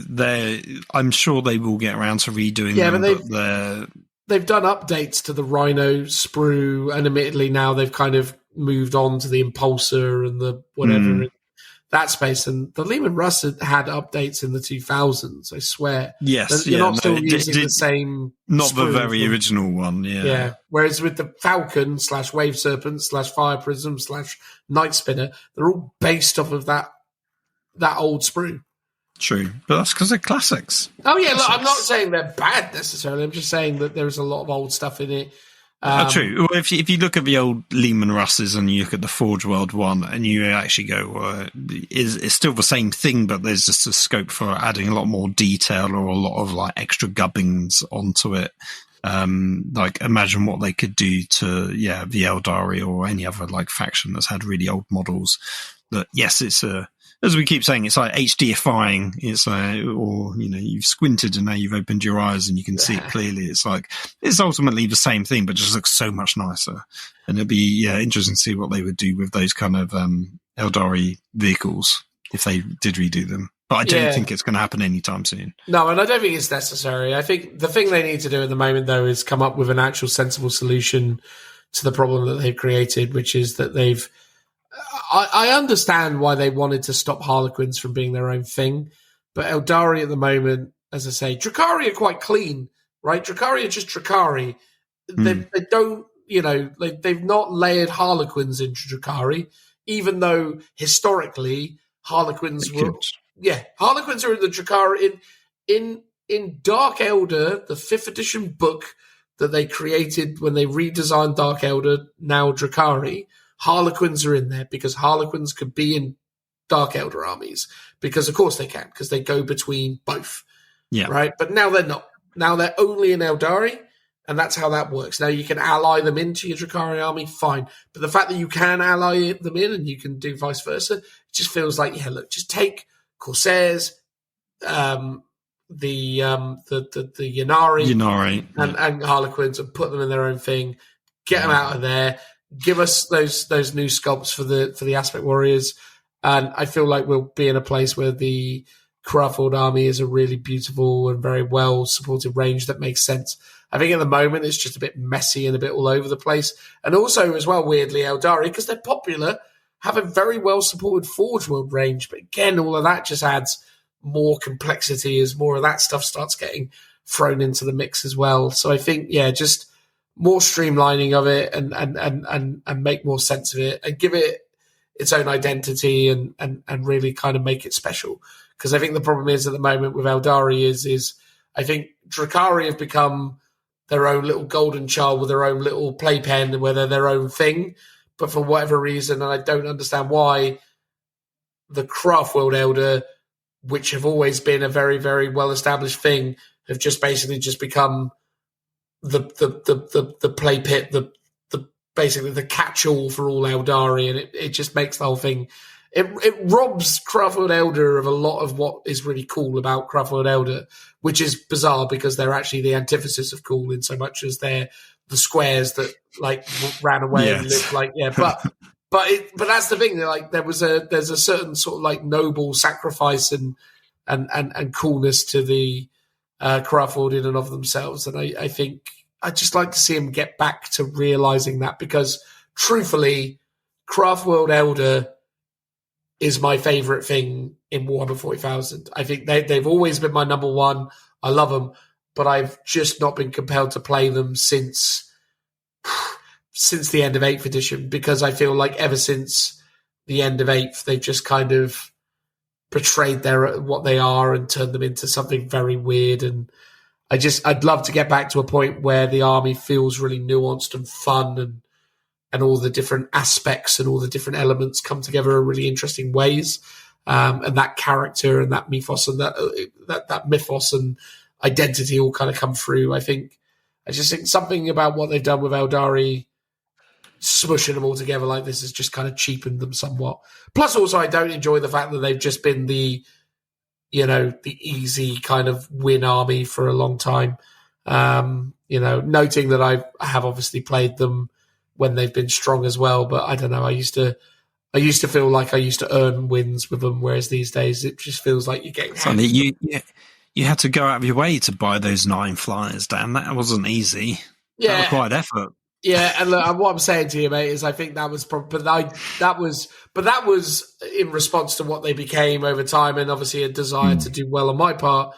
But I still look back very fondly on the 4th edition Elder book and think about it as like the best of what Elder have ever been, because it wasn't super strong. I mean, it was good when it first came out, but across its span, it was just a fun, balanced, interesting army that you could do fun, interesting, creative things with, which I'm there for. I just want to be able to have fun playing Elder again. But we'll see. So yeah, my hope is that they figure out all of this nonsense. But I do think, controversial take, I know, but I think the Ynnari experiment has failed. Sideline them, put them out to pasture, call it a day. I like the name, the Path of the Exile, to describe the agents of the Eldari, basically. Yeah. I think that could be a cool concept, but I can't see them doing it this time around. But we put it out there. Maybe we will manifest it for 11th edition. Maybe. I mean, again, I'm sure there's plenty of Eldari players that disagree with what I'm saying, but I just think. Yeah, and I'd like to see some new stuff added to it as well. I mean, obviously, if we get a new Phoenix Lord for the War Riders, that'd be cool in and of itself. But I do think there are still some other fun things that we could start to see in there. Like I would like to see an update to the Viper. I really would. Yeah, but there you go. Yeah, no, Eldari, I'm excited. They redid all the other bikes in the last wave, so maybe they would add it this time around as well. And then last of the releases that they're talking about so far, Imperial Knights. Interesting that they're not mentioning Chaos Knights. Normally the two are quite closely linked, but they are saying that there will be special Chaos treats. So I'm guessing that may be Chaos Knights and some other things. It'd be really interesting if in 2025, after they've done Astra Militarum and after they've done Eldari, because, right now, they've not done World Eaters. They've not done Death Guard. They've not done Thousands. Oh, no, they have done Thousand Sons, haven't they? No, they haven't. So they haven't done any of those core legions. And obviously, and there's Emperor's Children as well. And there's Emperor's Children, right? At some point. Yeah. But that'd be great, right? For our 25, if they do Eldari, they do Astra Militarum, they do Imperial Knights, and then they go, cool. Now, the next releases, it's going to be basically Death Guard, World Eaters, Thousand Sons, and then end on Emperor's Children. That would be That'd super be very cool.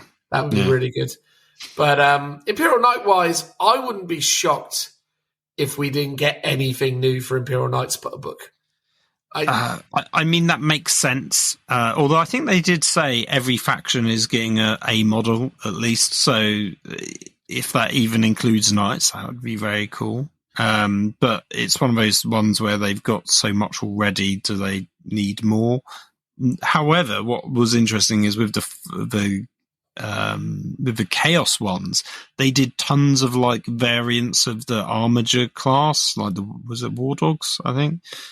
They did sort of more variants than there were Imperial ones. So it'd be interesting if we get more sort of Armiger class Imperial variants, or if they port over some of the, I mean, maybe they won't do it, but like, I really loved the lightning cannon variant that Forge World did for Horus Heresy, noting that they might do that for just Horus Heresy. So maybe we won't get, that one in 40k, done by the Games Workshop team at least. Yeah, it'd be interesting to see what they do. I'd almost just love them to do a couple of like little character pilots that you can then just be like, cool, I've just taken my generic knight and he's now a cool named character, because when he dies, much like the other named character, this little dude will pop out. I would like that as well. I'd love to see him add like an infantry element to them. Like, you know, again, more sort of serfs and like worshippers and things. Do you remember the other week we went to go and see Mothra versus Godzilla? Yes. Do you remember that guy on the beach who was like the guy covered in like the priest guy who was doing the like dancing at the start of it? Like that kind of vibe is where I'm at with this sort of stuff. I'd love to see some sort of, you know, worshippers of the god machines and all that kind of stuff going on, where it's all people, you know, praising and applauding the absurdity of it. I think that would be super fun.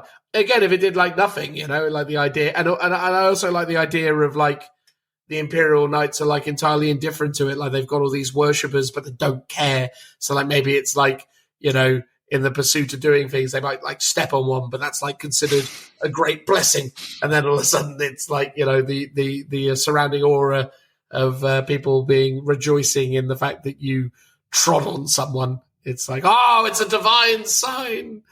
Really lean into the madness of it. Although maybe that's more of a chaos angle that they could go on with Chaos Knights, like having all these crazed worshippers like following them around and some kind of like Mechanicus element, like with the Forge World range. You had the Skitarii Titan Guard, which was very cool, which were literally like infantry running around the feet of the giant warlords. I thought that was very cool. So some kind of knight equivalent would be awesome. Or as you say, just some kind of thralls that are effectively just gaming tokens. That would be awesome. Like, they don't need to have necessarily any in-game effect other than maybe representing some form of abilities that the knights have. Just, I think the way they're doing tokens in the game at the moment is quite cool, where it's just representing an ability, but it means you can have these cool things on the tabletop and not taking up space too much unnecessarily. But I think it just adds to the visuals of the tabletop, which is great. So having something like that the knights could have, I think would be very cool. You know, if they do give us a new whole class of knight or something, I mean, amazing, but not necessary, I don't think. I quite like the idea of like another terrain feature for them, but maybe like an arming station. Like maybe it's like, because at one point I think we were talking about the idea that they could have like an armiger caddy, so like an armiger that goes around with like ammunition or whatever. But like or like a mechanic-y type thing,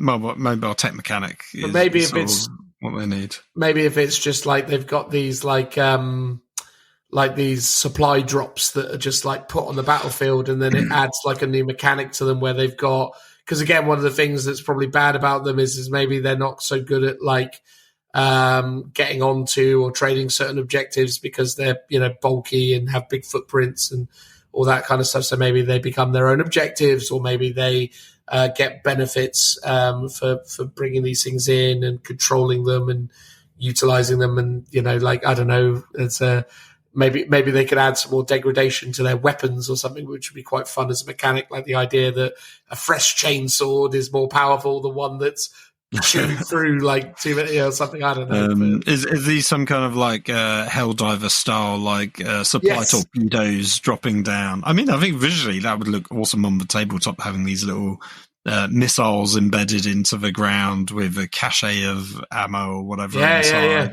I mean, is that most suitable for knights over anything else? I'm not sure, but I think for me, the cool. thing I'd love to see is like, maybe it's that thing though. Like maybe if it is either a caddy or a cache, because one of the things that actually I think would be fun for knights is if they actually created a system where it's like, yes, this is a knight questor. And with this loadout, it's a paladin or whatever. But like the idea that actually it's like a sideboard, because one of the things is sometimes maybe in certain matchups in a tournament setting, it's a bit disadvantageous to have a certain type of weapon. Maybe in a certain matchup, you're like, oh, wish I brought the errant with its thermal lance or whatever it is. And then all of a sudden it's like, cool, I just arm swap in the middle. Like the idea that the knight can go up to the thing and just be like, oh, discard this Gatling cannon. And I'll put on this thermal cannon because I need to go deal with this thing.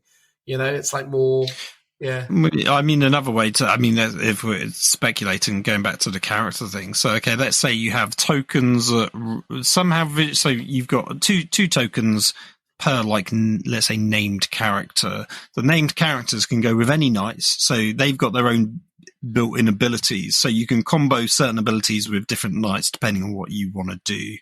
You've got a visual token to somehow represent them that goes next to the knight. It might be just different types of floating servitus skulls, so you can distinctively recognize what it, or maybe it's something flying the banner of the character, right? But then you've also got the actual pilot mini walking around much like the current named character. So, when it does die, he can pop out and he's just being a little annoyance objective holder, as a last resort. And then, you've got this interesting army building mechanic where you go, cool, these are the knights I want, but then these are the characters that I'm going to have, and I can choose which characters go with which knights, and I get the flexibility of giving each different knight now a different ability via this kind of character mechanic. And then again, extra little tokens and fiddly bits on the table. Kind of looks cool. No, I totally agree with you. And I think, but again, like the reality is, right, this is 10th edition 40k, so they'll just get lethal hits and sustained hits, and that'll be the end of it. But it would be really fun if they did some fun mechanics with these armies like they are in AOS, right? But in all likelihood, they'll just go, here's the Imperial Knight book. Here's one detachment where they get sustained hits. Here's another detachment where they get lethals. Yay! That'll be the end of it. Yeah, I feel like the AOS, without wanting to go on about it, did it a lot better in terms of building out a lot of these mechanics that could be just beyond lethal hits and sustained hits. They've got anti keywords which grant you either extra damage or extra AP, the equivalent of AP, which is rend. They've got things like mortal damage on hits rather than just on wounds. They've got a bunch of different ones that they can use as a sort of toolkit for doing these things. And I feel like the 10th edition toolkit for these kind of universal specials just is too small. Like they need just to have more of them to be able to represent rules in a bit more interesting ways. So unfortunately, we see a lot of lethal hits and sustained hits as the gimmick of every army, and it's just too repetitive. That means every army is losing its flavor, because what it has, most other armies also have as well. Yeah, totally. I mean, that's the thing. Like within the Imperial Knights, it's basically obviously, I guess in terms of detachments, they'll be like, this is Questor Mechanicus, this is Questor Imperialis, this is Free Blades. Or do you think they do, this is just all big knights, this is all little knights, this is big knights babysitting little knights? Or do you think it'll just be those three? Which, maybe that's all it needs. Yeah, maybe. I just think they'll, I just can't see him coming up with anything fun or interesting other than just more of the same. But you never know, man. I mean, like, it'd be cool. It'd be really cool if they could come up with some interesting gimmicks for the army and, like, you know, I mean, maybe, like, you know, a good, like, you know, like, I would love to see them give, like, Imperial Knights their own, like, gambles or whatever they're called now. They're the mechanic where, in current Pariah Nexus, where you bet on trying to gambits. That's the terminology. Thank you. And, like, you know, where it's like, oh, I've got to recover this knight's body or whatever, or, like, you know, because, like, it's that thing where I feel like, I don't know, there's some interesting stuff you could do with knights. But yeah, I think if we do get a new mini, I don't think it's going to be a massive new big Imperial Knight kit. I think probably a new Armiger variant is likely. But I'd love to see some of the stuff we talked about for them, but I just don't see it happening. But yeah, so I mean, again, interesting start to the year though. 3 big armies. We still got loads to go though. I mean, like, obviously all the Chaos stuff, Chaos Knights, the 4 different Chaos Legions that are supported or will be supported when Emperor's Children come through. Votan is still needing a book. Drakari are still needing a book. Yeah, there's like loads of stuff still in the mix, right? Obviously, Space Wolves, everyone's really excited about what's going on with them. Black Templars still need a book. It's going to be interesting. I feel like a lot of the Xenos have been done, right? Other than the Eldari ones, yeah. So and Votan as well. Votan haven't been done, but yeah, in terms of the Xenos armies, you've had Tyranids, Tau, Orc, Necrons, Genestealer Cult. So you're basically missing Leagues of Votan, Drakari, Eldari. Within armies of Chaos, you're missing Demons, you're missing Chaos Knights, Death Guard, Thousand Sons, World Eaters, and then Emperor's Children. I think we are probably going to see Chaos Demons though rolled up into the faction specific books, I think, but we'll see. And then in terms of armies of the Imperium, it's basically Imperial Knights and Astra Militarum. Those are the only 2 outstanding there. And then Space Marines, we're just missing Space Wolves, Grey Knights. Grey Knights, and obviously Blood Angels and Black Templars, and so maybe they'll throw a bone and do a Death Watch one at the very end of the edition. I don't think they will, mate. I think Death Watch are done. My assumption is that they will phase them out as miniatures. I think the Death Watch kits might survive for another edition, but probably not. And assuming these codexes roll into the next edition, which is dubious, but we will see. I honestly think they were indexing the thing again. You can't keep doing it. I mean, I can see why they would, because they're like, we either need to make fundamental changes, or we just love making money off of index cards, which feels like a genuine thing. But the fact that they're constantly re-indexing the game, it was fun when it was done once in 8th edition as a novelty, and then every other time they've done it, it gets a bit more tiresome.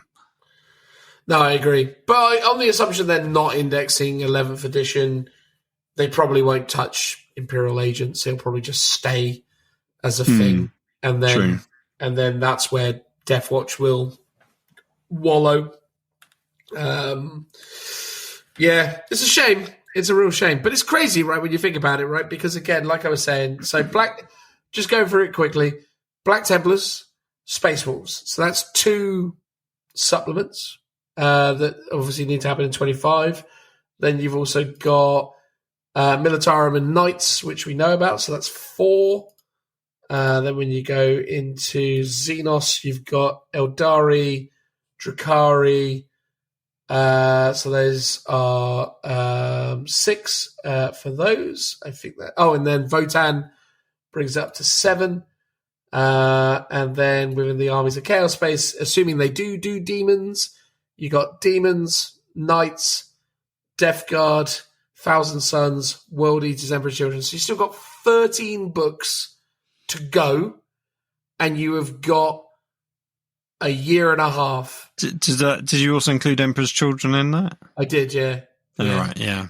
So 13 books to do in a year and a half. So in all probability, we are going to see Emperor's Children, something like that, at the end of the start of 26. Because how many have they done so far? Is it like 8 or is it more? Well, I've got them all in front of me here, Phil. 1, 2, 3, 4, 5, 6, 7, 8, 9, 10, 11. So they've done 11 so far. And 13 to go. Oh, no, I've not got the Space Marine. They've got 12. There you go. So we're literally like halfway, basically. Yeah, basically. And we're 1 year in, right? Oh, no, we're a year and a half now, basically. No, it was July last year, wasn't it? Or was it before then? Yeah, but essentially... No, it was June. So, yeah, but basically... By the time they get around to starting the those 13 releases, yeah, we're at the year and a half mark. Yeah, it seemed. Yeah, if they're doing it at the current rate, I guess there maybe be like 4 to 6 months left, which if that, and that'll be them doing extra, boarding actions or whatever. Yeah, but assuming they start releasing like those outstanding 13 books, assuming they do Chaos Demons, so it's either 12 or 13 books. Assuming they start doing that in January, which they probably will, yeah, they've basically got 14 months before they're then going to announce 11th edition. And bearing in mind, they've got to get those 14 books out in time so as then they can start doing the Warzone book, whatever it will be. So they need to start their 6-part campaign series as well. Or 4-part campaign series. But I think even with that, the Astra Militarum and the World Eaters one came out at the same time as the Warzone books, like concurrently. Yeah, I think that's the thing. I think it's a lot of books they got to get out next year because, like you say, like basically their end time equivalent event, their Storm thing. They need to start that around December of next year. Well, basically, it means that a good half of the books that are coming out next year will be invalid within 12 months. So, well, assuming they index 11th edition. If they index, which is really sad. It's like quite disappointing if that's the state of the churn of the game. It's just... So why bother? Just wait another 6 months until your free index comes and just play with that because you've been playing with your index for most of the edition anyway. It's like I've been saying it for ages, and I'll bang this drum till I die. Is like I want every faction to be playing a complete edition, which is every codex has been out for like a good year. To like enjoy what should be the ultimate version of the game. And at the moment, we're not doing that because most people are on indexes. It's like no one's playing actual 40k at the moment in the way it's sort of envisioned in its current like cycle. We'll just but when have they ever, mate? That's the thing. It's like I know, but when codexes roll into the next edition, it's so much more sort of fluid, and you can almost kind of be like, oh, this is to be expected. So it's, yes, you might get a new codex this edition, but you might not the next. So it's, I don't know. I sort of feel like I've got a bit more sympathy for that. I mean, Age of Sigmar is as egregious though, right? I mean, Age of Sigmar did Flesh Eater Courts, they did Dark Oath, they did, Cities. Yeah, I mean, Cities didn't have a full year before the new edition. So, yeah, they've done that as well. It's relatively common. And they sold us a 5-part Dawnbringer series to take us to the end. And, but that's the thing, right? Like, that's the thing. When you consider that essentially the end time event for 10th edition will need to start happening around December or November. So they're basically, literally, in a lot of respects, they've got to get all those 13 books out in 12 months. In less than Or 12 11 months, months. really. Assuming they start in January, they've got to get them done in 10 months. So basically, we've got to have 1.5 books a month for the next it's going to be relentless. Well, it sort of then puts into perspective like that we're just between now and December not getting anything other than Blood Angels, which is kind of semi come out already. Obviously, we've had the battle box, but that's it. And so that's all we're getting.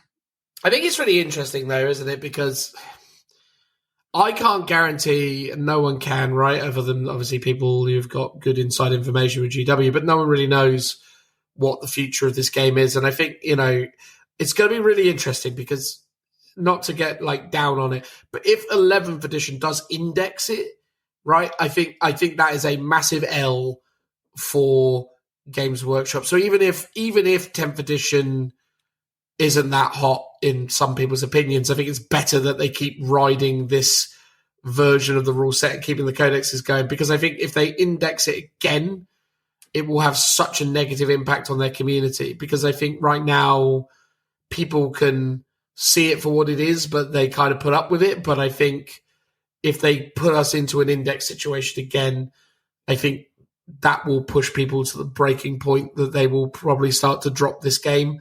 More so than they have been already, and I think if 10th edition is followed by an index edition in 11th, I think 10th edition could arguably be viewed as one of probably the worst version of Warhammer 40,000 since 6th edition. And 6th edition was notoriously bad because they had to rush. I mean, admittedly, 6th edition was notoriously bad, but also GW was in a different financial situation back then, and they needed a new edition of 40k to prop up their finances back then. But this is the thing: if 10th concludes and 11th comes with a whole load of indexes, I think there's an argument that 10th as an experiment will be pretty dire, especially when you consider, as we've all said multiple times, all they needed to do is give us the 9th edition rule set with new codexes or new indexes. Like, that's all this had to be. I'm surprised that they've gone the way they've gone with it, but whatever. It's an interesting time in the world of Warhammer 40,000, I'd say. Yeah, for sure. Yeah, it'd be interesting to see what they do with that edition. Yeah, it's interesting to think about whether they even need to, because in a way it's like, if the game's really bad, indexing sort of does feel like the solution, but I can understand you saying the negative effects of indexing will have more so on the people who are still in the game versus the draw of potentially bringing back in new players, because it's like, how many times can they keep doing that? Yeah, I think that's the thing. I think they can. I think there are solutions and way they can solve what I perceive as problems with 40k relatively painlessly. But again, it depends. Everyone has different opinions. A lot of people love Warhammer 40,000 still. I would argue less than used to, but I think the IP's in a really good place, and I think people really love Space Marines. So I think overall, the health of the game is in a good spot, and it's a very financially viable product for Games Workshop, and they make a lot of money out of it. But yeah, there's a reason why there's a lot of people out there who have, negative things to say about it as a system. I'm not necessarily advocating for one side or the other. I enjoy 40k when I'm playing it, but I like Age of Sigmar more at the moment. That's, just how I feel. But yeah, I think that's the thing. I just think it's just interesting. I think there's a weirdness to it. It's like, maybe just because, are there less factions in AOS? There feels like there's probably just less factions in AOS, so you get away with it a bit more. I almost think I sort of feel like there's as many. Yeah, I think there probably is. They feel, I wouldn't say more unique. Like they feel a lot more. Yeah, more unique, I think, is actually a good way of saying, because obviously you've got your Guard, you've got your Sisters, you've got your Space Marines, and yeah, they're all distinct, but they're sort of humans. Whereas I feel like the only equivalent of humans in AOS is really Cities of Sigmar and Stormcast. and that's kind of it. And everything else is strange creatures, admittedly quite humanoid ones more often than not. And then you've technically got Dark Oath, which are also a form of humans, but again, they're part of Slaves to Darkness, which aren't all humans. So, you know, yeah, I don't know. I feel like they manage it somehow a bit different.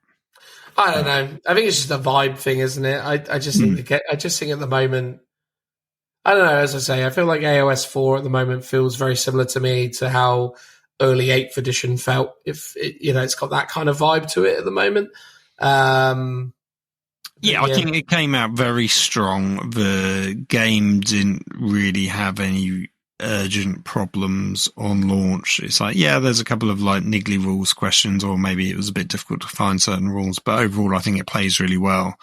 Whereas I feel like 10th came out and there was definitely some like questions about the rules or some weird issues or just, some stuff that we just didn't like about it. Whereas, and I don't know if it's just our bias about 40k because we've been playing it for a long time versus AOS to us is very new, even though we played a reasonable amount of Third Ed, but nowhere near, it's still very fresh to us. So are we just, big kids in a candy shop because it all feels quite new to us still, and that's sort of where our excitement is? I don't know. Or is it just generally a better game? I think it is actually just generally a better game. But I think everyone's got their own personal preference about, what they want from a game and stuff. I think, it's fair enough to say the setting of 40k is better than AOS. Completely agree. But I think 100% agree.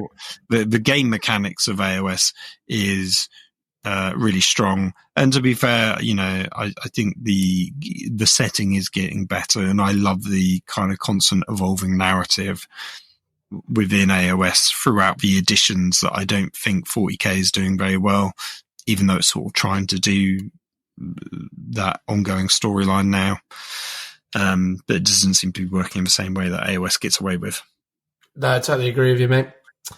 Anyway, there you go. Bit of Warhammer 40,000 chatter for you there. Hopefully you enjoyed our summary of the previews. We're going to move on now to whatever it is we decide to do next. Transitional noise.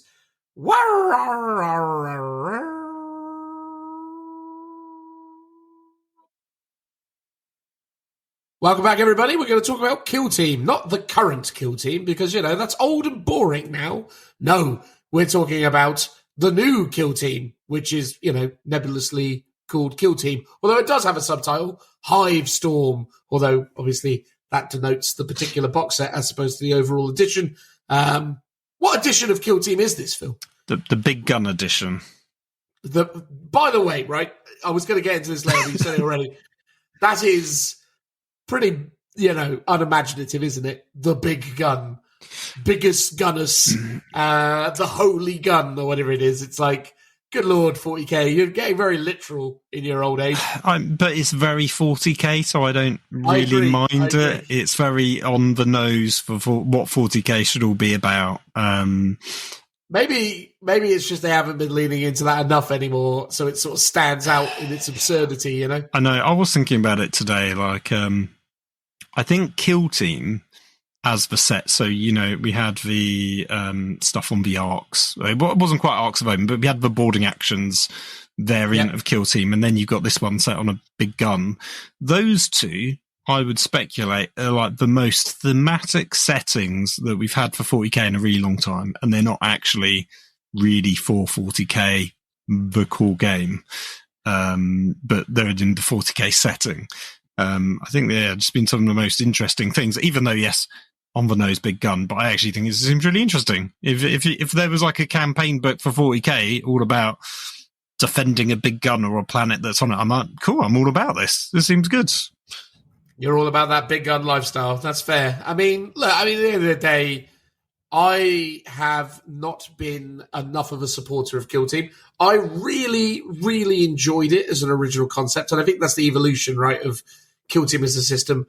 As far as I can assert and was aware, Kill Team was first introduced in and around 6th or 7th edition. Mm-hmm. That's where I remember it becoming a thing. I remember there was like a Raven Guard box set against Tau. and that was like a Kill Team thing. I can't remember if that was 7th or 6th edition. I think Kill Team in its sort of original guise, it was like a sort of PDF EPUB expansion. I don't remember them ever being boxes, but maybe they did a couple. And then you got Shadow War Armageddon, which was like the first boxed release of a Kill Team system. That was definitely around 7th edition. Yeah, the Shadow War Armageddon. And then you had the first edition of Kill Team as it is now known, which had all the box sets for teams and Warzone expansions. And then you had the last edition, which was obviously, you had your Krieg and your Orcs, and then it got expanded out into I keep wanting to say Arcs of Omen, but the Space Hulk type setting, which was in a particular ship, but I can't remember what it was called. I always, I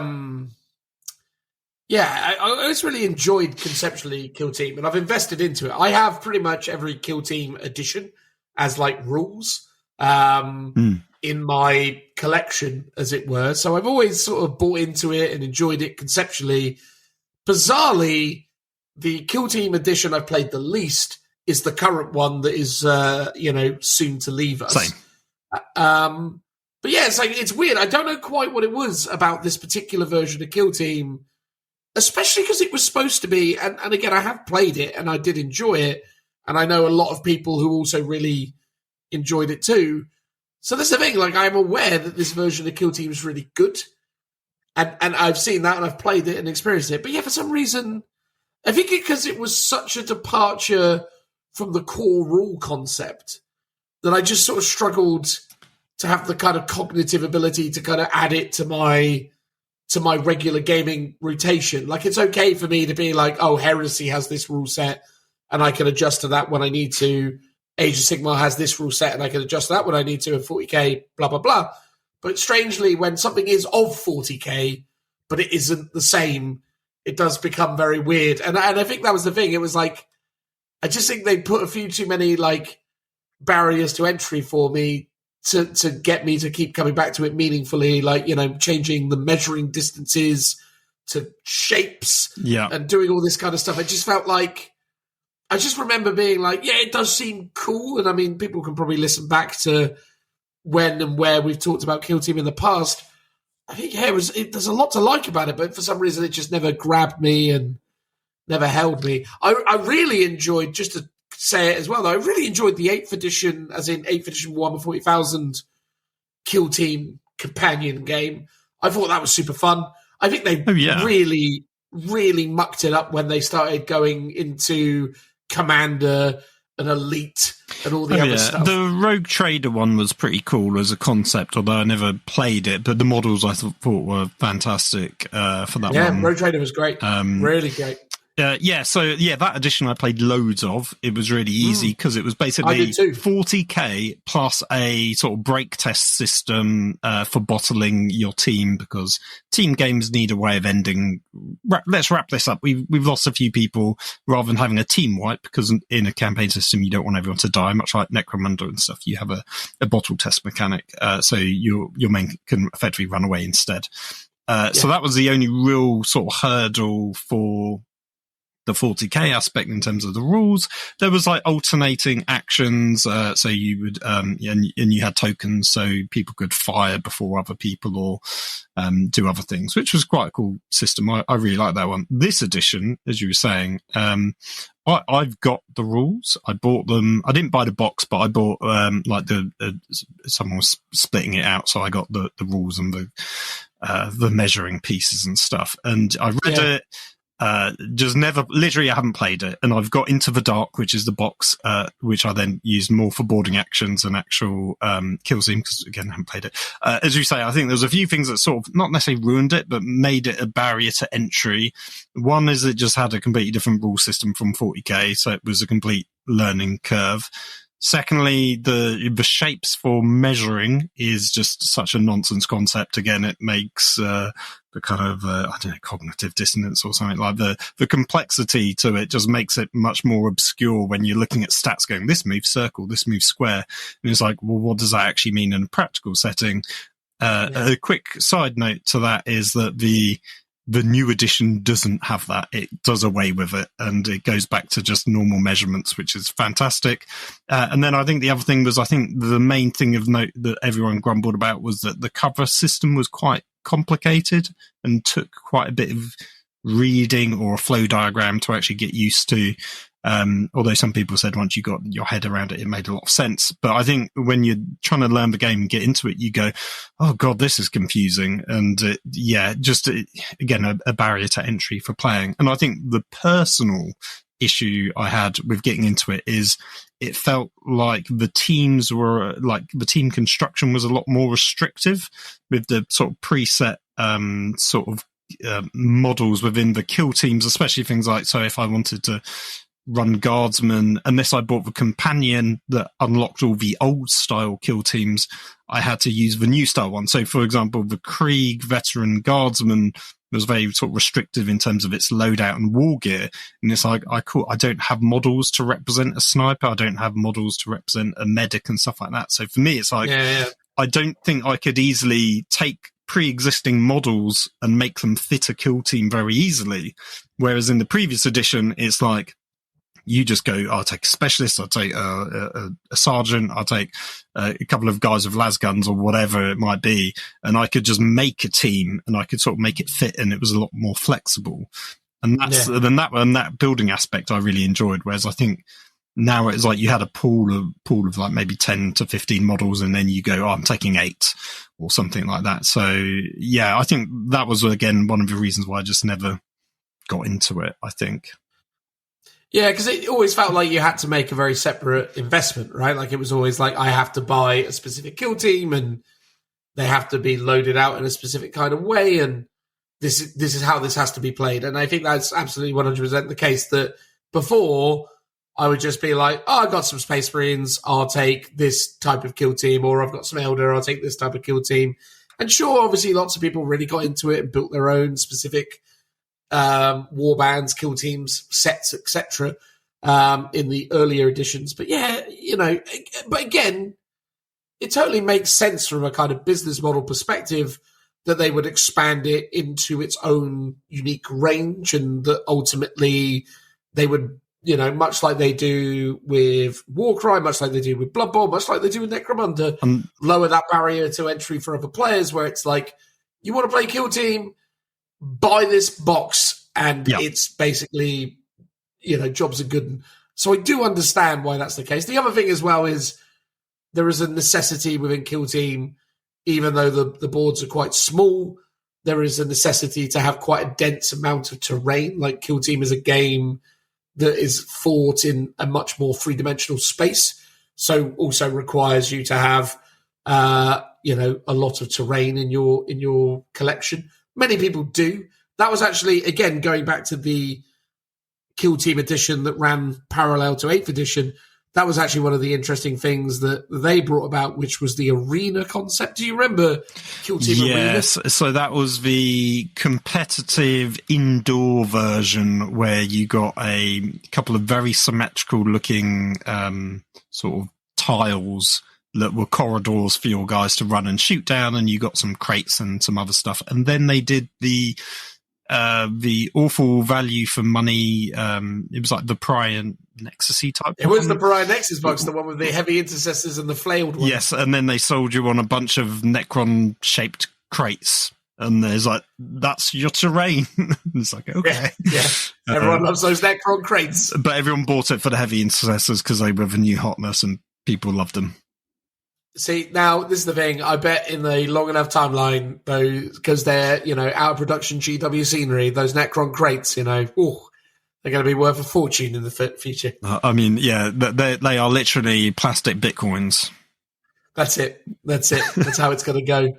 I mean, that is one of the things with, actually as well, that's the crazy thing also with the Kill Team ranges, though. And I mean, definitely something that I would encourage, people collecting and hoarding potentially. Yeah, God, if you can get your hands on some of those Kill Team terrain sets, they quickly go out of production, and before you know it, it's quite a desirable thing. And at one point, they were very affordable. I remember I got 3 sets of the Auctarius orc terrain. Oh, you're talking about those ones. Yeah, I mean, that one was quite good. It was the edition before that, so the sort of, what we're calling that, the Kill Team version 1, the 8th edition style. Oh, God, They did kill zones that were amazing value for money, and then they re-released them towards the end of the Kill Team life cycle, and they hit up the price of them quite substantially. So they were still a bit of value for money, but nowhere near the sort of savings that they were. But those always sold like hotcakes and sort of disappeared very quickly, which was a shame because they were very cool. Actually, I thought I liked the concepts that they were doing with that, where it's like buy a box, it's your terrain, plus it's actually got some extra rules in and stuff for the kill zone setting. And likewise with the kill teams, they always had some bonus rules with them as well. And I think they even came with a smidgen of terrain. Yeah. Well, there you go. I mean, that's a sort of, brief rundown of the history of Kill Team. Myself and Phil, as to say, I mean, I've played a little bit of the current one, but not huge amounts. Phil's not played any of it, but we've had a history with it. And it's exciting because I think one of the things that's actually really fun about Kill Team is that it has the opportunity for Games Workshop to expand ranges, but to also kind of test the water on certain types of concepts. And there have definitely been a couple of instances now where we've seen ranges kind of first expressed and delivered through Kill Team and then developed as they go forward. So most notably, obviously, Krieg. We know from the latest updates that Krieg will be getting significant updates in early 25, and they obviously were introduced in Kill Team not original, but the 9th edition adjacent Kill Team that released nearly 3 years ago. Kroot were another one as well, so they obviously gave us those Kroots and then followed that up with a fully fledged range of Kroot, which is super cool. So what you're saying is we're going to get Elder Corsairs as a faction. Oh yes. I mean, it's possible, and I think, I think something that probably deserves a bit of attention. I think as a follow-on to what we were talking about earlier when we were speculating about future Elder releases, I definitely honestly believe this. I think more effort needs to be made by Games Workshop to protect that Craftworld IP, and I think they should essentially break out things like Corsairs and Ynnari into their own space. But I would love to see Corsairs and Ynnari become more aligned, because I feel like that is where that interlaces beautifully, because Corsairs are neither Drakari nor Craftworlders. They are sort of more akin to kind of traditional Eldari societal ideals in terms of the fact they're quite, these sort of arrogant-y, piratey, but ultimately kind of renegade Elder, and I think that probably links better. So I think Corsairs and Ynnari could sort of start to become its own third Elder faction, where it just sort of culminates into this is now Corsairs, and they are the Ynnari worshippers. Yeah, I feel like, I guess the piratey theme is slightly like the Drakari, but it could be a much more fully fledged faction than Ynnari or even Harlequins in terms of like a model range, for sure. Yeah. Oh, totally. I think there's more potential there for sure. And again, the thing is, before with Corsairs is where they really kind of showed their awesomeness was in their vehicle ranges and how they kind of had all those, basically stuff Elder have, but just cooler. So, yeah. But anyway, we're going on a tangent there. The point is Kill Team has done that, but I do feel like a large percentage of potential has been wasted with Kill Team in terms of some of the releases. It always sort of feels like there's like, every now and again, there's a super cool thing. Like, you get our Bites, that's super cool, or IBTs, or how you're supposed to say it, that's super cool. And then Breaches, sort of less cool, but still pretty amazing. You get the Night Lords upgrade, amazing, like really, really cool. But then for every one of those, you've got the Drakari upgrade, which is a bit like... Yeah, ooh. I think the Tower and the Space Marine one is... I think that you hit it now on the head, although weirdly the Night Lord one should fall into the weaker category, but was quite so good. Cool. So you get either brand new bespoke kits, and normally when they do the dual boxes, it would always come alongside often a standard one that is basically an upgrade sprue to an existing 40k kit. And those ones tend to be the weaker ones, but they're sort of giving a bit of life to an older kit. And yeah, in the case of the Night Lords one, because that's a sort of factionifying a generic Chaos Space Marine unit, I think that did really well, and hopefully we'll see more of those in the future for the other Chaos Space Marine factions, which would be nice, I think. I think interestingly with Kill Team, it sort of tends to sometimes they're adding very new elements that almost they don't really fit into the generic 40k universe. So Navy breaches and arbitrates for sure fall into that category, but then quite often it's just giving you units that need to be redone in a standard 40k like range refresh. So with the I can't remember, was it Striking Scorpions or was it Striking Scorpions Scouts were done as a double set, and they're basically two 40k units. Yeah, they aren't kill teams. Yeah, they're just not. They're just 40k. Cassicans, or Caskins, however you're supposed to pronounce that. Like those units are basically, and that's quite a recent trend. Yeah. They just sort of go, oh, let's just carve this out and call it a kill team and give it a bit of a moment in the sun, as it were. Yeah, I think, to be fair, I think Games Workshop's trying to juggle two opposing ideologies here, because a really unique kill team, weirdly, actually, Commandos is the exception that proves the rule here, I think, where all Commandos are very unique and cool and are like a quintessential kill team because everyone's got different bits of equipment, which is sort of what you want for the current way the game set up. But that often doesn't translate to a good unit in 40k, because suddenly you've got a unit and you've got 10 different profiles for weapons, and it's like a hodgepodge of stuff that isn't really effective on a 40k tabletop. Although, as I say, ironically, the one I called out is the one that actually does that really well, because all Commandos are first and foremost a 40k unit that just so happen to sort of be good at kill team. Maybe the even the Death Watch veterans maybe fall into the other category, where it's like you've got a guy with a sniper rifle, you've got a guy with Death Watch aren't even a kill team, mate. Sorry, not Death Watch. I meant Death Korps of Krieg, the veteran guardsman. I mean, like, you've got loads of different specialist weapons and sort of, got a medic and you've got all sorts, which sort of translates to 40k with a couple of unique abilities. But then often it's just like interesting, I don't know, gubbins on them that isn't really doing anything. Like, you've got a map and a flare gun, which you could have on a character, but I don't think it's giving you any in-game effects in 40k, for example. Yeah, there's definitely some interesting ones. I mean, there's things like the Traitor Guardsman kill team, which is basically just let's smush together these two kits. We've got the Traitor Commissar and the Bolgrin or Ogrin. Oh, yeah. And then like some Traitor Guardsman. Yeah, that's a kill team. And then they've got the Legionnaires kill team, the Chaos Legionnaires kill team, which is just really underwhelming in so much as it's basically a normal squad of Chaos Space Marines with a couple of weapon upgrades. Same with the Pathfinders, same with the Phobos, same with the Caliber Light Warriors, and also the same for the Herfkin, the Leagues of Votan, etc. So yeah, it's a mixed bag in terms of what they've done with it.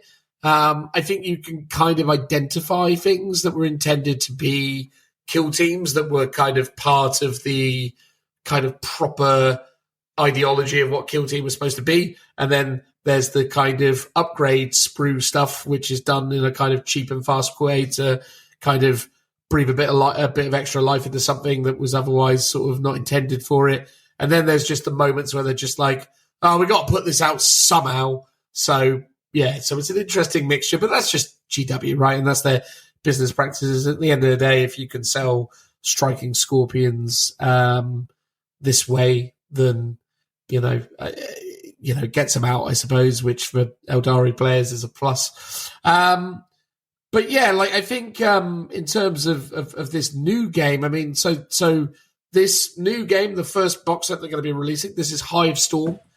So this is featuring the forces of the Scions, although they're not called Scions, The are they? Aquilon. The Aquilon, that's right. The Tempestus Aquilons, yeah. Who are, obviously Scions, but, super duper Scions, thus Aquilons. So essentially take the current Tempestus Scion miniatures, slap some very fragile looking jump packs on them, jetpacks, etc. Grav shoots. Nicked from the Elysian range. That is true. That is true. Kind of a shame that they didn't just give us the Elysians. I think people would be. I mean, here's the thing with the Elysians: are the Elysians now? Are the Elysians valuable GWIP anymore, or are they too obscure? Here's the thing: I think they're well loved within their niche, but have they got a wider appeal to be like sort of unique regiment in the same way that Krieg's going to be? I mean, I kind of think so. Some of although weirdly, some of the models have been sort of, I'm trying to think of a PG way of saying this, reused.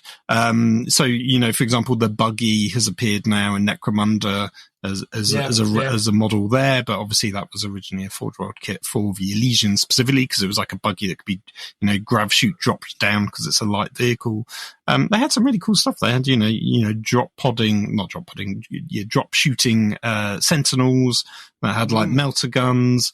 Obviously you would have loads of flyers with them. Here's the thing. I think they fill such a similar role to Scions that there's almost a bit too much cross-pollination with them to maybe make them stand out, especially weirdly when Scions all deep strike for no reason in the kind of current base rules of 40k, which, as we've already alluded to, may well have to change because we've now got these guys with grav shoots, which will obviously be deep striking as well, unless they get some extra special ability, which makes them better. I think visually they were very cool. They were sort of a bit more of like a high-tech looking, more modern military than, things like Krieg or even Cadian historically looked. So, I think they were cool minis. There was some cool Black Library novels or short audio books to do with them. I think visually they're really cool. It's a bit of a shame they're not being used or utilized in any way. Would they have fit just being a kill team potentially, in the same way that if you liked Krieg, this was your entry point to get some minis that you could potentially just mass buy to make an army of them if you really wanted to, and potentially could be explored by Games Workshop if the need was, or the demand was clearly there from the customers, which, is potentially what they've done. Because we speculated at the time when they did the Plastic Krieg, is this just testing the waters for a larger range refresh, moving them over to plastic? And there's been a long enough lead time now that they could have gone, these Plastic Krieg are selling like hotcakes. We can see that people are converting them to armies. We can tell that they're selling very well and that there's demand for them. Cool. We can now just do more designs and, bring out more models for them. And, maybe they'll do that going forward. So maybe this edition we get plastic Catachans or plastic whoever, and they will maybe be the next regiment being redone in the future, which we've already speculated about before, which would be really cool if they do that. Well, you got plastic Aquilons to kick it off, so that's your next guard regiment right there, mate. But first with the Aquilon miniatures, obviously there's the initial, because again, as someone who is aware of and exposed to why have I just forgotten the name? I just made out like I know what they are, and now it's gone from my head. What were we just talking about, Legions. Phil? Thank you. The Legions. I'm obviously getting older. Anyway, aware of Legions, this was one of those things where, it was disappointing to me that they'd taken design cues from the Elysians and then just basically chucked them onto something else. And it was also weird to me because I kind of felt like the armor and, aesthetics of the Scions, I thought we were moving beyond that. I kind of felt like the Scions were a 7th edition experiment or late 6th, early 7th edition experiment that's kind of stuck around, but we now have Karsikins and people are broadly like, we can kind of, we can start to retire the Scions because, we've got cooler, more kind of range appropriate elite guardsmen coming through. But obviously this is a demonstration from GW that the Scion aesthetic, the Aquilon aesthetic isn't done, that they still see that this is, an important range and something that they want to continue supporting. So much so that they've chosen to make them the initial kind of poster child for this new game of Kill Team. So yeah, it's interesting. It's really interesting that they've gone this direction. I personally am not a massive fan of the Scion aesthetic, but I am familiar with it. It is, it is Warhammer IP that I'm familiar with.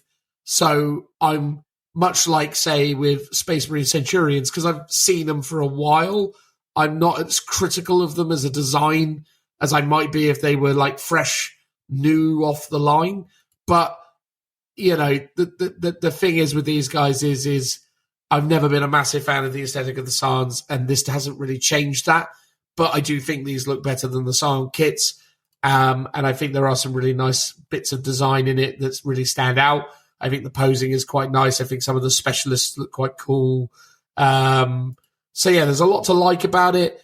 I've just never been that keen on this helmet and armor design, and I'm still kind of not now, but I am familiar with it, so I don't massively dislike it because it is still it's earned its place, I suppose, in 40k. So I kind of give it the benefit of the doubt. But what's your vibe on the Aquilons? Are you there for this? Is this a little bit of you? I don't know. I think initially when I saw again, like you, a bit disappointed because it's Scions, it's not Allegians, even though they're taking elements of the Allegians.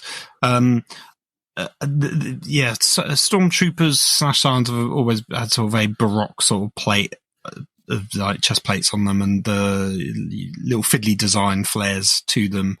Like the vehicles, was it the Torox and stuff? I absolutely hate, and it's still up there as some of the worst vehicles ever done by Games Workshop, along with the ATV and stuff like that. So I'd never liked those elements of it, but the sort of core Scions troops, I'm like, oh, okay, I get it. Not for me personally. I like these ones more, I would say, and I sort of think when I initially saw them, I was like, oh, whatever. Looking back at them a couple of weeks now since the reveals, they've grown on me a little bit. The sort of the basic helmets I actually quite like. The grav chutes, obviously iconic design from Elysian, so I don't mind those. The fact that some of them are just like walking with the grav chutes on, I think looks really cool. That's much better than what we got with the jump pack assault intercessors, for example, where they're sort of semi-lifting off of rocks and stuff like that.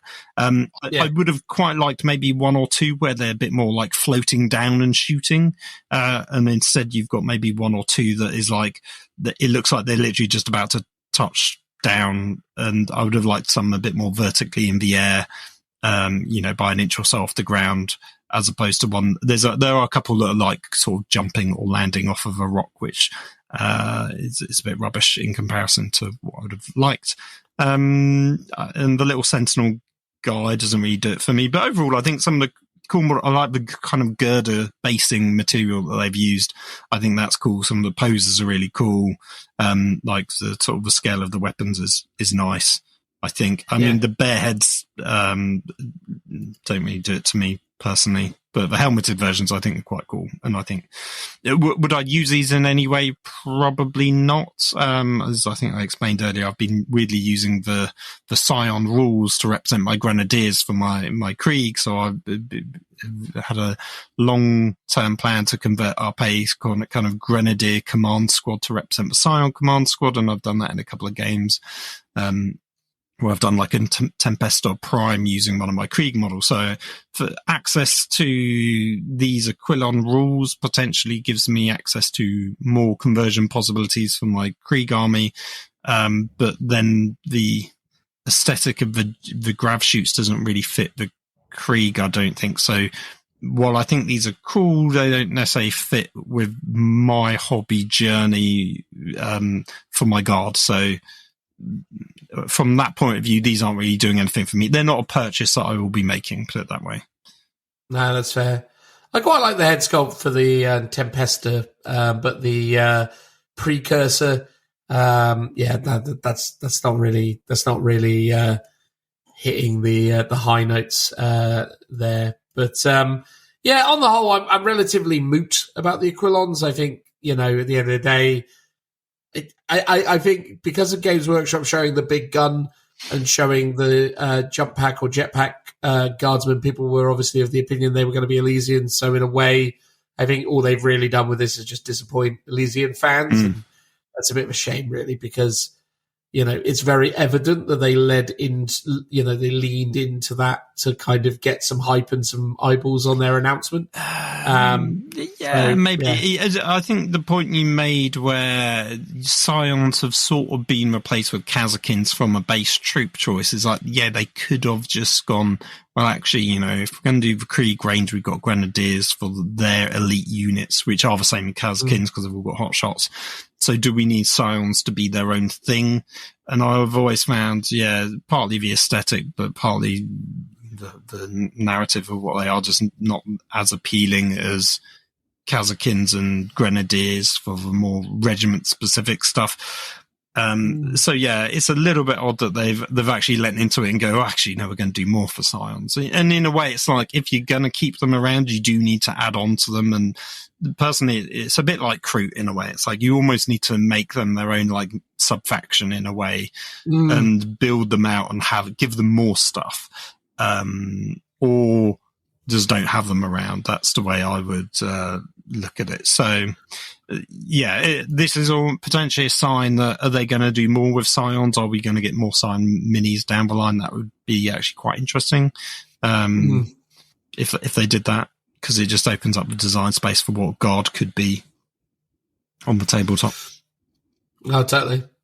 On the topic of Kroot, another of the empires, the Tau Empire's allies for the greater good, we have the Vespid Stingwings. So Vespids have been around since the 4th edition Tau Codex. So the second of the Tau Codex, they introduced the Vespids. Made famous in 4th edition for having AP-free guns, which were the thing to have in 4th edition Warhammer 40,000. Now we are looking at new miniatures for them.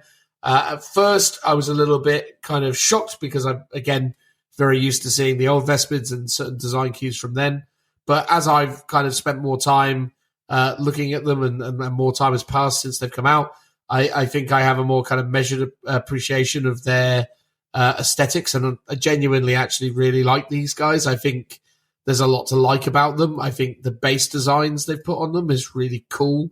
The way they're posed. These are, proper alien beasties, which is really great to see, because I don't think enough is done to really kind of express and expose truly alien design aesthetics in the world of Warhammer 40,000.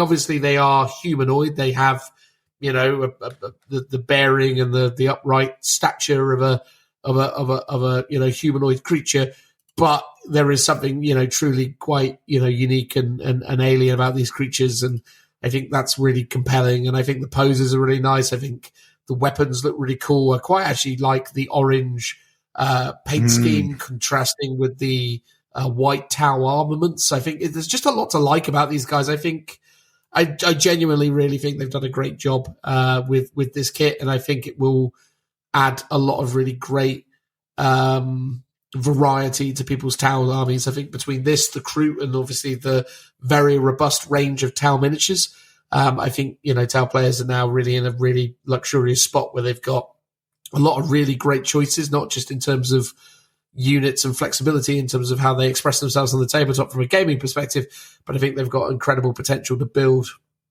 really beautiful and very strong looking armies, which is Fantastic. I genuinely really like these Vespids. I mean, what's your take on them? I was just trying to work out what came first, the Vespids or the Geonosians from Attack of the Clones, because they're very similar visual vibes. And I don't know which came first in terms of dates. Could be it's highly probable it would be the Star Wars thing, because the new Star Wars, the prequel trilogy ended in what, 2005? I think the Phantom Menace is over like 20 years old now, right? Yeah. Oh, Phantom Menace was like 99, I think. 99, yeah. So I think, because Clone Wars must have been, I guess Clone Wars would have been either 2001 or 2002. Something like that, yeah. So it's definitely they've got a vibe about them that's very similar. But yeah, these models are fantastic. The color scheme, as you say, is amazing. In fact, the Warhammer community, Warhammer TV is on YouTube, has done like a paint guide for this, pretty much just using a couple of contrast paints, and they've nailed it. I watched it and was like, oh, this is really nice. I love the kind of color scheme. In terms of the models, like, I'm not a huge fan that they've got the tower weapons on. I'd almost rather they have like their own weapons, a bit like a lot of the Kroot, but there are some Kroot models where they've got the tower like pulse rifles on and stuff, so I don't mind it. And some of the weapons, actually, like the bigger ones, look really cool.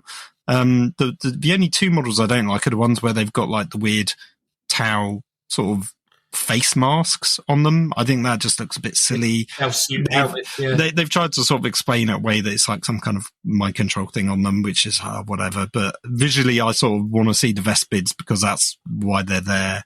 And it makes me go like, oh, would they ever do like a kind of close combat-y variant of these guys rather than just a ranged version? I don't know, but because maybe that's more what the Kroot's about, and these are the shooty mobile things. But a sort of a melee equivalent for these guys would be an interesting unit in the future, I think, if it fits within the lore. I don't know much about them really, so I can't say. But yeah, model-wise, I think these look great. Again, there aren't really any like flying, but the way they're sort of resting on some like rebar and stuff actually makes me not mind it too much. It makes they sort of look like they're doing what they're meant to be doing. So yeah, that's cool. Yeah, because again, I really like the way they've posed them, because it makes the wings feel like they're part of. They're still flapping around, even if they're landing or while they're running around. Yeah, there's a couple where there's like the wings are down and they're clearly like not active, but some of them that like they're flapping around while they're running to get a bit of like a speed run going on. Yeah. So no, I really like these. These are strong models. No, absolutely, man. I think they really done a great job with those, which is great to see. They've also got new terrain. I mean, what can you say about terrain? It's very much continuing in the vein of 40k terrain. It's ruins, and for some reason, the Imperium loves, putting rain catchers or industrial barrels into the walls of their. It's the walls of their habitats, which I suppose makes sense. I don't mind that one. Yeah, there's some interesting wall designs. As say, there's ones where there's like big containers in there, which look kind of interesting. I think. Yeah, I like it. It's interesting. The thing that annoys me more that we see repeated constantly, like the weird air vents, like that are constantly in every single wall, and their designs it's humid really in the 41st millennium. Mate. I mean, I guess you'll need aircon, right? And I guess it ties in with the pipes, but the pipes haven't been available as far as I'm aware for ages. But they could bring them back at some point. The window design's interesting, and there's a lot of weirdly line of sight blocking in the on the ground floor, which feels like a sort of deliberate design choice with this to potentially marry up with 40k kind of competitive scene if they wanted these to be available for those. There's some interesting scatter terrain pieces here as well, with like crates and barrels and all sorts of stuff that you can see on the main picture. But actually, we can talk about that when we scroll down through the other pictures as well. Yeah, because I mean, ultimately, they got a core rule book, and then they got like a campaign book, and then they've got these new accessories. So in place of shapes, there are now just numbers that correspond, obviously, to the length of the area on the actual measuring tool. But yeah, they've also got barricades, ladders, other kind of useful accessories that are obviously going to come in helpful during your games as a kill team. The smoke grenade I actually really like. That looks very cool. I do and I don't. It's sort of a weird one in so much as like I think they are actually quite cool. But I feel like when I look at them in the picture and the Vespids are kind of amongst them, it feels like one of those things that I don't know. The idea that the Vespids are using these sort of rudimentary. Well, I mean, I assume they are, and I could be wrong, I would assume they're potentially the Aquilon, like, drop, like, landing site markers, maybe, or they are just a generic kind of smoke grenade type effect. Because they're sort of puffing smoke and they're sort of white and red, that makes me think, because the way the Aquilons work, that they described it in the game of Kill Team, is that you drop down markers, and then you can move those around for the first few turns, and then I think one or two of them disappears, and then it's like, this is your final landing zone for some of your models to come down in. So I wouldn't be surprised if they are representing those, but because there's only two, maybe you need more for the Aquilon range. So I don't know. But they could have some more in-game effects or like mission sort of related stuff, rather than this is something Vespids are using to chuck and it's going to obscure line of sight from a traditional smoke grenade type ability. Yeah, but yeah, long story short, it's cool to see, and I'm interested. I think, I'm highly unlikely to buy this box set, but I do think I'll pick up the rulebook for Kill Team and inevitably forget to play it for another 3 years. But I mean, there's a lot I like about it. I think the terrain's nice. I think the Vespids are really nice. The Aquilons are fine. But yeah, I think overall, if, Kill Team's something that you've been interested in playing, I think this is a really good time to jump in. And typically, from everyone I know who plays Kill Team, it is, again, as I've said already, a very well-respected and well-liked game. So, yeah, and it feels also like there's a good community down at my local club. People play Kill Team regularly, so there's a real kind of fanfare around it. People really enjoy it. So yeah, I think ultimately there's nothing I'm seeing here that gives me a massive cause for concern.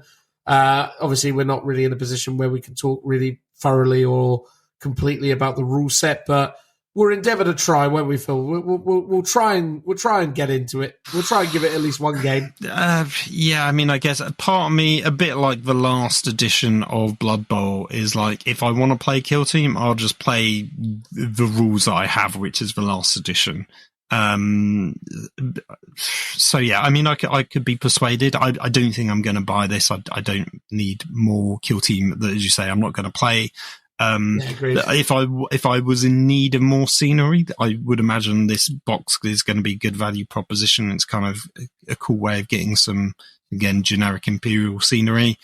I mean, the criticism of that is it would be nice if it was maybe a Tower World for a change. So we got some alien scenery or some, generic, I don't know, kind of craggy hills and a cave system or something. I don't know. Some more natural terrain, let's say, in terms of like foresty hilltops and things like that. So more Imperial terrain isn't something that particularly anyone needs, because Games Workshop's always made Imperial terrain, but it's it's the IP though, isn't it? Yeah, I guess so. So I can't really criticize it too much for that. But yeah, I don't think I'll try and buy it at all. But if you want to have a game, I will play it with you, is my long rambling answer to that. Truth be told, mate, I think I'd rather just replay Shadow War Armageddon.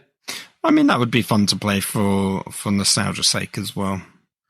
Well, maybe we could try and rally a bunch of people around and do another one of those one-day campaign systems that we came up with last time. I thought that was super fun. That's true, yeah. Or maybe Kill Team Through the Ages, where we play every edition and rate them.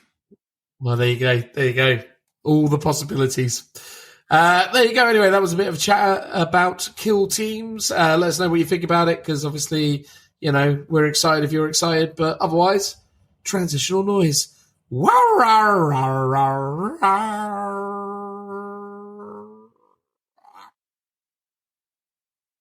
Hey, Phil. How you doing? Oh, I'm good, thank you. There we go. Anyway, it's the outro, everyone. Have you seen those rules they put out for the new Skaven stuff? Or at least the rules that are new as of Wednesday, the 4th of September? I opened the article, I saw it contained rules, and I closed the article without reading it. Oh, fine. You're one of those, aren't you, where you have to wait till it's in your hands proper?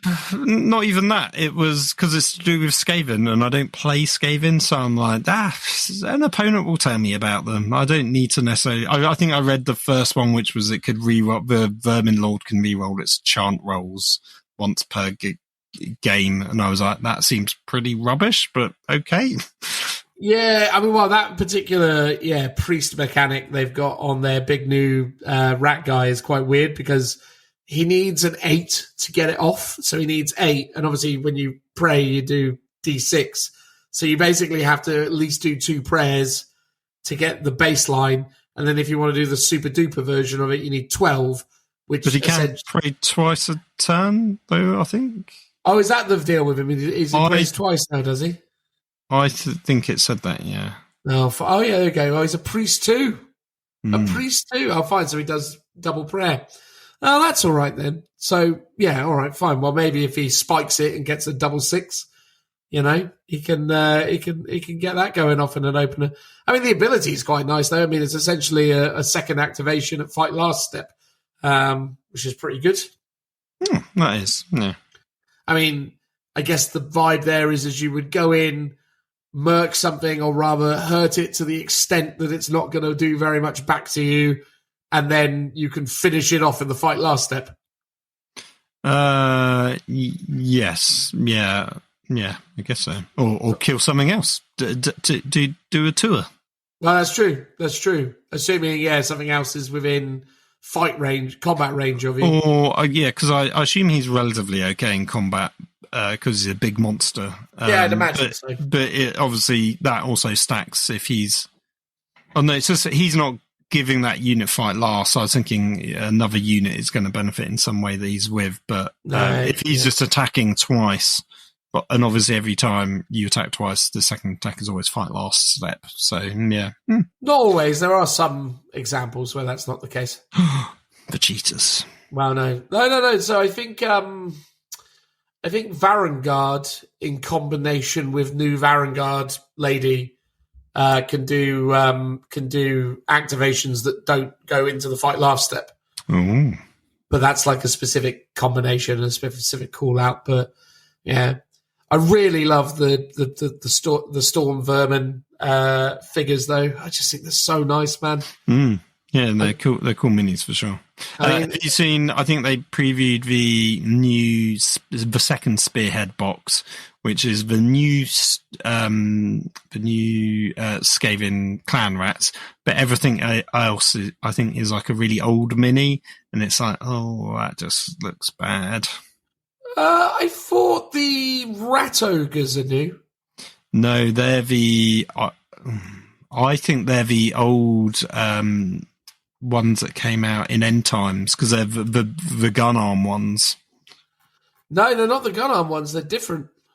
Oh, are they the new ones then? Well, because they did, and they're different from the ones that are in. They're different from the ones that are in the box set. So the Scaventide box set has. Because I read it and it implied it was the only thing that was new was the. Oh no, you are right. It's just they've put a different color. You are right. They've just got a different shade of paint on them, haven't they? Yeah, trying to trick you. They did. They got me. Although, isn't there's a bigger rat ogre man there in the middle? Is that not? Oh no, that's one of the old ones as well. Yeah, it's the three rat ogres are the old end time ones. There's the weird, was it warp lightning cannon, which is really old, and then even the grey seer. I think it's grey seer. Yeah, it includes a classic grey seer. It's how they're trying to sell it to you. So the only thing that's new is the clan rats. I mean, the thing is, though, right? Is let's be honest with ourselves. If you are. You know, everyone who has bought Scaventide or is into AOS 4 has a spearhead of of Skaven now. Like I'm shocked they're even releasing this. It seems utterly unnecessary. It feels like an upsell to everyone now who's bought the AOS box set is like, you've got a Skaven army, guys. Why don't you expand it with just this other spearhead where you get more clan rats, because obviously you need more clan rats, and then some really old models, which, to be fair, the shooty guys, while dated, are still very relatively new and will probably stick around for a long time, whereas the Warp Lightning cannon, I imagine, will get redone next year because it's a very dated model. And, without wanting to be too critical of Games Workshop, they do have a habit of giving you these bundle deals of whether it's Combat Patrol or Spearhead, with often brand new models with at least one very old model that's probably going to be changed in the next couple of years. Yeah, because would it have really have killed them to have put the Deathmaster in there instead of the Greyseer? Like the Deathmaster being the most recent Skaven miniature before the entire range refresh. Yeah, possibly. He's like the assassin guy, with absolutely gorgeous sculpt. Yeah, like that would have been great. Or they could have given you the old Claw Lord, like one of the old ones, because I think they did like a plastic Claw Lord at some point. In fact, there he is. Yeah. So yeah, he could have given you that, because at least then that would have been another unit option that you hadn't already gained access to. Because let's be honest, this classic Greyseer, I mean, it's a perfectly serviceable miniature, but I mean, it's not a patch on the new one. The new one's gorgeous. It's very similar, but just not as good as the new one, I think. Yeah, it's the guy that she tells you not to worry about, like the classic thing. Yes, again, I'm not really the sure. New one is who it's aimed at, other than, I guess, someone wanting to expand your new Skaven collection, and you're just absolutely desperate for more models and can't wait until they actually release the rest of the models. Because I assume that's it. Because the new, the Doom Wheels and stuff, like they could have given you whatever the new stuff is that they're coming out. They could have just given you that as a spearhead and said that it's basically this, which is a hodgepodge of stuff you've already got, or poorer versions of stuff you would already have, plus some really old stuff that you probably don't want. I mean, maybe those Warp Lightning cannons are bonkers good and you'll want to get them. I mean, perhaps, but I mean, probably not. I mean, well, we'll see, won't we? I mean, for me, at the moment, if I'm looking at expanding my Skaven range, which I'm not right now, I'm, probably looking at picking up some Storm Vermin. I really like that that new Storm Vermin hero character on Foulblade. He looks great. Cool. So I think he's cool. I think some of the warlocks look really great. I'm not too worried about the Prophet of the Horned Rat. I don't think that's something I'll be falling over myself to get. But I think it's weirdly, as you say, a spearhead of the Storm Vermin, which are sort of more elite Skaven, would almost make more sense, because then they're maybe more comparable to other spearheads in terms of like eliteness and model count, without having to have tons of clan rats and what have you. And you've got him, you got them, and then a couple of the other, the Doom Wheels or something would have been perfect. And it's all new, so therefore people will be excited to buy it. And it's a bit of a saving, hopefully, for collectors, which is always a good thing. So that would have been that would have been much more of a slam dunk auto buy for any Skaven player. Whereas I think this one you'd be hard pressed to convince yourself to want to buy. I mean, this is the thing, right? Because one of the things I've done over the years is I have, and mostly through doing this podcast, to be honest with you, I've been in the habit of buying every Warhammer 40,000 book, because I've kind of fallen into a bad habit with it. With Age of Sigmar up till now, I did buy the entirety of the Dawnbringer series, so I got the entirety of that narrative event that closed 3rd edition. And obviously I've got the rule book, but I mean, in terms of codexes, or rather battle tomes that I have for AOS 3, I just have Gloomspike Gits and I have Auric War Clans, because they're the armies that I've collected. there's part of me that's like, I really want to buy the Skaven rules because I want to support Age of Sigmar because I really love it. But also, I'm like, and also because I own some Skaven, but I'm worried that either starts one of two chain reactions. Where you just got to buy them all. Well, I mean, Phil, so I was in Cryptic Cabins the other day, which is a really good little independent wargaming store near Bracknell. And they got a really amazing Instagram account as well. I highly recommend people go and check them out. But anyway, like I was there, and do you know what they had? They had the four different battle journals that they'd done for Old World. So they had the dwarf one, the Bretonian one, the Arcane Journals. Yeah. Arcane Journals, sorry, yes, yeah. So they had the Bretonian one, the Orcs, and the Dwarf. And I already own the Tomb King one. And there was part of me who was like, I could just buy all of these. I could have them all. Like, and I'm like, but they're like 15 quid, so they're pretty cheap, right? Unless I'm mistaken. But if you buy 3 of them, that's still 35. Well, no, that's true. But I mean, in comparison to a Codex, which is 35 quid, they're a bit more of a value for money. Although the downside is technically you've got to buy the Forces of Order or the. Well, I've got both of those books. Okay, you got those. I did buy both of those because it was super easy. Because when I was getting into the game, the first thing I did was just buy those 2 books. I bought those first, and then I bought the Tomb King box set once I was like, actually, I really like the look of Tomb King. So that's where I kind of went with it. But yeah, like I think, I don't know. That's my problem, man. Like I've got this like kleptomaniac or whatever it is, like hoarder mentality where I'm like, oh, I have to get all the stuff. But this is it. Like with Skaven, there's a part of me that's like, oh, I'm really enjoying AOS4 at the moment. I really want to show my support to it.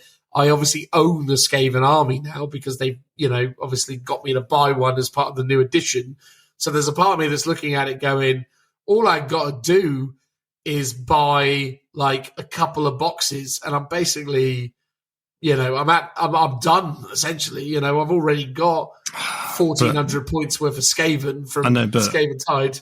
Are you ever going to build them? And also, that battle time's always going to be there, so you could just not buy it. And if you ever do want to, suddenly you get a literal itch to scratch with your Skaven. You can then buy the book because it will still be available. I mean, the thing is, they've talked about in the previews about the battle tomes, which we didn't actually talk about, but they actually sound really interesting. Like they put a lot of effort into them. They've completely like redone everything. There's the background is from a point of view of both the force itself, so from the Skaven perspective, for example, and then also more of an omnipotent point of view as well, like top down, which is what you normally traditionally get. Plus, there's like a fold out map of where the Skaven will be in what realms, which is really interesting. And it sounds like loads of new artwork, loads of effort, and loads of like kind of quality of improvement, quality of life that they've put into it. And I'd be quite keen to pick one of those up just to see what they're like and how they compare to the kind of current edition ones or past edition ones. And we've said several times about our sort of disappointment of the 40k codexes and having a lot of like copy and paste elements when it came to the narrative and not overall just not being that great. So it'd be really interesting to see. And we've said it loads before, it feels like the AOS team put a lot more love into their products and the kind of the quality of the products. Like when you compared, for example, the General's Handbook with the not Grand Tournament, the whatever the annual book you got for 40k was. Well, they're not books anymore, are they? Well, no, at one point, because they both came out and they were both ring bound, right? Sorry, the chapter approved is what I was thinking of, is what it was. Well, chapter approved Grand Tournament was what it was. Yes, yeah. And they eventually, so the AOS ones was always ring bound and had a nice little, bookmark ribbon in it, and they had pop out tokens and all sorts. And the first one of 40k was ring bound, and then ever since they were just like very cheap paperback books Yeah. with literally nothing else in them, and they just got progressively worse, and then now they're cards. Ultimately, so it's a deck of cards. Well, I get the feeling a lot of that's driven by their production timelines. I get the feeling the 40k team are or have been behind schedule consistently, whereas I feel like the AOS team are just so much more on top of it, and they're always able to hit their deadlines and get everything done and build it up. So they're always delivering. I mean, like, you know, this Skaven book will have been done for about 18 months, right? Like, they probably wrote that ages ago. So yeah, like, I think at the end of the day, I think the quality of AOS comes through because of the dedication and the love that studio puts into it, but also just because of their ability to hit deadlines and seemingly, you know, keep on top of things. And again, that's speculation, but it definitely feels like that, especially when you play the two games and you realize just how well thought out the rules of AOS are. Although there are still problems in AOS, I can't sit here and say there aren't. Nighthaunt are definitely very strong at the moment. Slaves to Darkness are definitely skewing powerful. So, you know, there's definitely some, you know, work that needs to go into fixing some of those problems. But on the whole, I think AOS is in a really, really good state at the moment, and I'm really excited about the future that it represents. And I think for that reason, plus a bunch more, I'm probably going to pick up the Skaven Battle Tome. But resist buying the miniatures at this stage. I think it's just like, much like what you were saying, Phil, it's going to be good to see what they do. I think it's going to be good to kind of form opinions around it. But yeah, I just think it's like, you know, I'm definitely not going to buy every battle tome for AOS, but I think Skaven is an interesting one. It's the first one, and it really will show what things will be. So I think that, Auric War Clans, Gloomspite kits, those are probably the three that I buy throughout the span. I'm really not looking to start another AOS army at the moment. Like I've you know, my Iron Jaws are very well established. My Cruel Boys are, you know, work in progress. My Gloomspite Gits are, you know, in the background. Like, basically, I think at the moment, while AOS 4 is still kind of fresh and new, I'm very committed around the idea of this weekend, weekend after next, I'm going to be up at Warhammer World doing the Golden Ticket event. I'm going to use my Iron Jaw army. That's going to be my focal point for this. But I think once I've gotten past this point in time, I think the plan is either to move over to Gloomspite Gits or move over to Cruel Boys and focus on them. Obviously, you, me, Richie and Tim are signed up for a Teams event in November, I want to say. So it'd be really cool if I could get the Cruel Boys done in time for that. In all probability, I think I'm just going to probably stick with the Iron Jaws just because I know I can get, then I can go back and finesse some things on them. But I think, once I get out the other side of 24 and into 25, I think basically I want to kind of put the Iron Jaws on the back burner and really focus on those other two that I have pretty robust collections for. So, sorry, Phil. Oh no, I was going to say I recently ended up going on a dwarf rabbit hole because obviously I've been doing stuff for the old world, but actually I was in Forbidden Planet in London, and one of the few models that they had there was the kind of the bubble commander for Caradron Overlord. So nice. Not the guy with the top hat, but the more generic I know one. The one. And I was like, "Oh, I'll pick him up," because I got two of the special characters when they came out. Because obviously, as I mentioned with Old World, dwarves were my first love in fantasy. So Caradron Overlords have always piqued my interest, and they were one of the factions I was looking at before I went with Nighthaunt. Weirdly, Terraform was the other one. So I got the Joseph Bugman limited edition guy, or he might not be Joseph Bugman, he's somebody Bugman XXX. The AOS model for that. And then the limited edition commander where he's holding the model ship.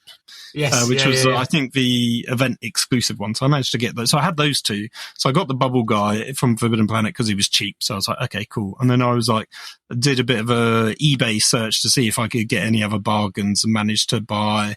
It was the last magazine subscription. They did a occasionally they do the premium kits, which are basically like mini packs. So I think it wasn't quite a spearhead, but it was some bubble boys and was it not the frigate, the gunboat? I think it was the smallest one. Nice. So I managed to buy that quite cheaply off of someone who was selling their premium kit from the last magazine subscription. So I got that as well. So I've got a couple of bits, and maybe if I get a spearhead, I'll have then enough models for a decent sized army. So yeah, I think that might be my next AOS army. But as you said, I've got my Nighthaunt to still finish off. I've still not painted up 2,000 points of that, so I've got to. Oh, I did, but then they reset the points, so I've got to repaint 2,000 points. So yeah, I might try and get some stuff painted up for the next event that we're going to, and then maybe next year I'll look at Caradron Overlords as the new AOS army. That'd be great, mate. That'd be really cool. How do you feel like it's going on the AOS front, though, now? I mean, obviously the game came out essentially a month and a half ago, really. I mean, what was it, like late July? So yeah, I mean, I haven't played it anymore because I've just been locking myself in the shed painting my Thunder Warriors for No Retreat at the end of this month. I obviously, as you alluded to, Nighthaunt have been doing very well, so I'm expecting a nerf for that army. So really still haven't played the actual battle tactics from the core game, because the ones we did were specific to the event that we did. So I haven't actually played any like traditional missions of the AOS yet. So I mean, I'm keen to get some more games in at some point.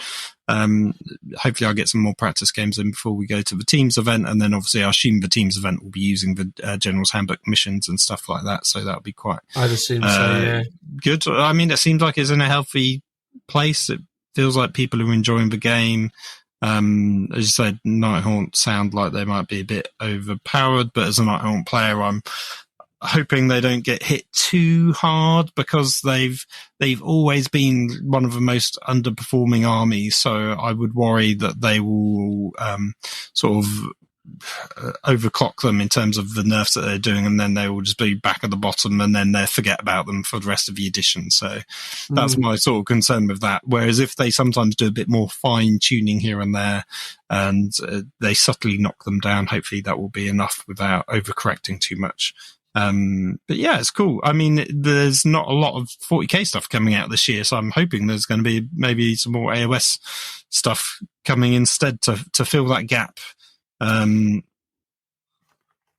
I mean, there should be. I think it's a really interesting AOS at the moment, because I think, I think AOS really gels with and really kind of melds with a very particular kind of hobbyist at a very particular stage in their kind of hobby journey. And I think, I think the thing is with it is that it's not to say that young people don't get into AOS, but I don't think young people get into AOS in the same way as they get into 40k, right? Like I think 40k and the Space Marine specifically is so alluring, so compelling, that it really just kind of appeals massively to younger potential hobbyists, gamers, etc.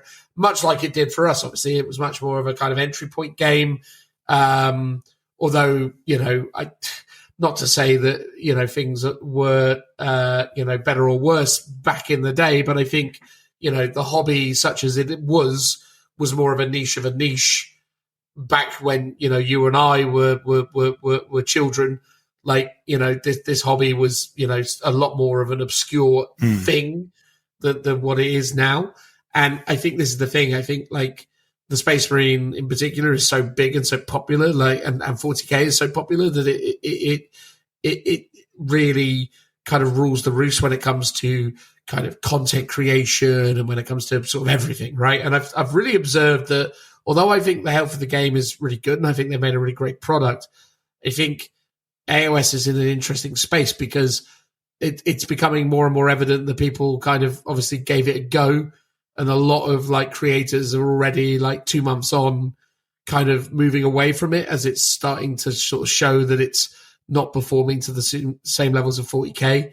And I think that's the thing that's going to be really interesting, because I feel like in a way the kind of AOS community kind of enjoy essentially the fact that the game is a bit of an underdog, and they almost sort of love it for what it is and want it to kind of be very much its kind of own thing, and not be sort of tarnished by the sorts of desires or aspirations that, 40k players sort of pursue. And I think AOS 4 at the moment feels amazing, and I'm sure there have been a lot of new players who have come into it, but I think those players are still dwarfed by the amount of 40k play or new 40k players that have probably come into the game in the same period of time. And ultimately, I think AOS 4 is going to be a really interesting one, because everything I've seen from it thus far is high quality. The miniatures, the rules, the world building, the stories, everything is great. But even with that, it doesn't seem to be cutting through in the same way as 40k. So it's interesting, because I was expecting that AOS 4 might have been more of a catalyst to bring in more people. But actually, it seems like maybe it has brought in more people, but nowhere near enough to make it as compelling or sustainable, certainly for content creators, as 40k is. Yeah, I mean, so Anik, because the one thing you said, which I'm going to pick you up on because I don't think it's true, is the world building. And I would say, while I enjoy some of it, it's still not got a strong sense of setting in the same way that 40k has, or Warhammer Fantasy does. God, no. And potentially that's just because it's not been around for as long, so it's not actually been as explored. And then I think in part also hampered the fact that the first edition came out, there were like literally zero maps of anything to sort of explain what things were or what they looked like, and it's almost so vast that you can't really have a sense of place in it in quite the same way you would have with the old world. So I did play a game of 40k a couple of weeks ago with my buddy George. He's a 40k player. I mentioned obviously the old world to him, and I think he basically was like, yeah, I'd quite like to get into it, but basically he was like, but I don't like any of the factions enough, and the setting isn't sort of wowing him basically.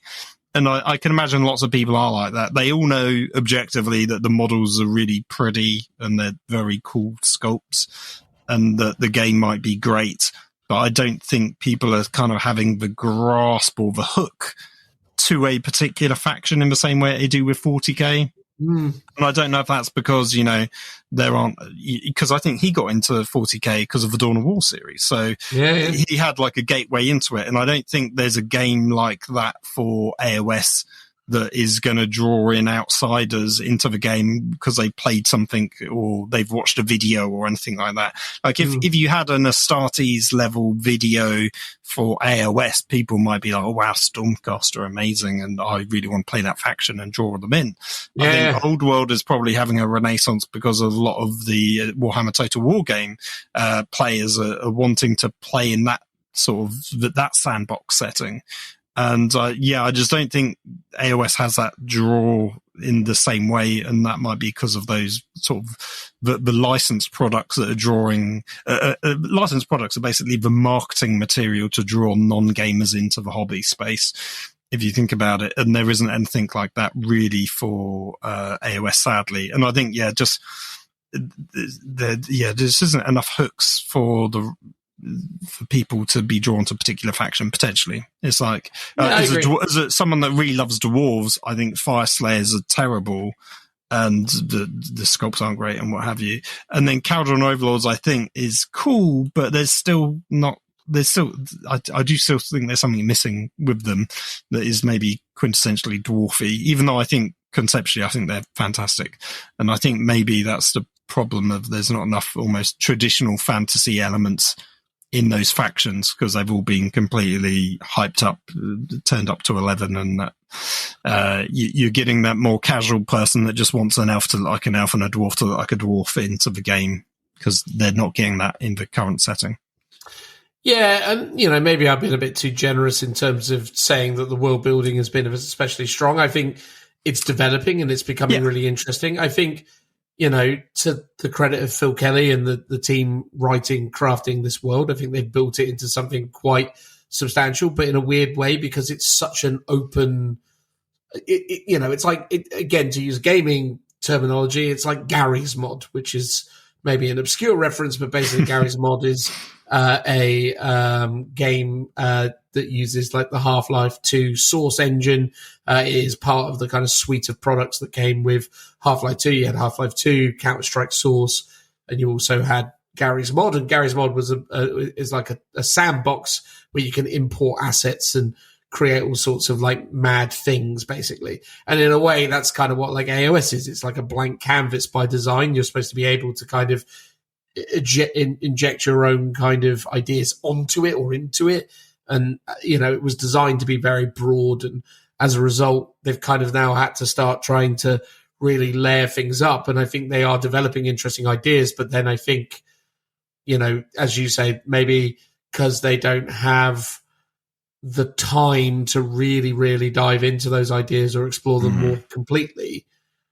And, this is the thing, like, 40K is, built on the shoulders of giants in so many respects. Like the original concepts around Rogue Trader that then became 40K, Rick Priestley and the work he did was amazing. And, a lot of the old world, like the Warhammer Fantasy setting, a lot of that, the groundwork for that was done from the Warhammer Fantasy roleplay products, where they explored sort of the Empire and the sort of a lot of the background sort of story settings, which then fed back into the main game. And hopefully we'll see that with AOS because they've got their own roleplay game and things like that. And I think they're doing a good job of the sort of the ongoing broad narrative for each edition. Is there's a sort of, what I've liked about AOS, and the thing I sort of regret not playing from AOS 1, is that you feel like you're sort of living the story potentially if you're managing to play in the Realm Gate Wars, and then you're playing in the Soul Wars,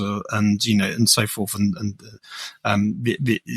play stories from each edition. You'll feel like you're sort of evolving with the setting. If I was to talk about Nighthaunt for a second, there's no real customization from a sort of a lore setting to them. It's like, you got Lady Alinda and a couple of characters, but there's no real sense of like a place of where they belong. I can't be like, oh, I've got this Nighthaunt from a particular castle that has this color scheme to them, and they have these kind of, if they had shields, they would have this kind of emblem on them. I think Cities of Sigma does it quite well in terms of you can add personality to your faction, because you'll be like, cool, I'm from this city. This is the color scheme. This is what they look like. The Nighthaunt is really weird. Like none of it, all of my characters that I could name, I haven't, because I'm like, I don't know what to call them. Because they've got no sort of sense of being anything other than I could paint them green, or I could paint them blue, or maybe a blood red color, which is the prescribed like sub-factions that they originally gave you. Like, I feel like it's very difficult to put personality into the Nighthaunts, and it's very difficult to kit bash them, even though I've managed to do that to an extent. But yeah, I feel like trying to create something with them is very difficult, and I think that's the limitations of how they've done the setting. Whereas if I was to go, cool, I'm going to do, for example, dwarves in Old World, I'd be like, cool, I'm going to pick a mountain or mountain hold and be like, that's where they're from. Then I'll look it up and see what color scheme and what symbol they have, and read up a bit of history about it, and then I'll come up with some names that would hopefully fit in with that. That all feels very easy to do, whereas I think the AOS stuff is so almost high fantasy, high concepts, and it's so broad because it's like, cool, you've got 8 realms you could pick from. It's like, it's very difficult to do, I think. Yeah, I do agree with you. I do think there is an importance and a weight to that history and to those ideas, and I think that's definitely lacking. I think, we talked about it when we were talking about the Stormcast Eternals earlier in the podcast, where the problem is with Stormcast Eternals is they're not as interesting as Space Marines because they've not done enough to kind of define each of these different entities. Like, there is a lot of people who can talk at great lengths, myself included, about the very nuanced differences between a Dark Angel and a Blood Angel, right? That didn't just happen overnight, but the fact is there are notable, understandable, quantifiable differences between what is essentially, at least on a superficial level, the same thing, right? It's just that one's green or bone or black, and that one's red, right? Like that's on paper the difference, or rather not on paper, but that's, visually the difference. But, you and I could talk extensively about both those factions, their backgrounds, their laws, their stories, their triumphs, their failures. There's just so much depth to that IP and to that world. And that's the thing, right? Like, Age of Sigmar hasn't gotten there yet. Could they get there? Maybe. But I feel like maybe the circumstances surrounding Warhammer 40,000, Space Marines, the Imperium, the Emperor, maybe the circumstances surrounding that just without considerable investment and considerable time, maybe it's just not that replicatable. Maybe Warhammer 40,000 is just lightning in a bottle. Maybe it is. So the words right out of my mouth, that was what I was going to say, is potentially lightning in a bottle for that, for Space Marines and the setting, and trying to sort of shoehorn that in, right, into AOS just isn't going to quite work. Maybe it will. Maybe it is just time and, give it 20 years. They've had the same sort of development time as for 40k as where we are now. Maybe they will be there. And it is, it is literally just takes time to build in those sort of settings. And, as I mentioned, and I've remembered the word, it's storm hosts. That's their equivalent of chapters. If they fleshed out the storm hosts and they had, their own units, because I think in first edition they did actually have like little upgrade sprues you could get for a couple of them, so you had different iconography on the shields and the shoulder pads and stuff. Yeah. If they did that, if they kept that up or did that a bit more in going forwards, maybe we would start to have that sort of sense of that sense of iconicness to them that the Space Marines have. Yeah, maybe. I think on the whole, though, where I'm at the moment, I'm really excited about going to this Warhammer World event for AOS weekend after next, or the weekend after this goes out. So me and Richie are going to be doing that. That's going to be super fun. But I think once I've done that, and then obviously with appreciation that, we got the team event on the horizon, I do really want to put some proper 40k time back in. Joe went to a tournament held by Hellstorm Wargaming, a tournament that I was, fortunate enough to attend last year.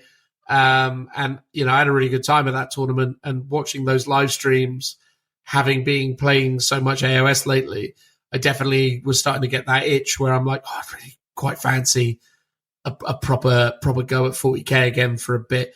Again, 2 months into the kind of AOS hype train, I'm very much now like, I need I think that's the thing. I think there's something about 40k that's always going to pull me back in. The IP, the worlds, the ideas.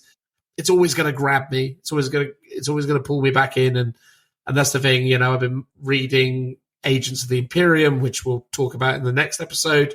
Really loving that. Really love the look of boarding actions. I think that's great. And again, we'll talk about that soon. I think, again, 40k. I think the thing that's actually really interesting about 40k, and one of the things that's actually got me quite excited about it for a little bit, is the idea that between now and the end of the year, there's no more of it other than Kill Team. I'm actually like, oh, you know what? Like I can spend some time with it, and it might be actually quite rewarding and quite fun. Yeah, I think, we talk about it a bit, but more in a sense of the release rate of normally the editions and the churn and the cycle's too short. What we're getting now actually is breathing space, where the meta isn't necessarily changing. There's not, another codex to learn or to work out what's going on, what's the next broken unit that people are going to be playing. It's just going to be, cool, you just left to your own devices, and it's like, we're going to just play some games, play some of the Brian Nexus. I haven't even got it yet. I'm hoping it's going to be delivered. It's hard in to the get next hold of it. few It's days. very Yeah, available. it's, so I ordered them when they first came out. They've been out of stock because I got them through Element. I checked last week. Games Workshop had some in stock, and I think mine is due for like sometime in the next week or so. Yeah. Which I need for the end of the month because I'm going on an event where I'm playing the missions. I can give you mine. Oh, that's true. That'd be appreciated if I don't. I'm hoping they come. Yeah. I managed to, I can't remember the name of it, but there was a website which allowed you to basically draw and generate your cards for you. So when I played my game with George, we did that. So we had access to effectively a digital version of the deck, which I don't think it actually had secret missions in at all. But excluding that bit, but it was still quite fun, and it did actually all the scoring for us as well, which was quite nice. Because actually, that's the one bit that I'm still a bit like, it's just so complicated. But yeah, it was fun to play. So yeah, as much as we bemoan it, sometimes you're just rolling dice with your friends and you're having fun, and you're sort of doing the setting of it, as you say, is the thing that gets you more than whether the game mechanics are any good or not. But I do think having good game mechanics can help for different reasons. Totally. I genuinely wish 40k was in a bit of a better spot at the moment in terms of the gameplay design, but I do still think it's fun. Yeah, you almost need to, because in a way it's like AOS has got the better rule set but the worst setting, and 40k's got the better setting but the worst rule set, and you just need to somehow marry the two together so you've got the best rule set and the best setting combined. Yeah, totally agree. And, it's not that AOS doesn't have problems, right, as we've already acknowledged, but I think that's the thing. Like, for me, at the moment, it's a Games Workshop product. They're always going to have problems. They're always going to have faults. I'm just excited to play some 40k again for a bit. I'd almost be tempted to go back and play some games at 9th. Or even like 8th or something. I've always said at least with 8th and 9th, especially with 9th, is a complete edition. So you can go, cool, we've got our codexes with all the rules and we can go and do it. It's like, I'm also looking forward to boarding actions because I really enjoyed that in 9th edition. So playing 10th edition versions will be quite interesting to see. And, if it's not great, there's always 9th edition versions of it, then we can do that. Yeah, I liked 9th by the end. I mean, it's weird didn't. Saying you didn't. No, well, I did and I didn't, mate. I feel like I was hopeful, right? Like, I was thinking this would be a really good segment that we could do, Phil, where we actually do a top 3 all-time, our top 3 favorite codexes of all time, like in terms of like army design and ideas. And spoilers. A book that would have consideration from me for one of the best codexes of all time. No, not World Eaters. 9th edition Chaos Demons. Oh yeah, no, you did like that one. 9th edition Chaos Demons was like it was like an oasis in a desert, right? Like it was amazing. It was like, oh my god, they figured it out. This is how they should do everything. And then World Eaters was promising, although I think the 9th edition World Eaters book annoyed me because of how they skewed the army into there's the Angron list that you will take or there's not. And it's like, it was really weird how they kind of skewed it like that. I was like, what? Like, it was literally like, you basically can build it around Angron, or you can build it around this juggernaut bloke, but Angron's just better, so you're probably just going to do that. But I don't know. Is that even accurate? Maybe you could take Angron in either version, but I think there was an emphasis on it. But yeah, I think. Oh, by the way, I quite liked the 9th edition Guard book, but overall, I think it was one of those ones where it was quite complicated. Yeah. That would be my. There was a lot of customization around regiments, but having like 3 different types of order mechanics, just blew my mind in terms of like the complexity of it all. So I think it had promise for sure, but I don't know, it just didn't really do it for me. No, I think I pretty much know what my top 3 codexes probably are. So I think it'd be fun to have a discussion, because the things we like about them throughout the editions and why they're interesting and etc. etc. One definitely sprang to mind from 8th edition onwards. Yeah, I would have to give a bit more of a thought and maybe consideration to some older editions as well, like 6th and 7th edition. So there'd be some contenders in there as well. Yeah. 6th edition had beautiful army rules. Like, they really came up with some great rules. It was just a shame that the game was just not quite what it needed to be. But I genuinely look back very fondly on a couple of the 6th edition books. I think they're really good. I think... I was going to say, I would love to do a top 3 campaign books through the ages as well, because I think they'd all just be Forgeworld books. Actually, there's a few Game Workshop ones I really rate, so I would put those in there as well. I mean, yeah, there's definitely a thing. I mean, for me, the more I think about it, I might have to make it a top 5 for the codexes, because there's just there are a lot of really good ones, and I'd need to. But yeah, there's some codexes that were just they were so good. And they're just such a beautiful expression of those armies, and and some of them I didn't even play, but I just loved them. I was just like, wow, this is special. Like, what they've done with this is really, really cool.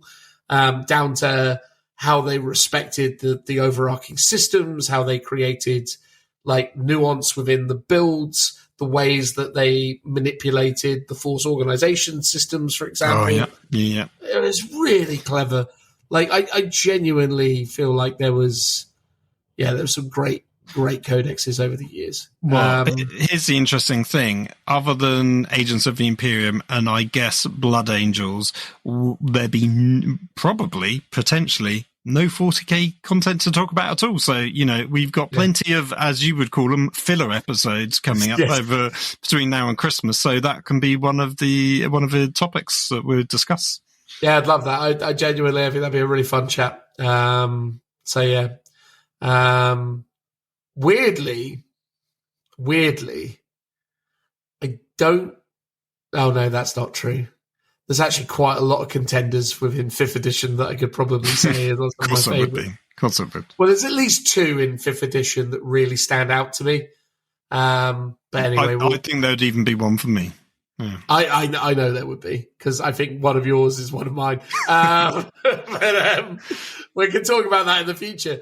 Mate, it's been a really delightful conversation. Thanks everyone for listening. It's been fun. Hopefully you've enjoyed it. We'll see you again in the next one, right, Phil?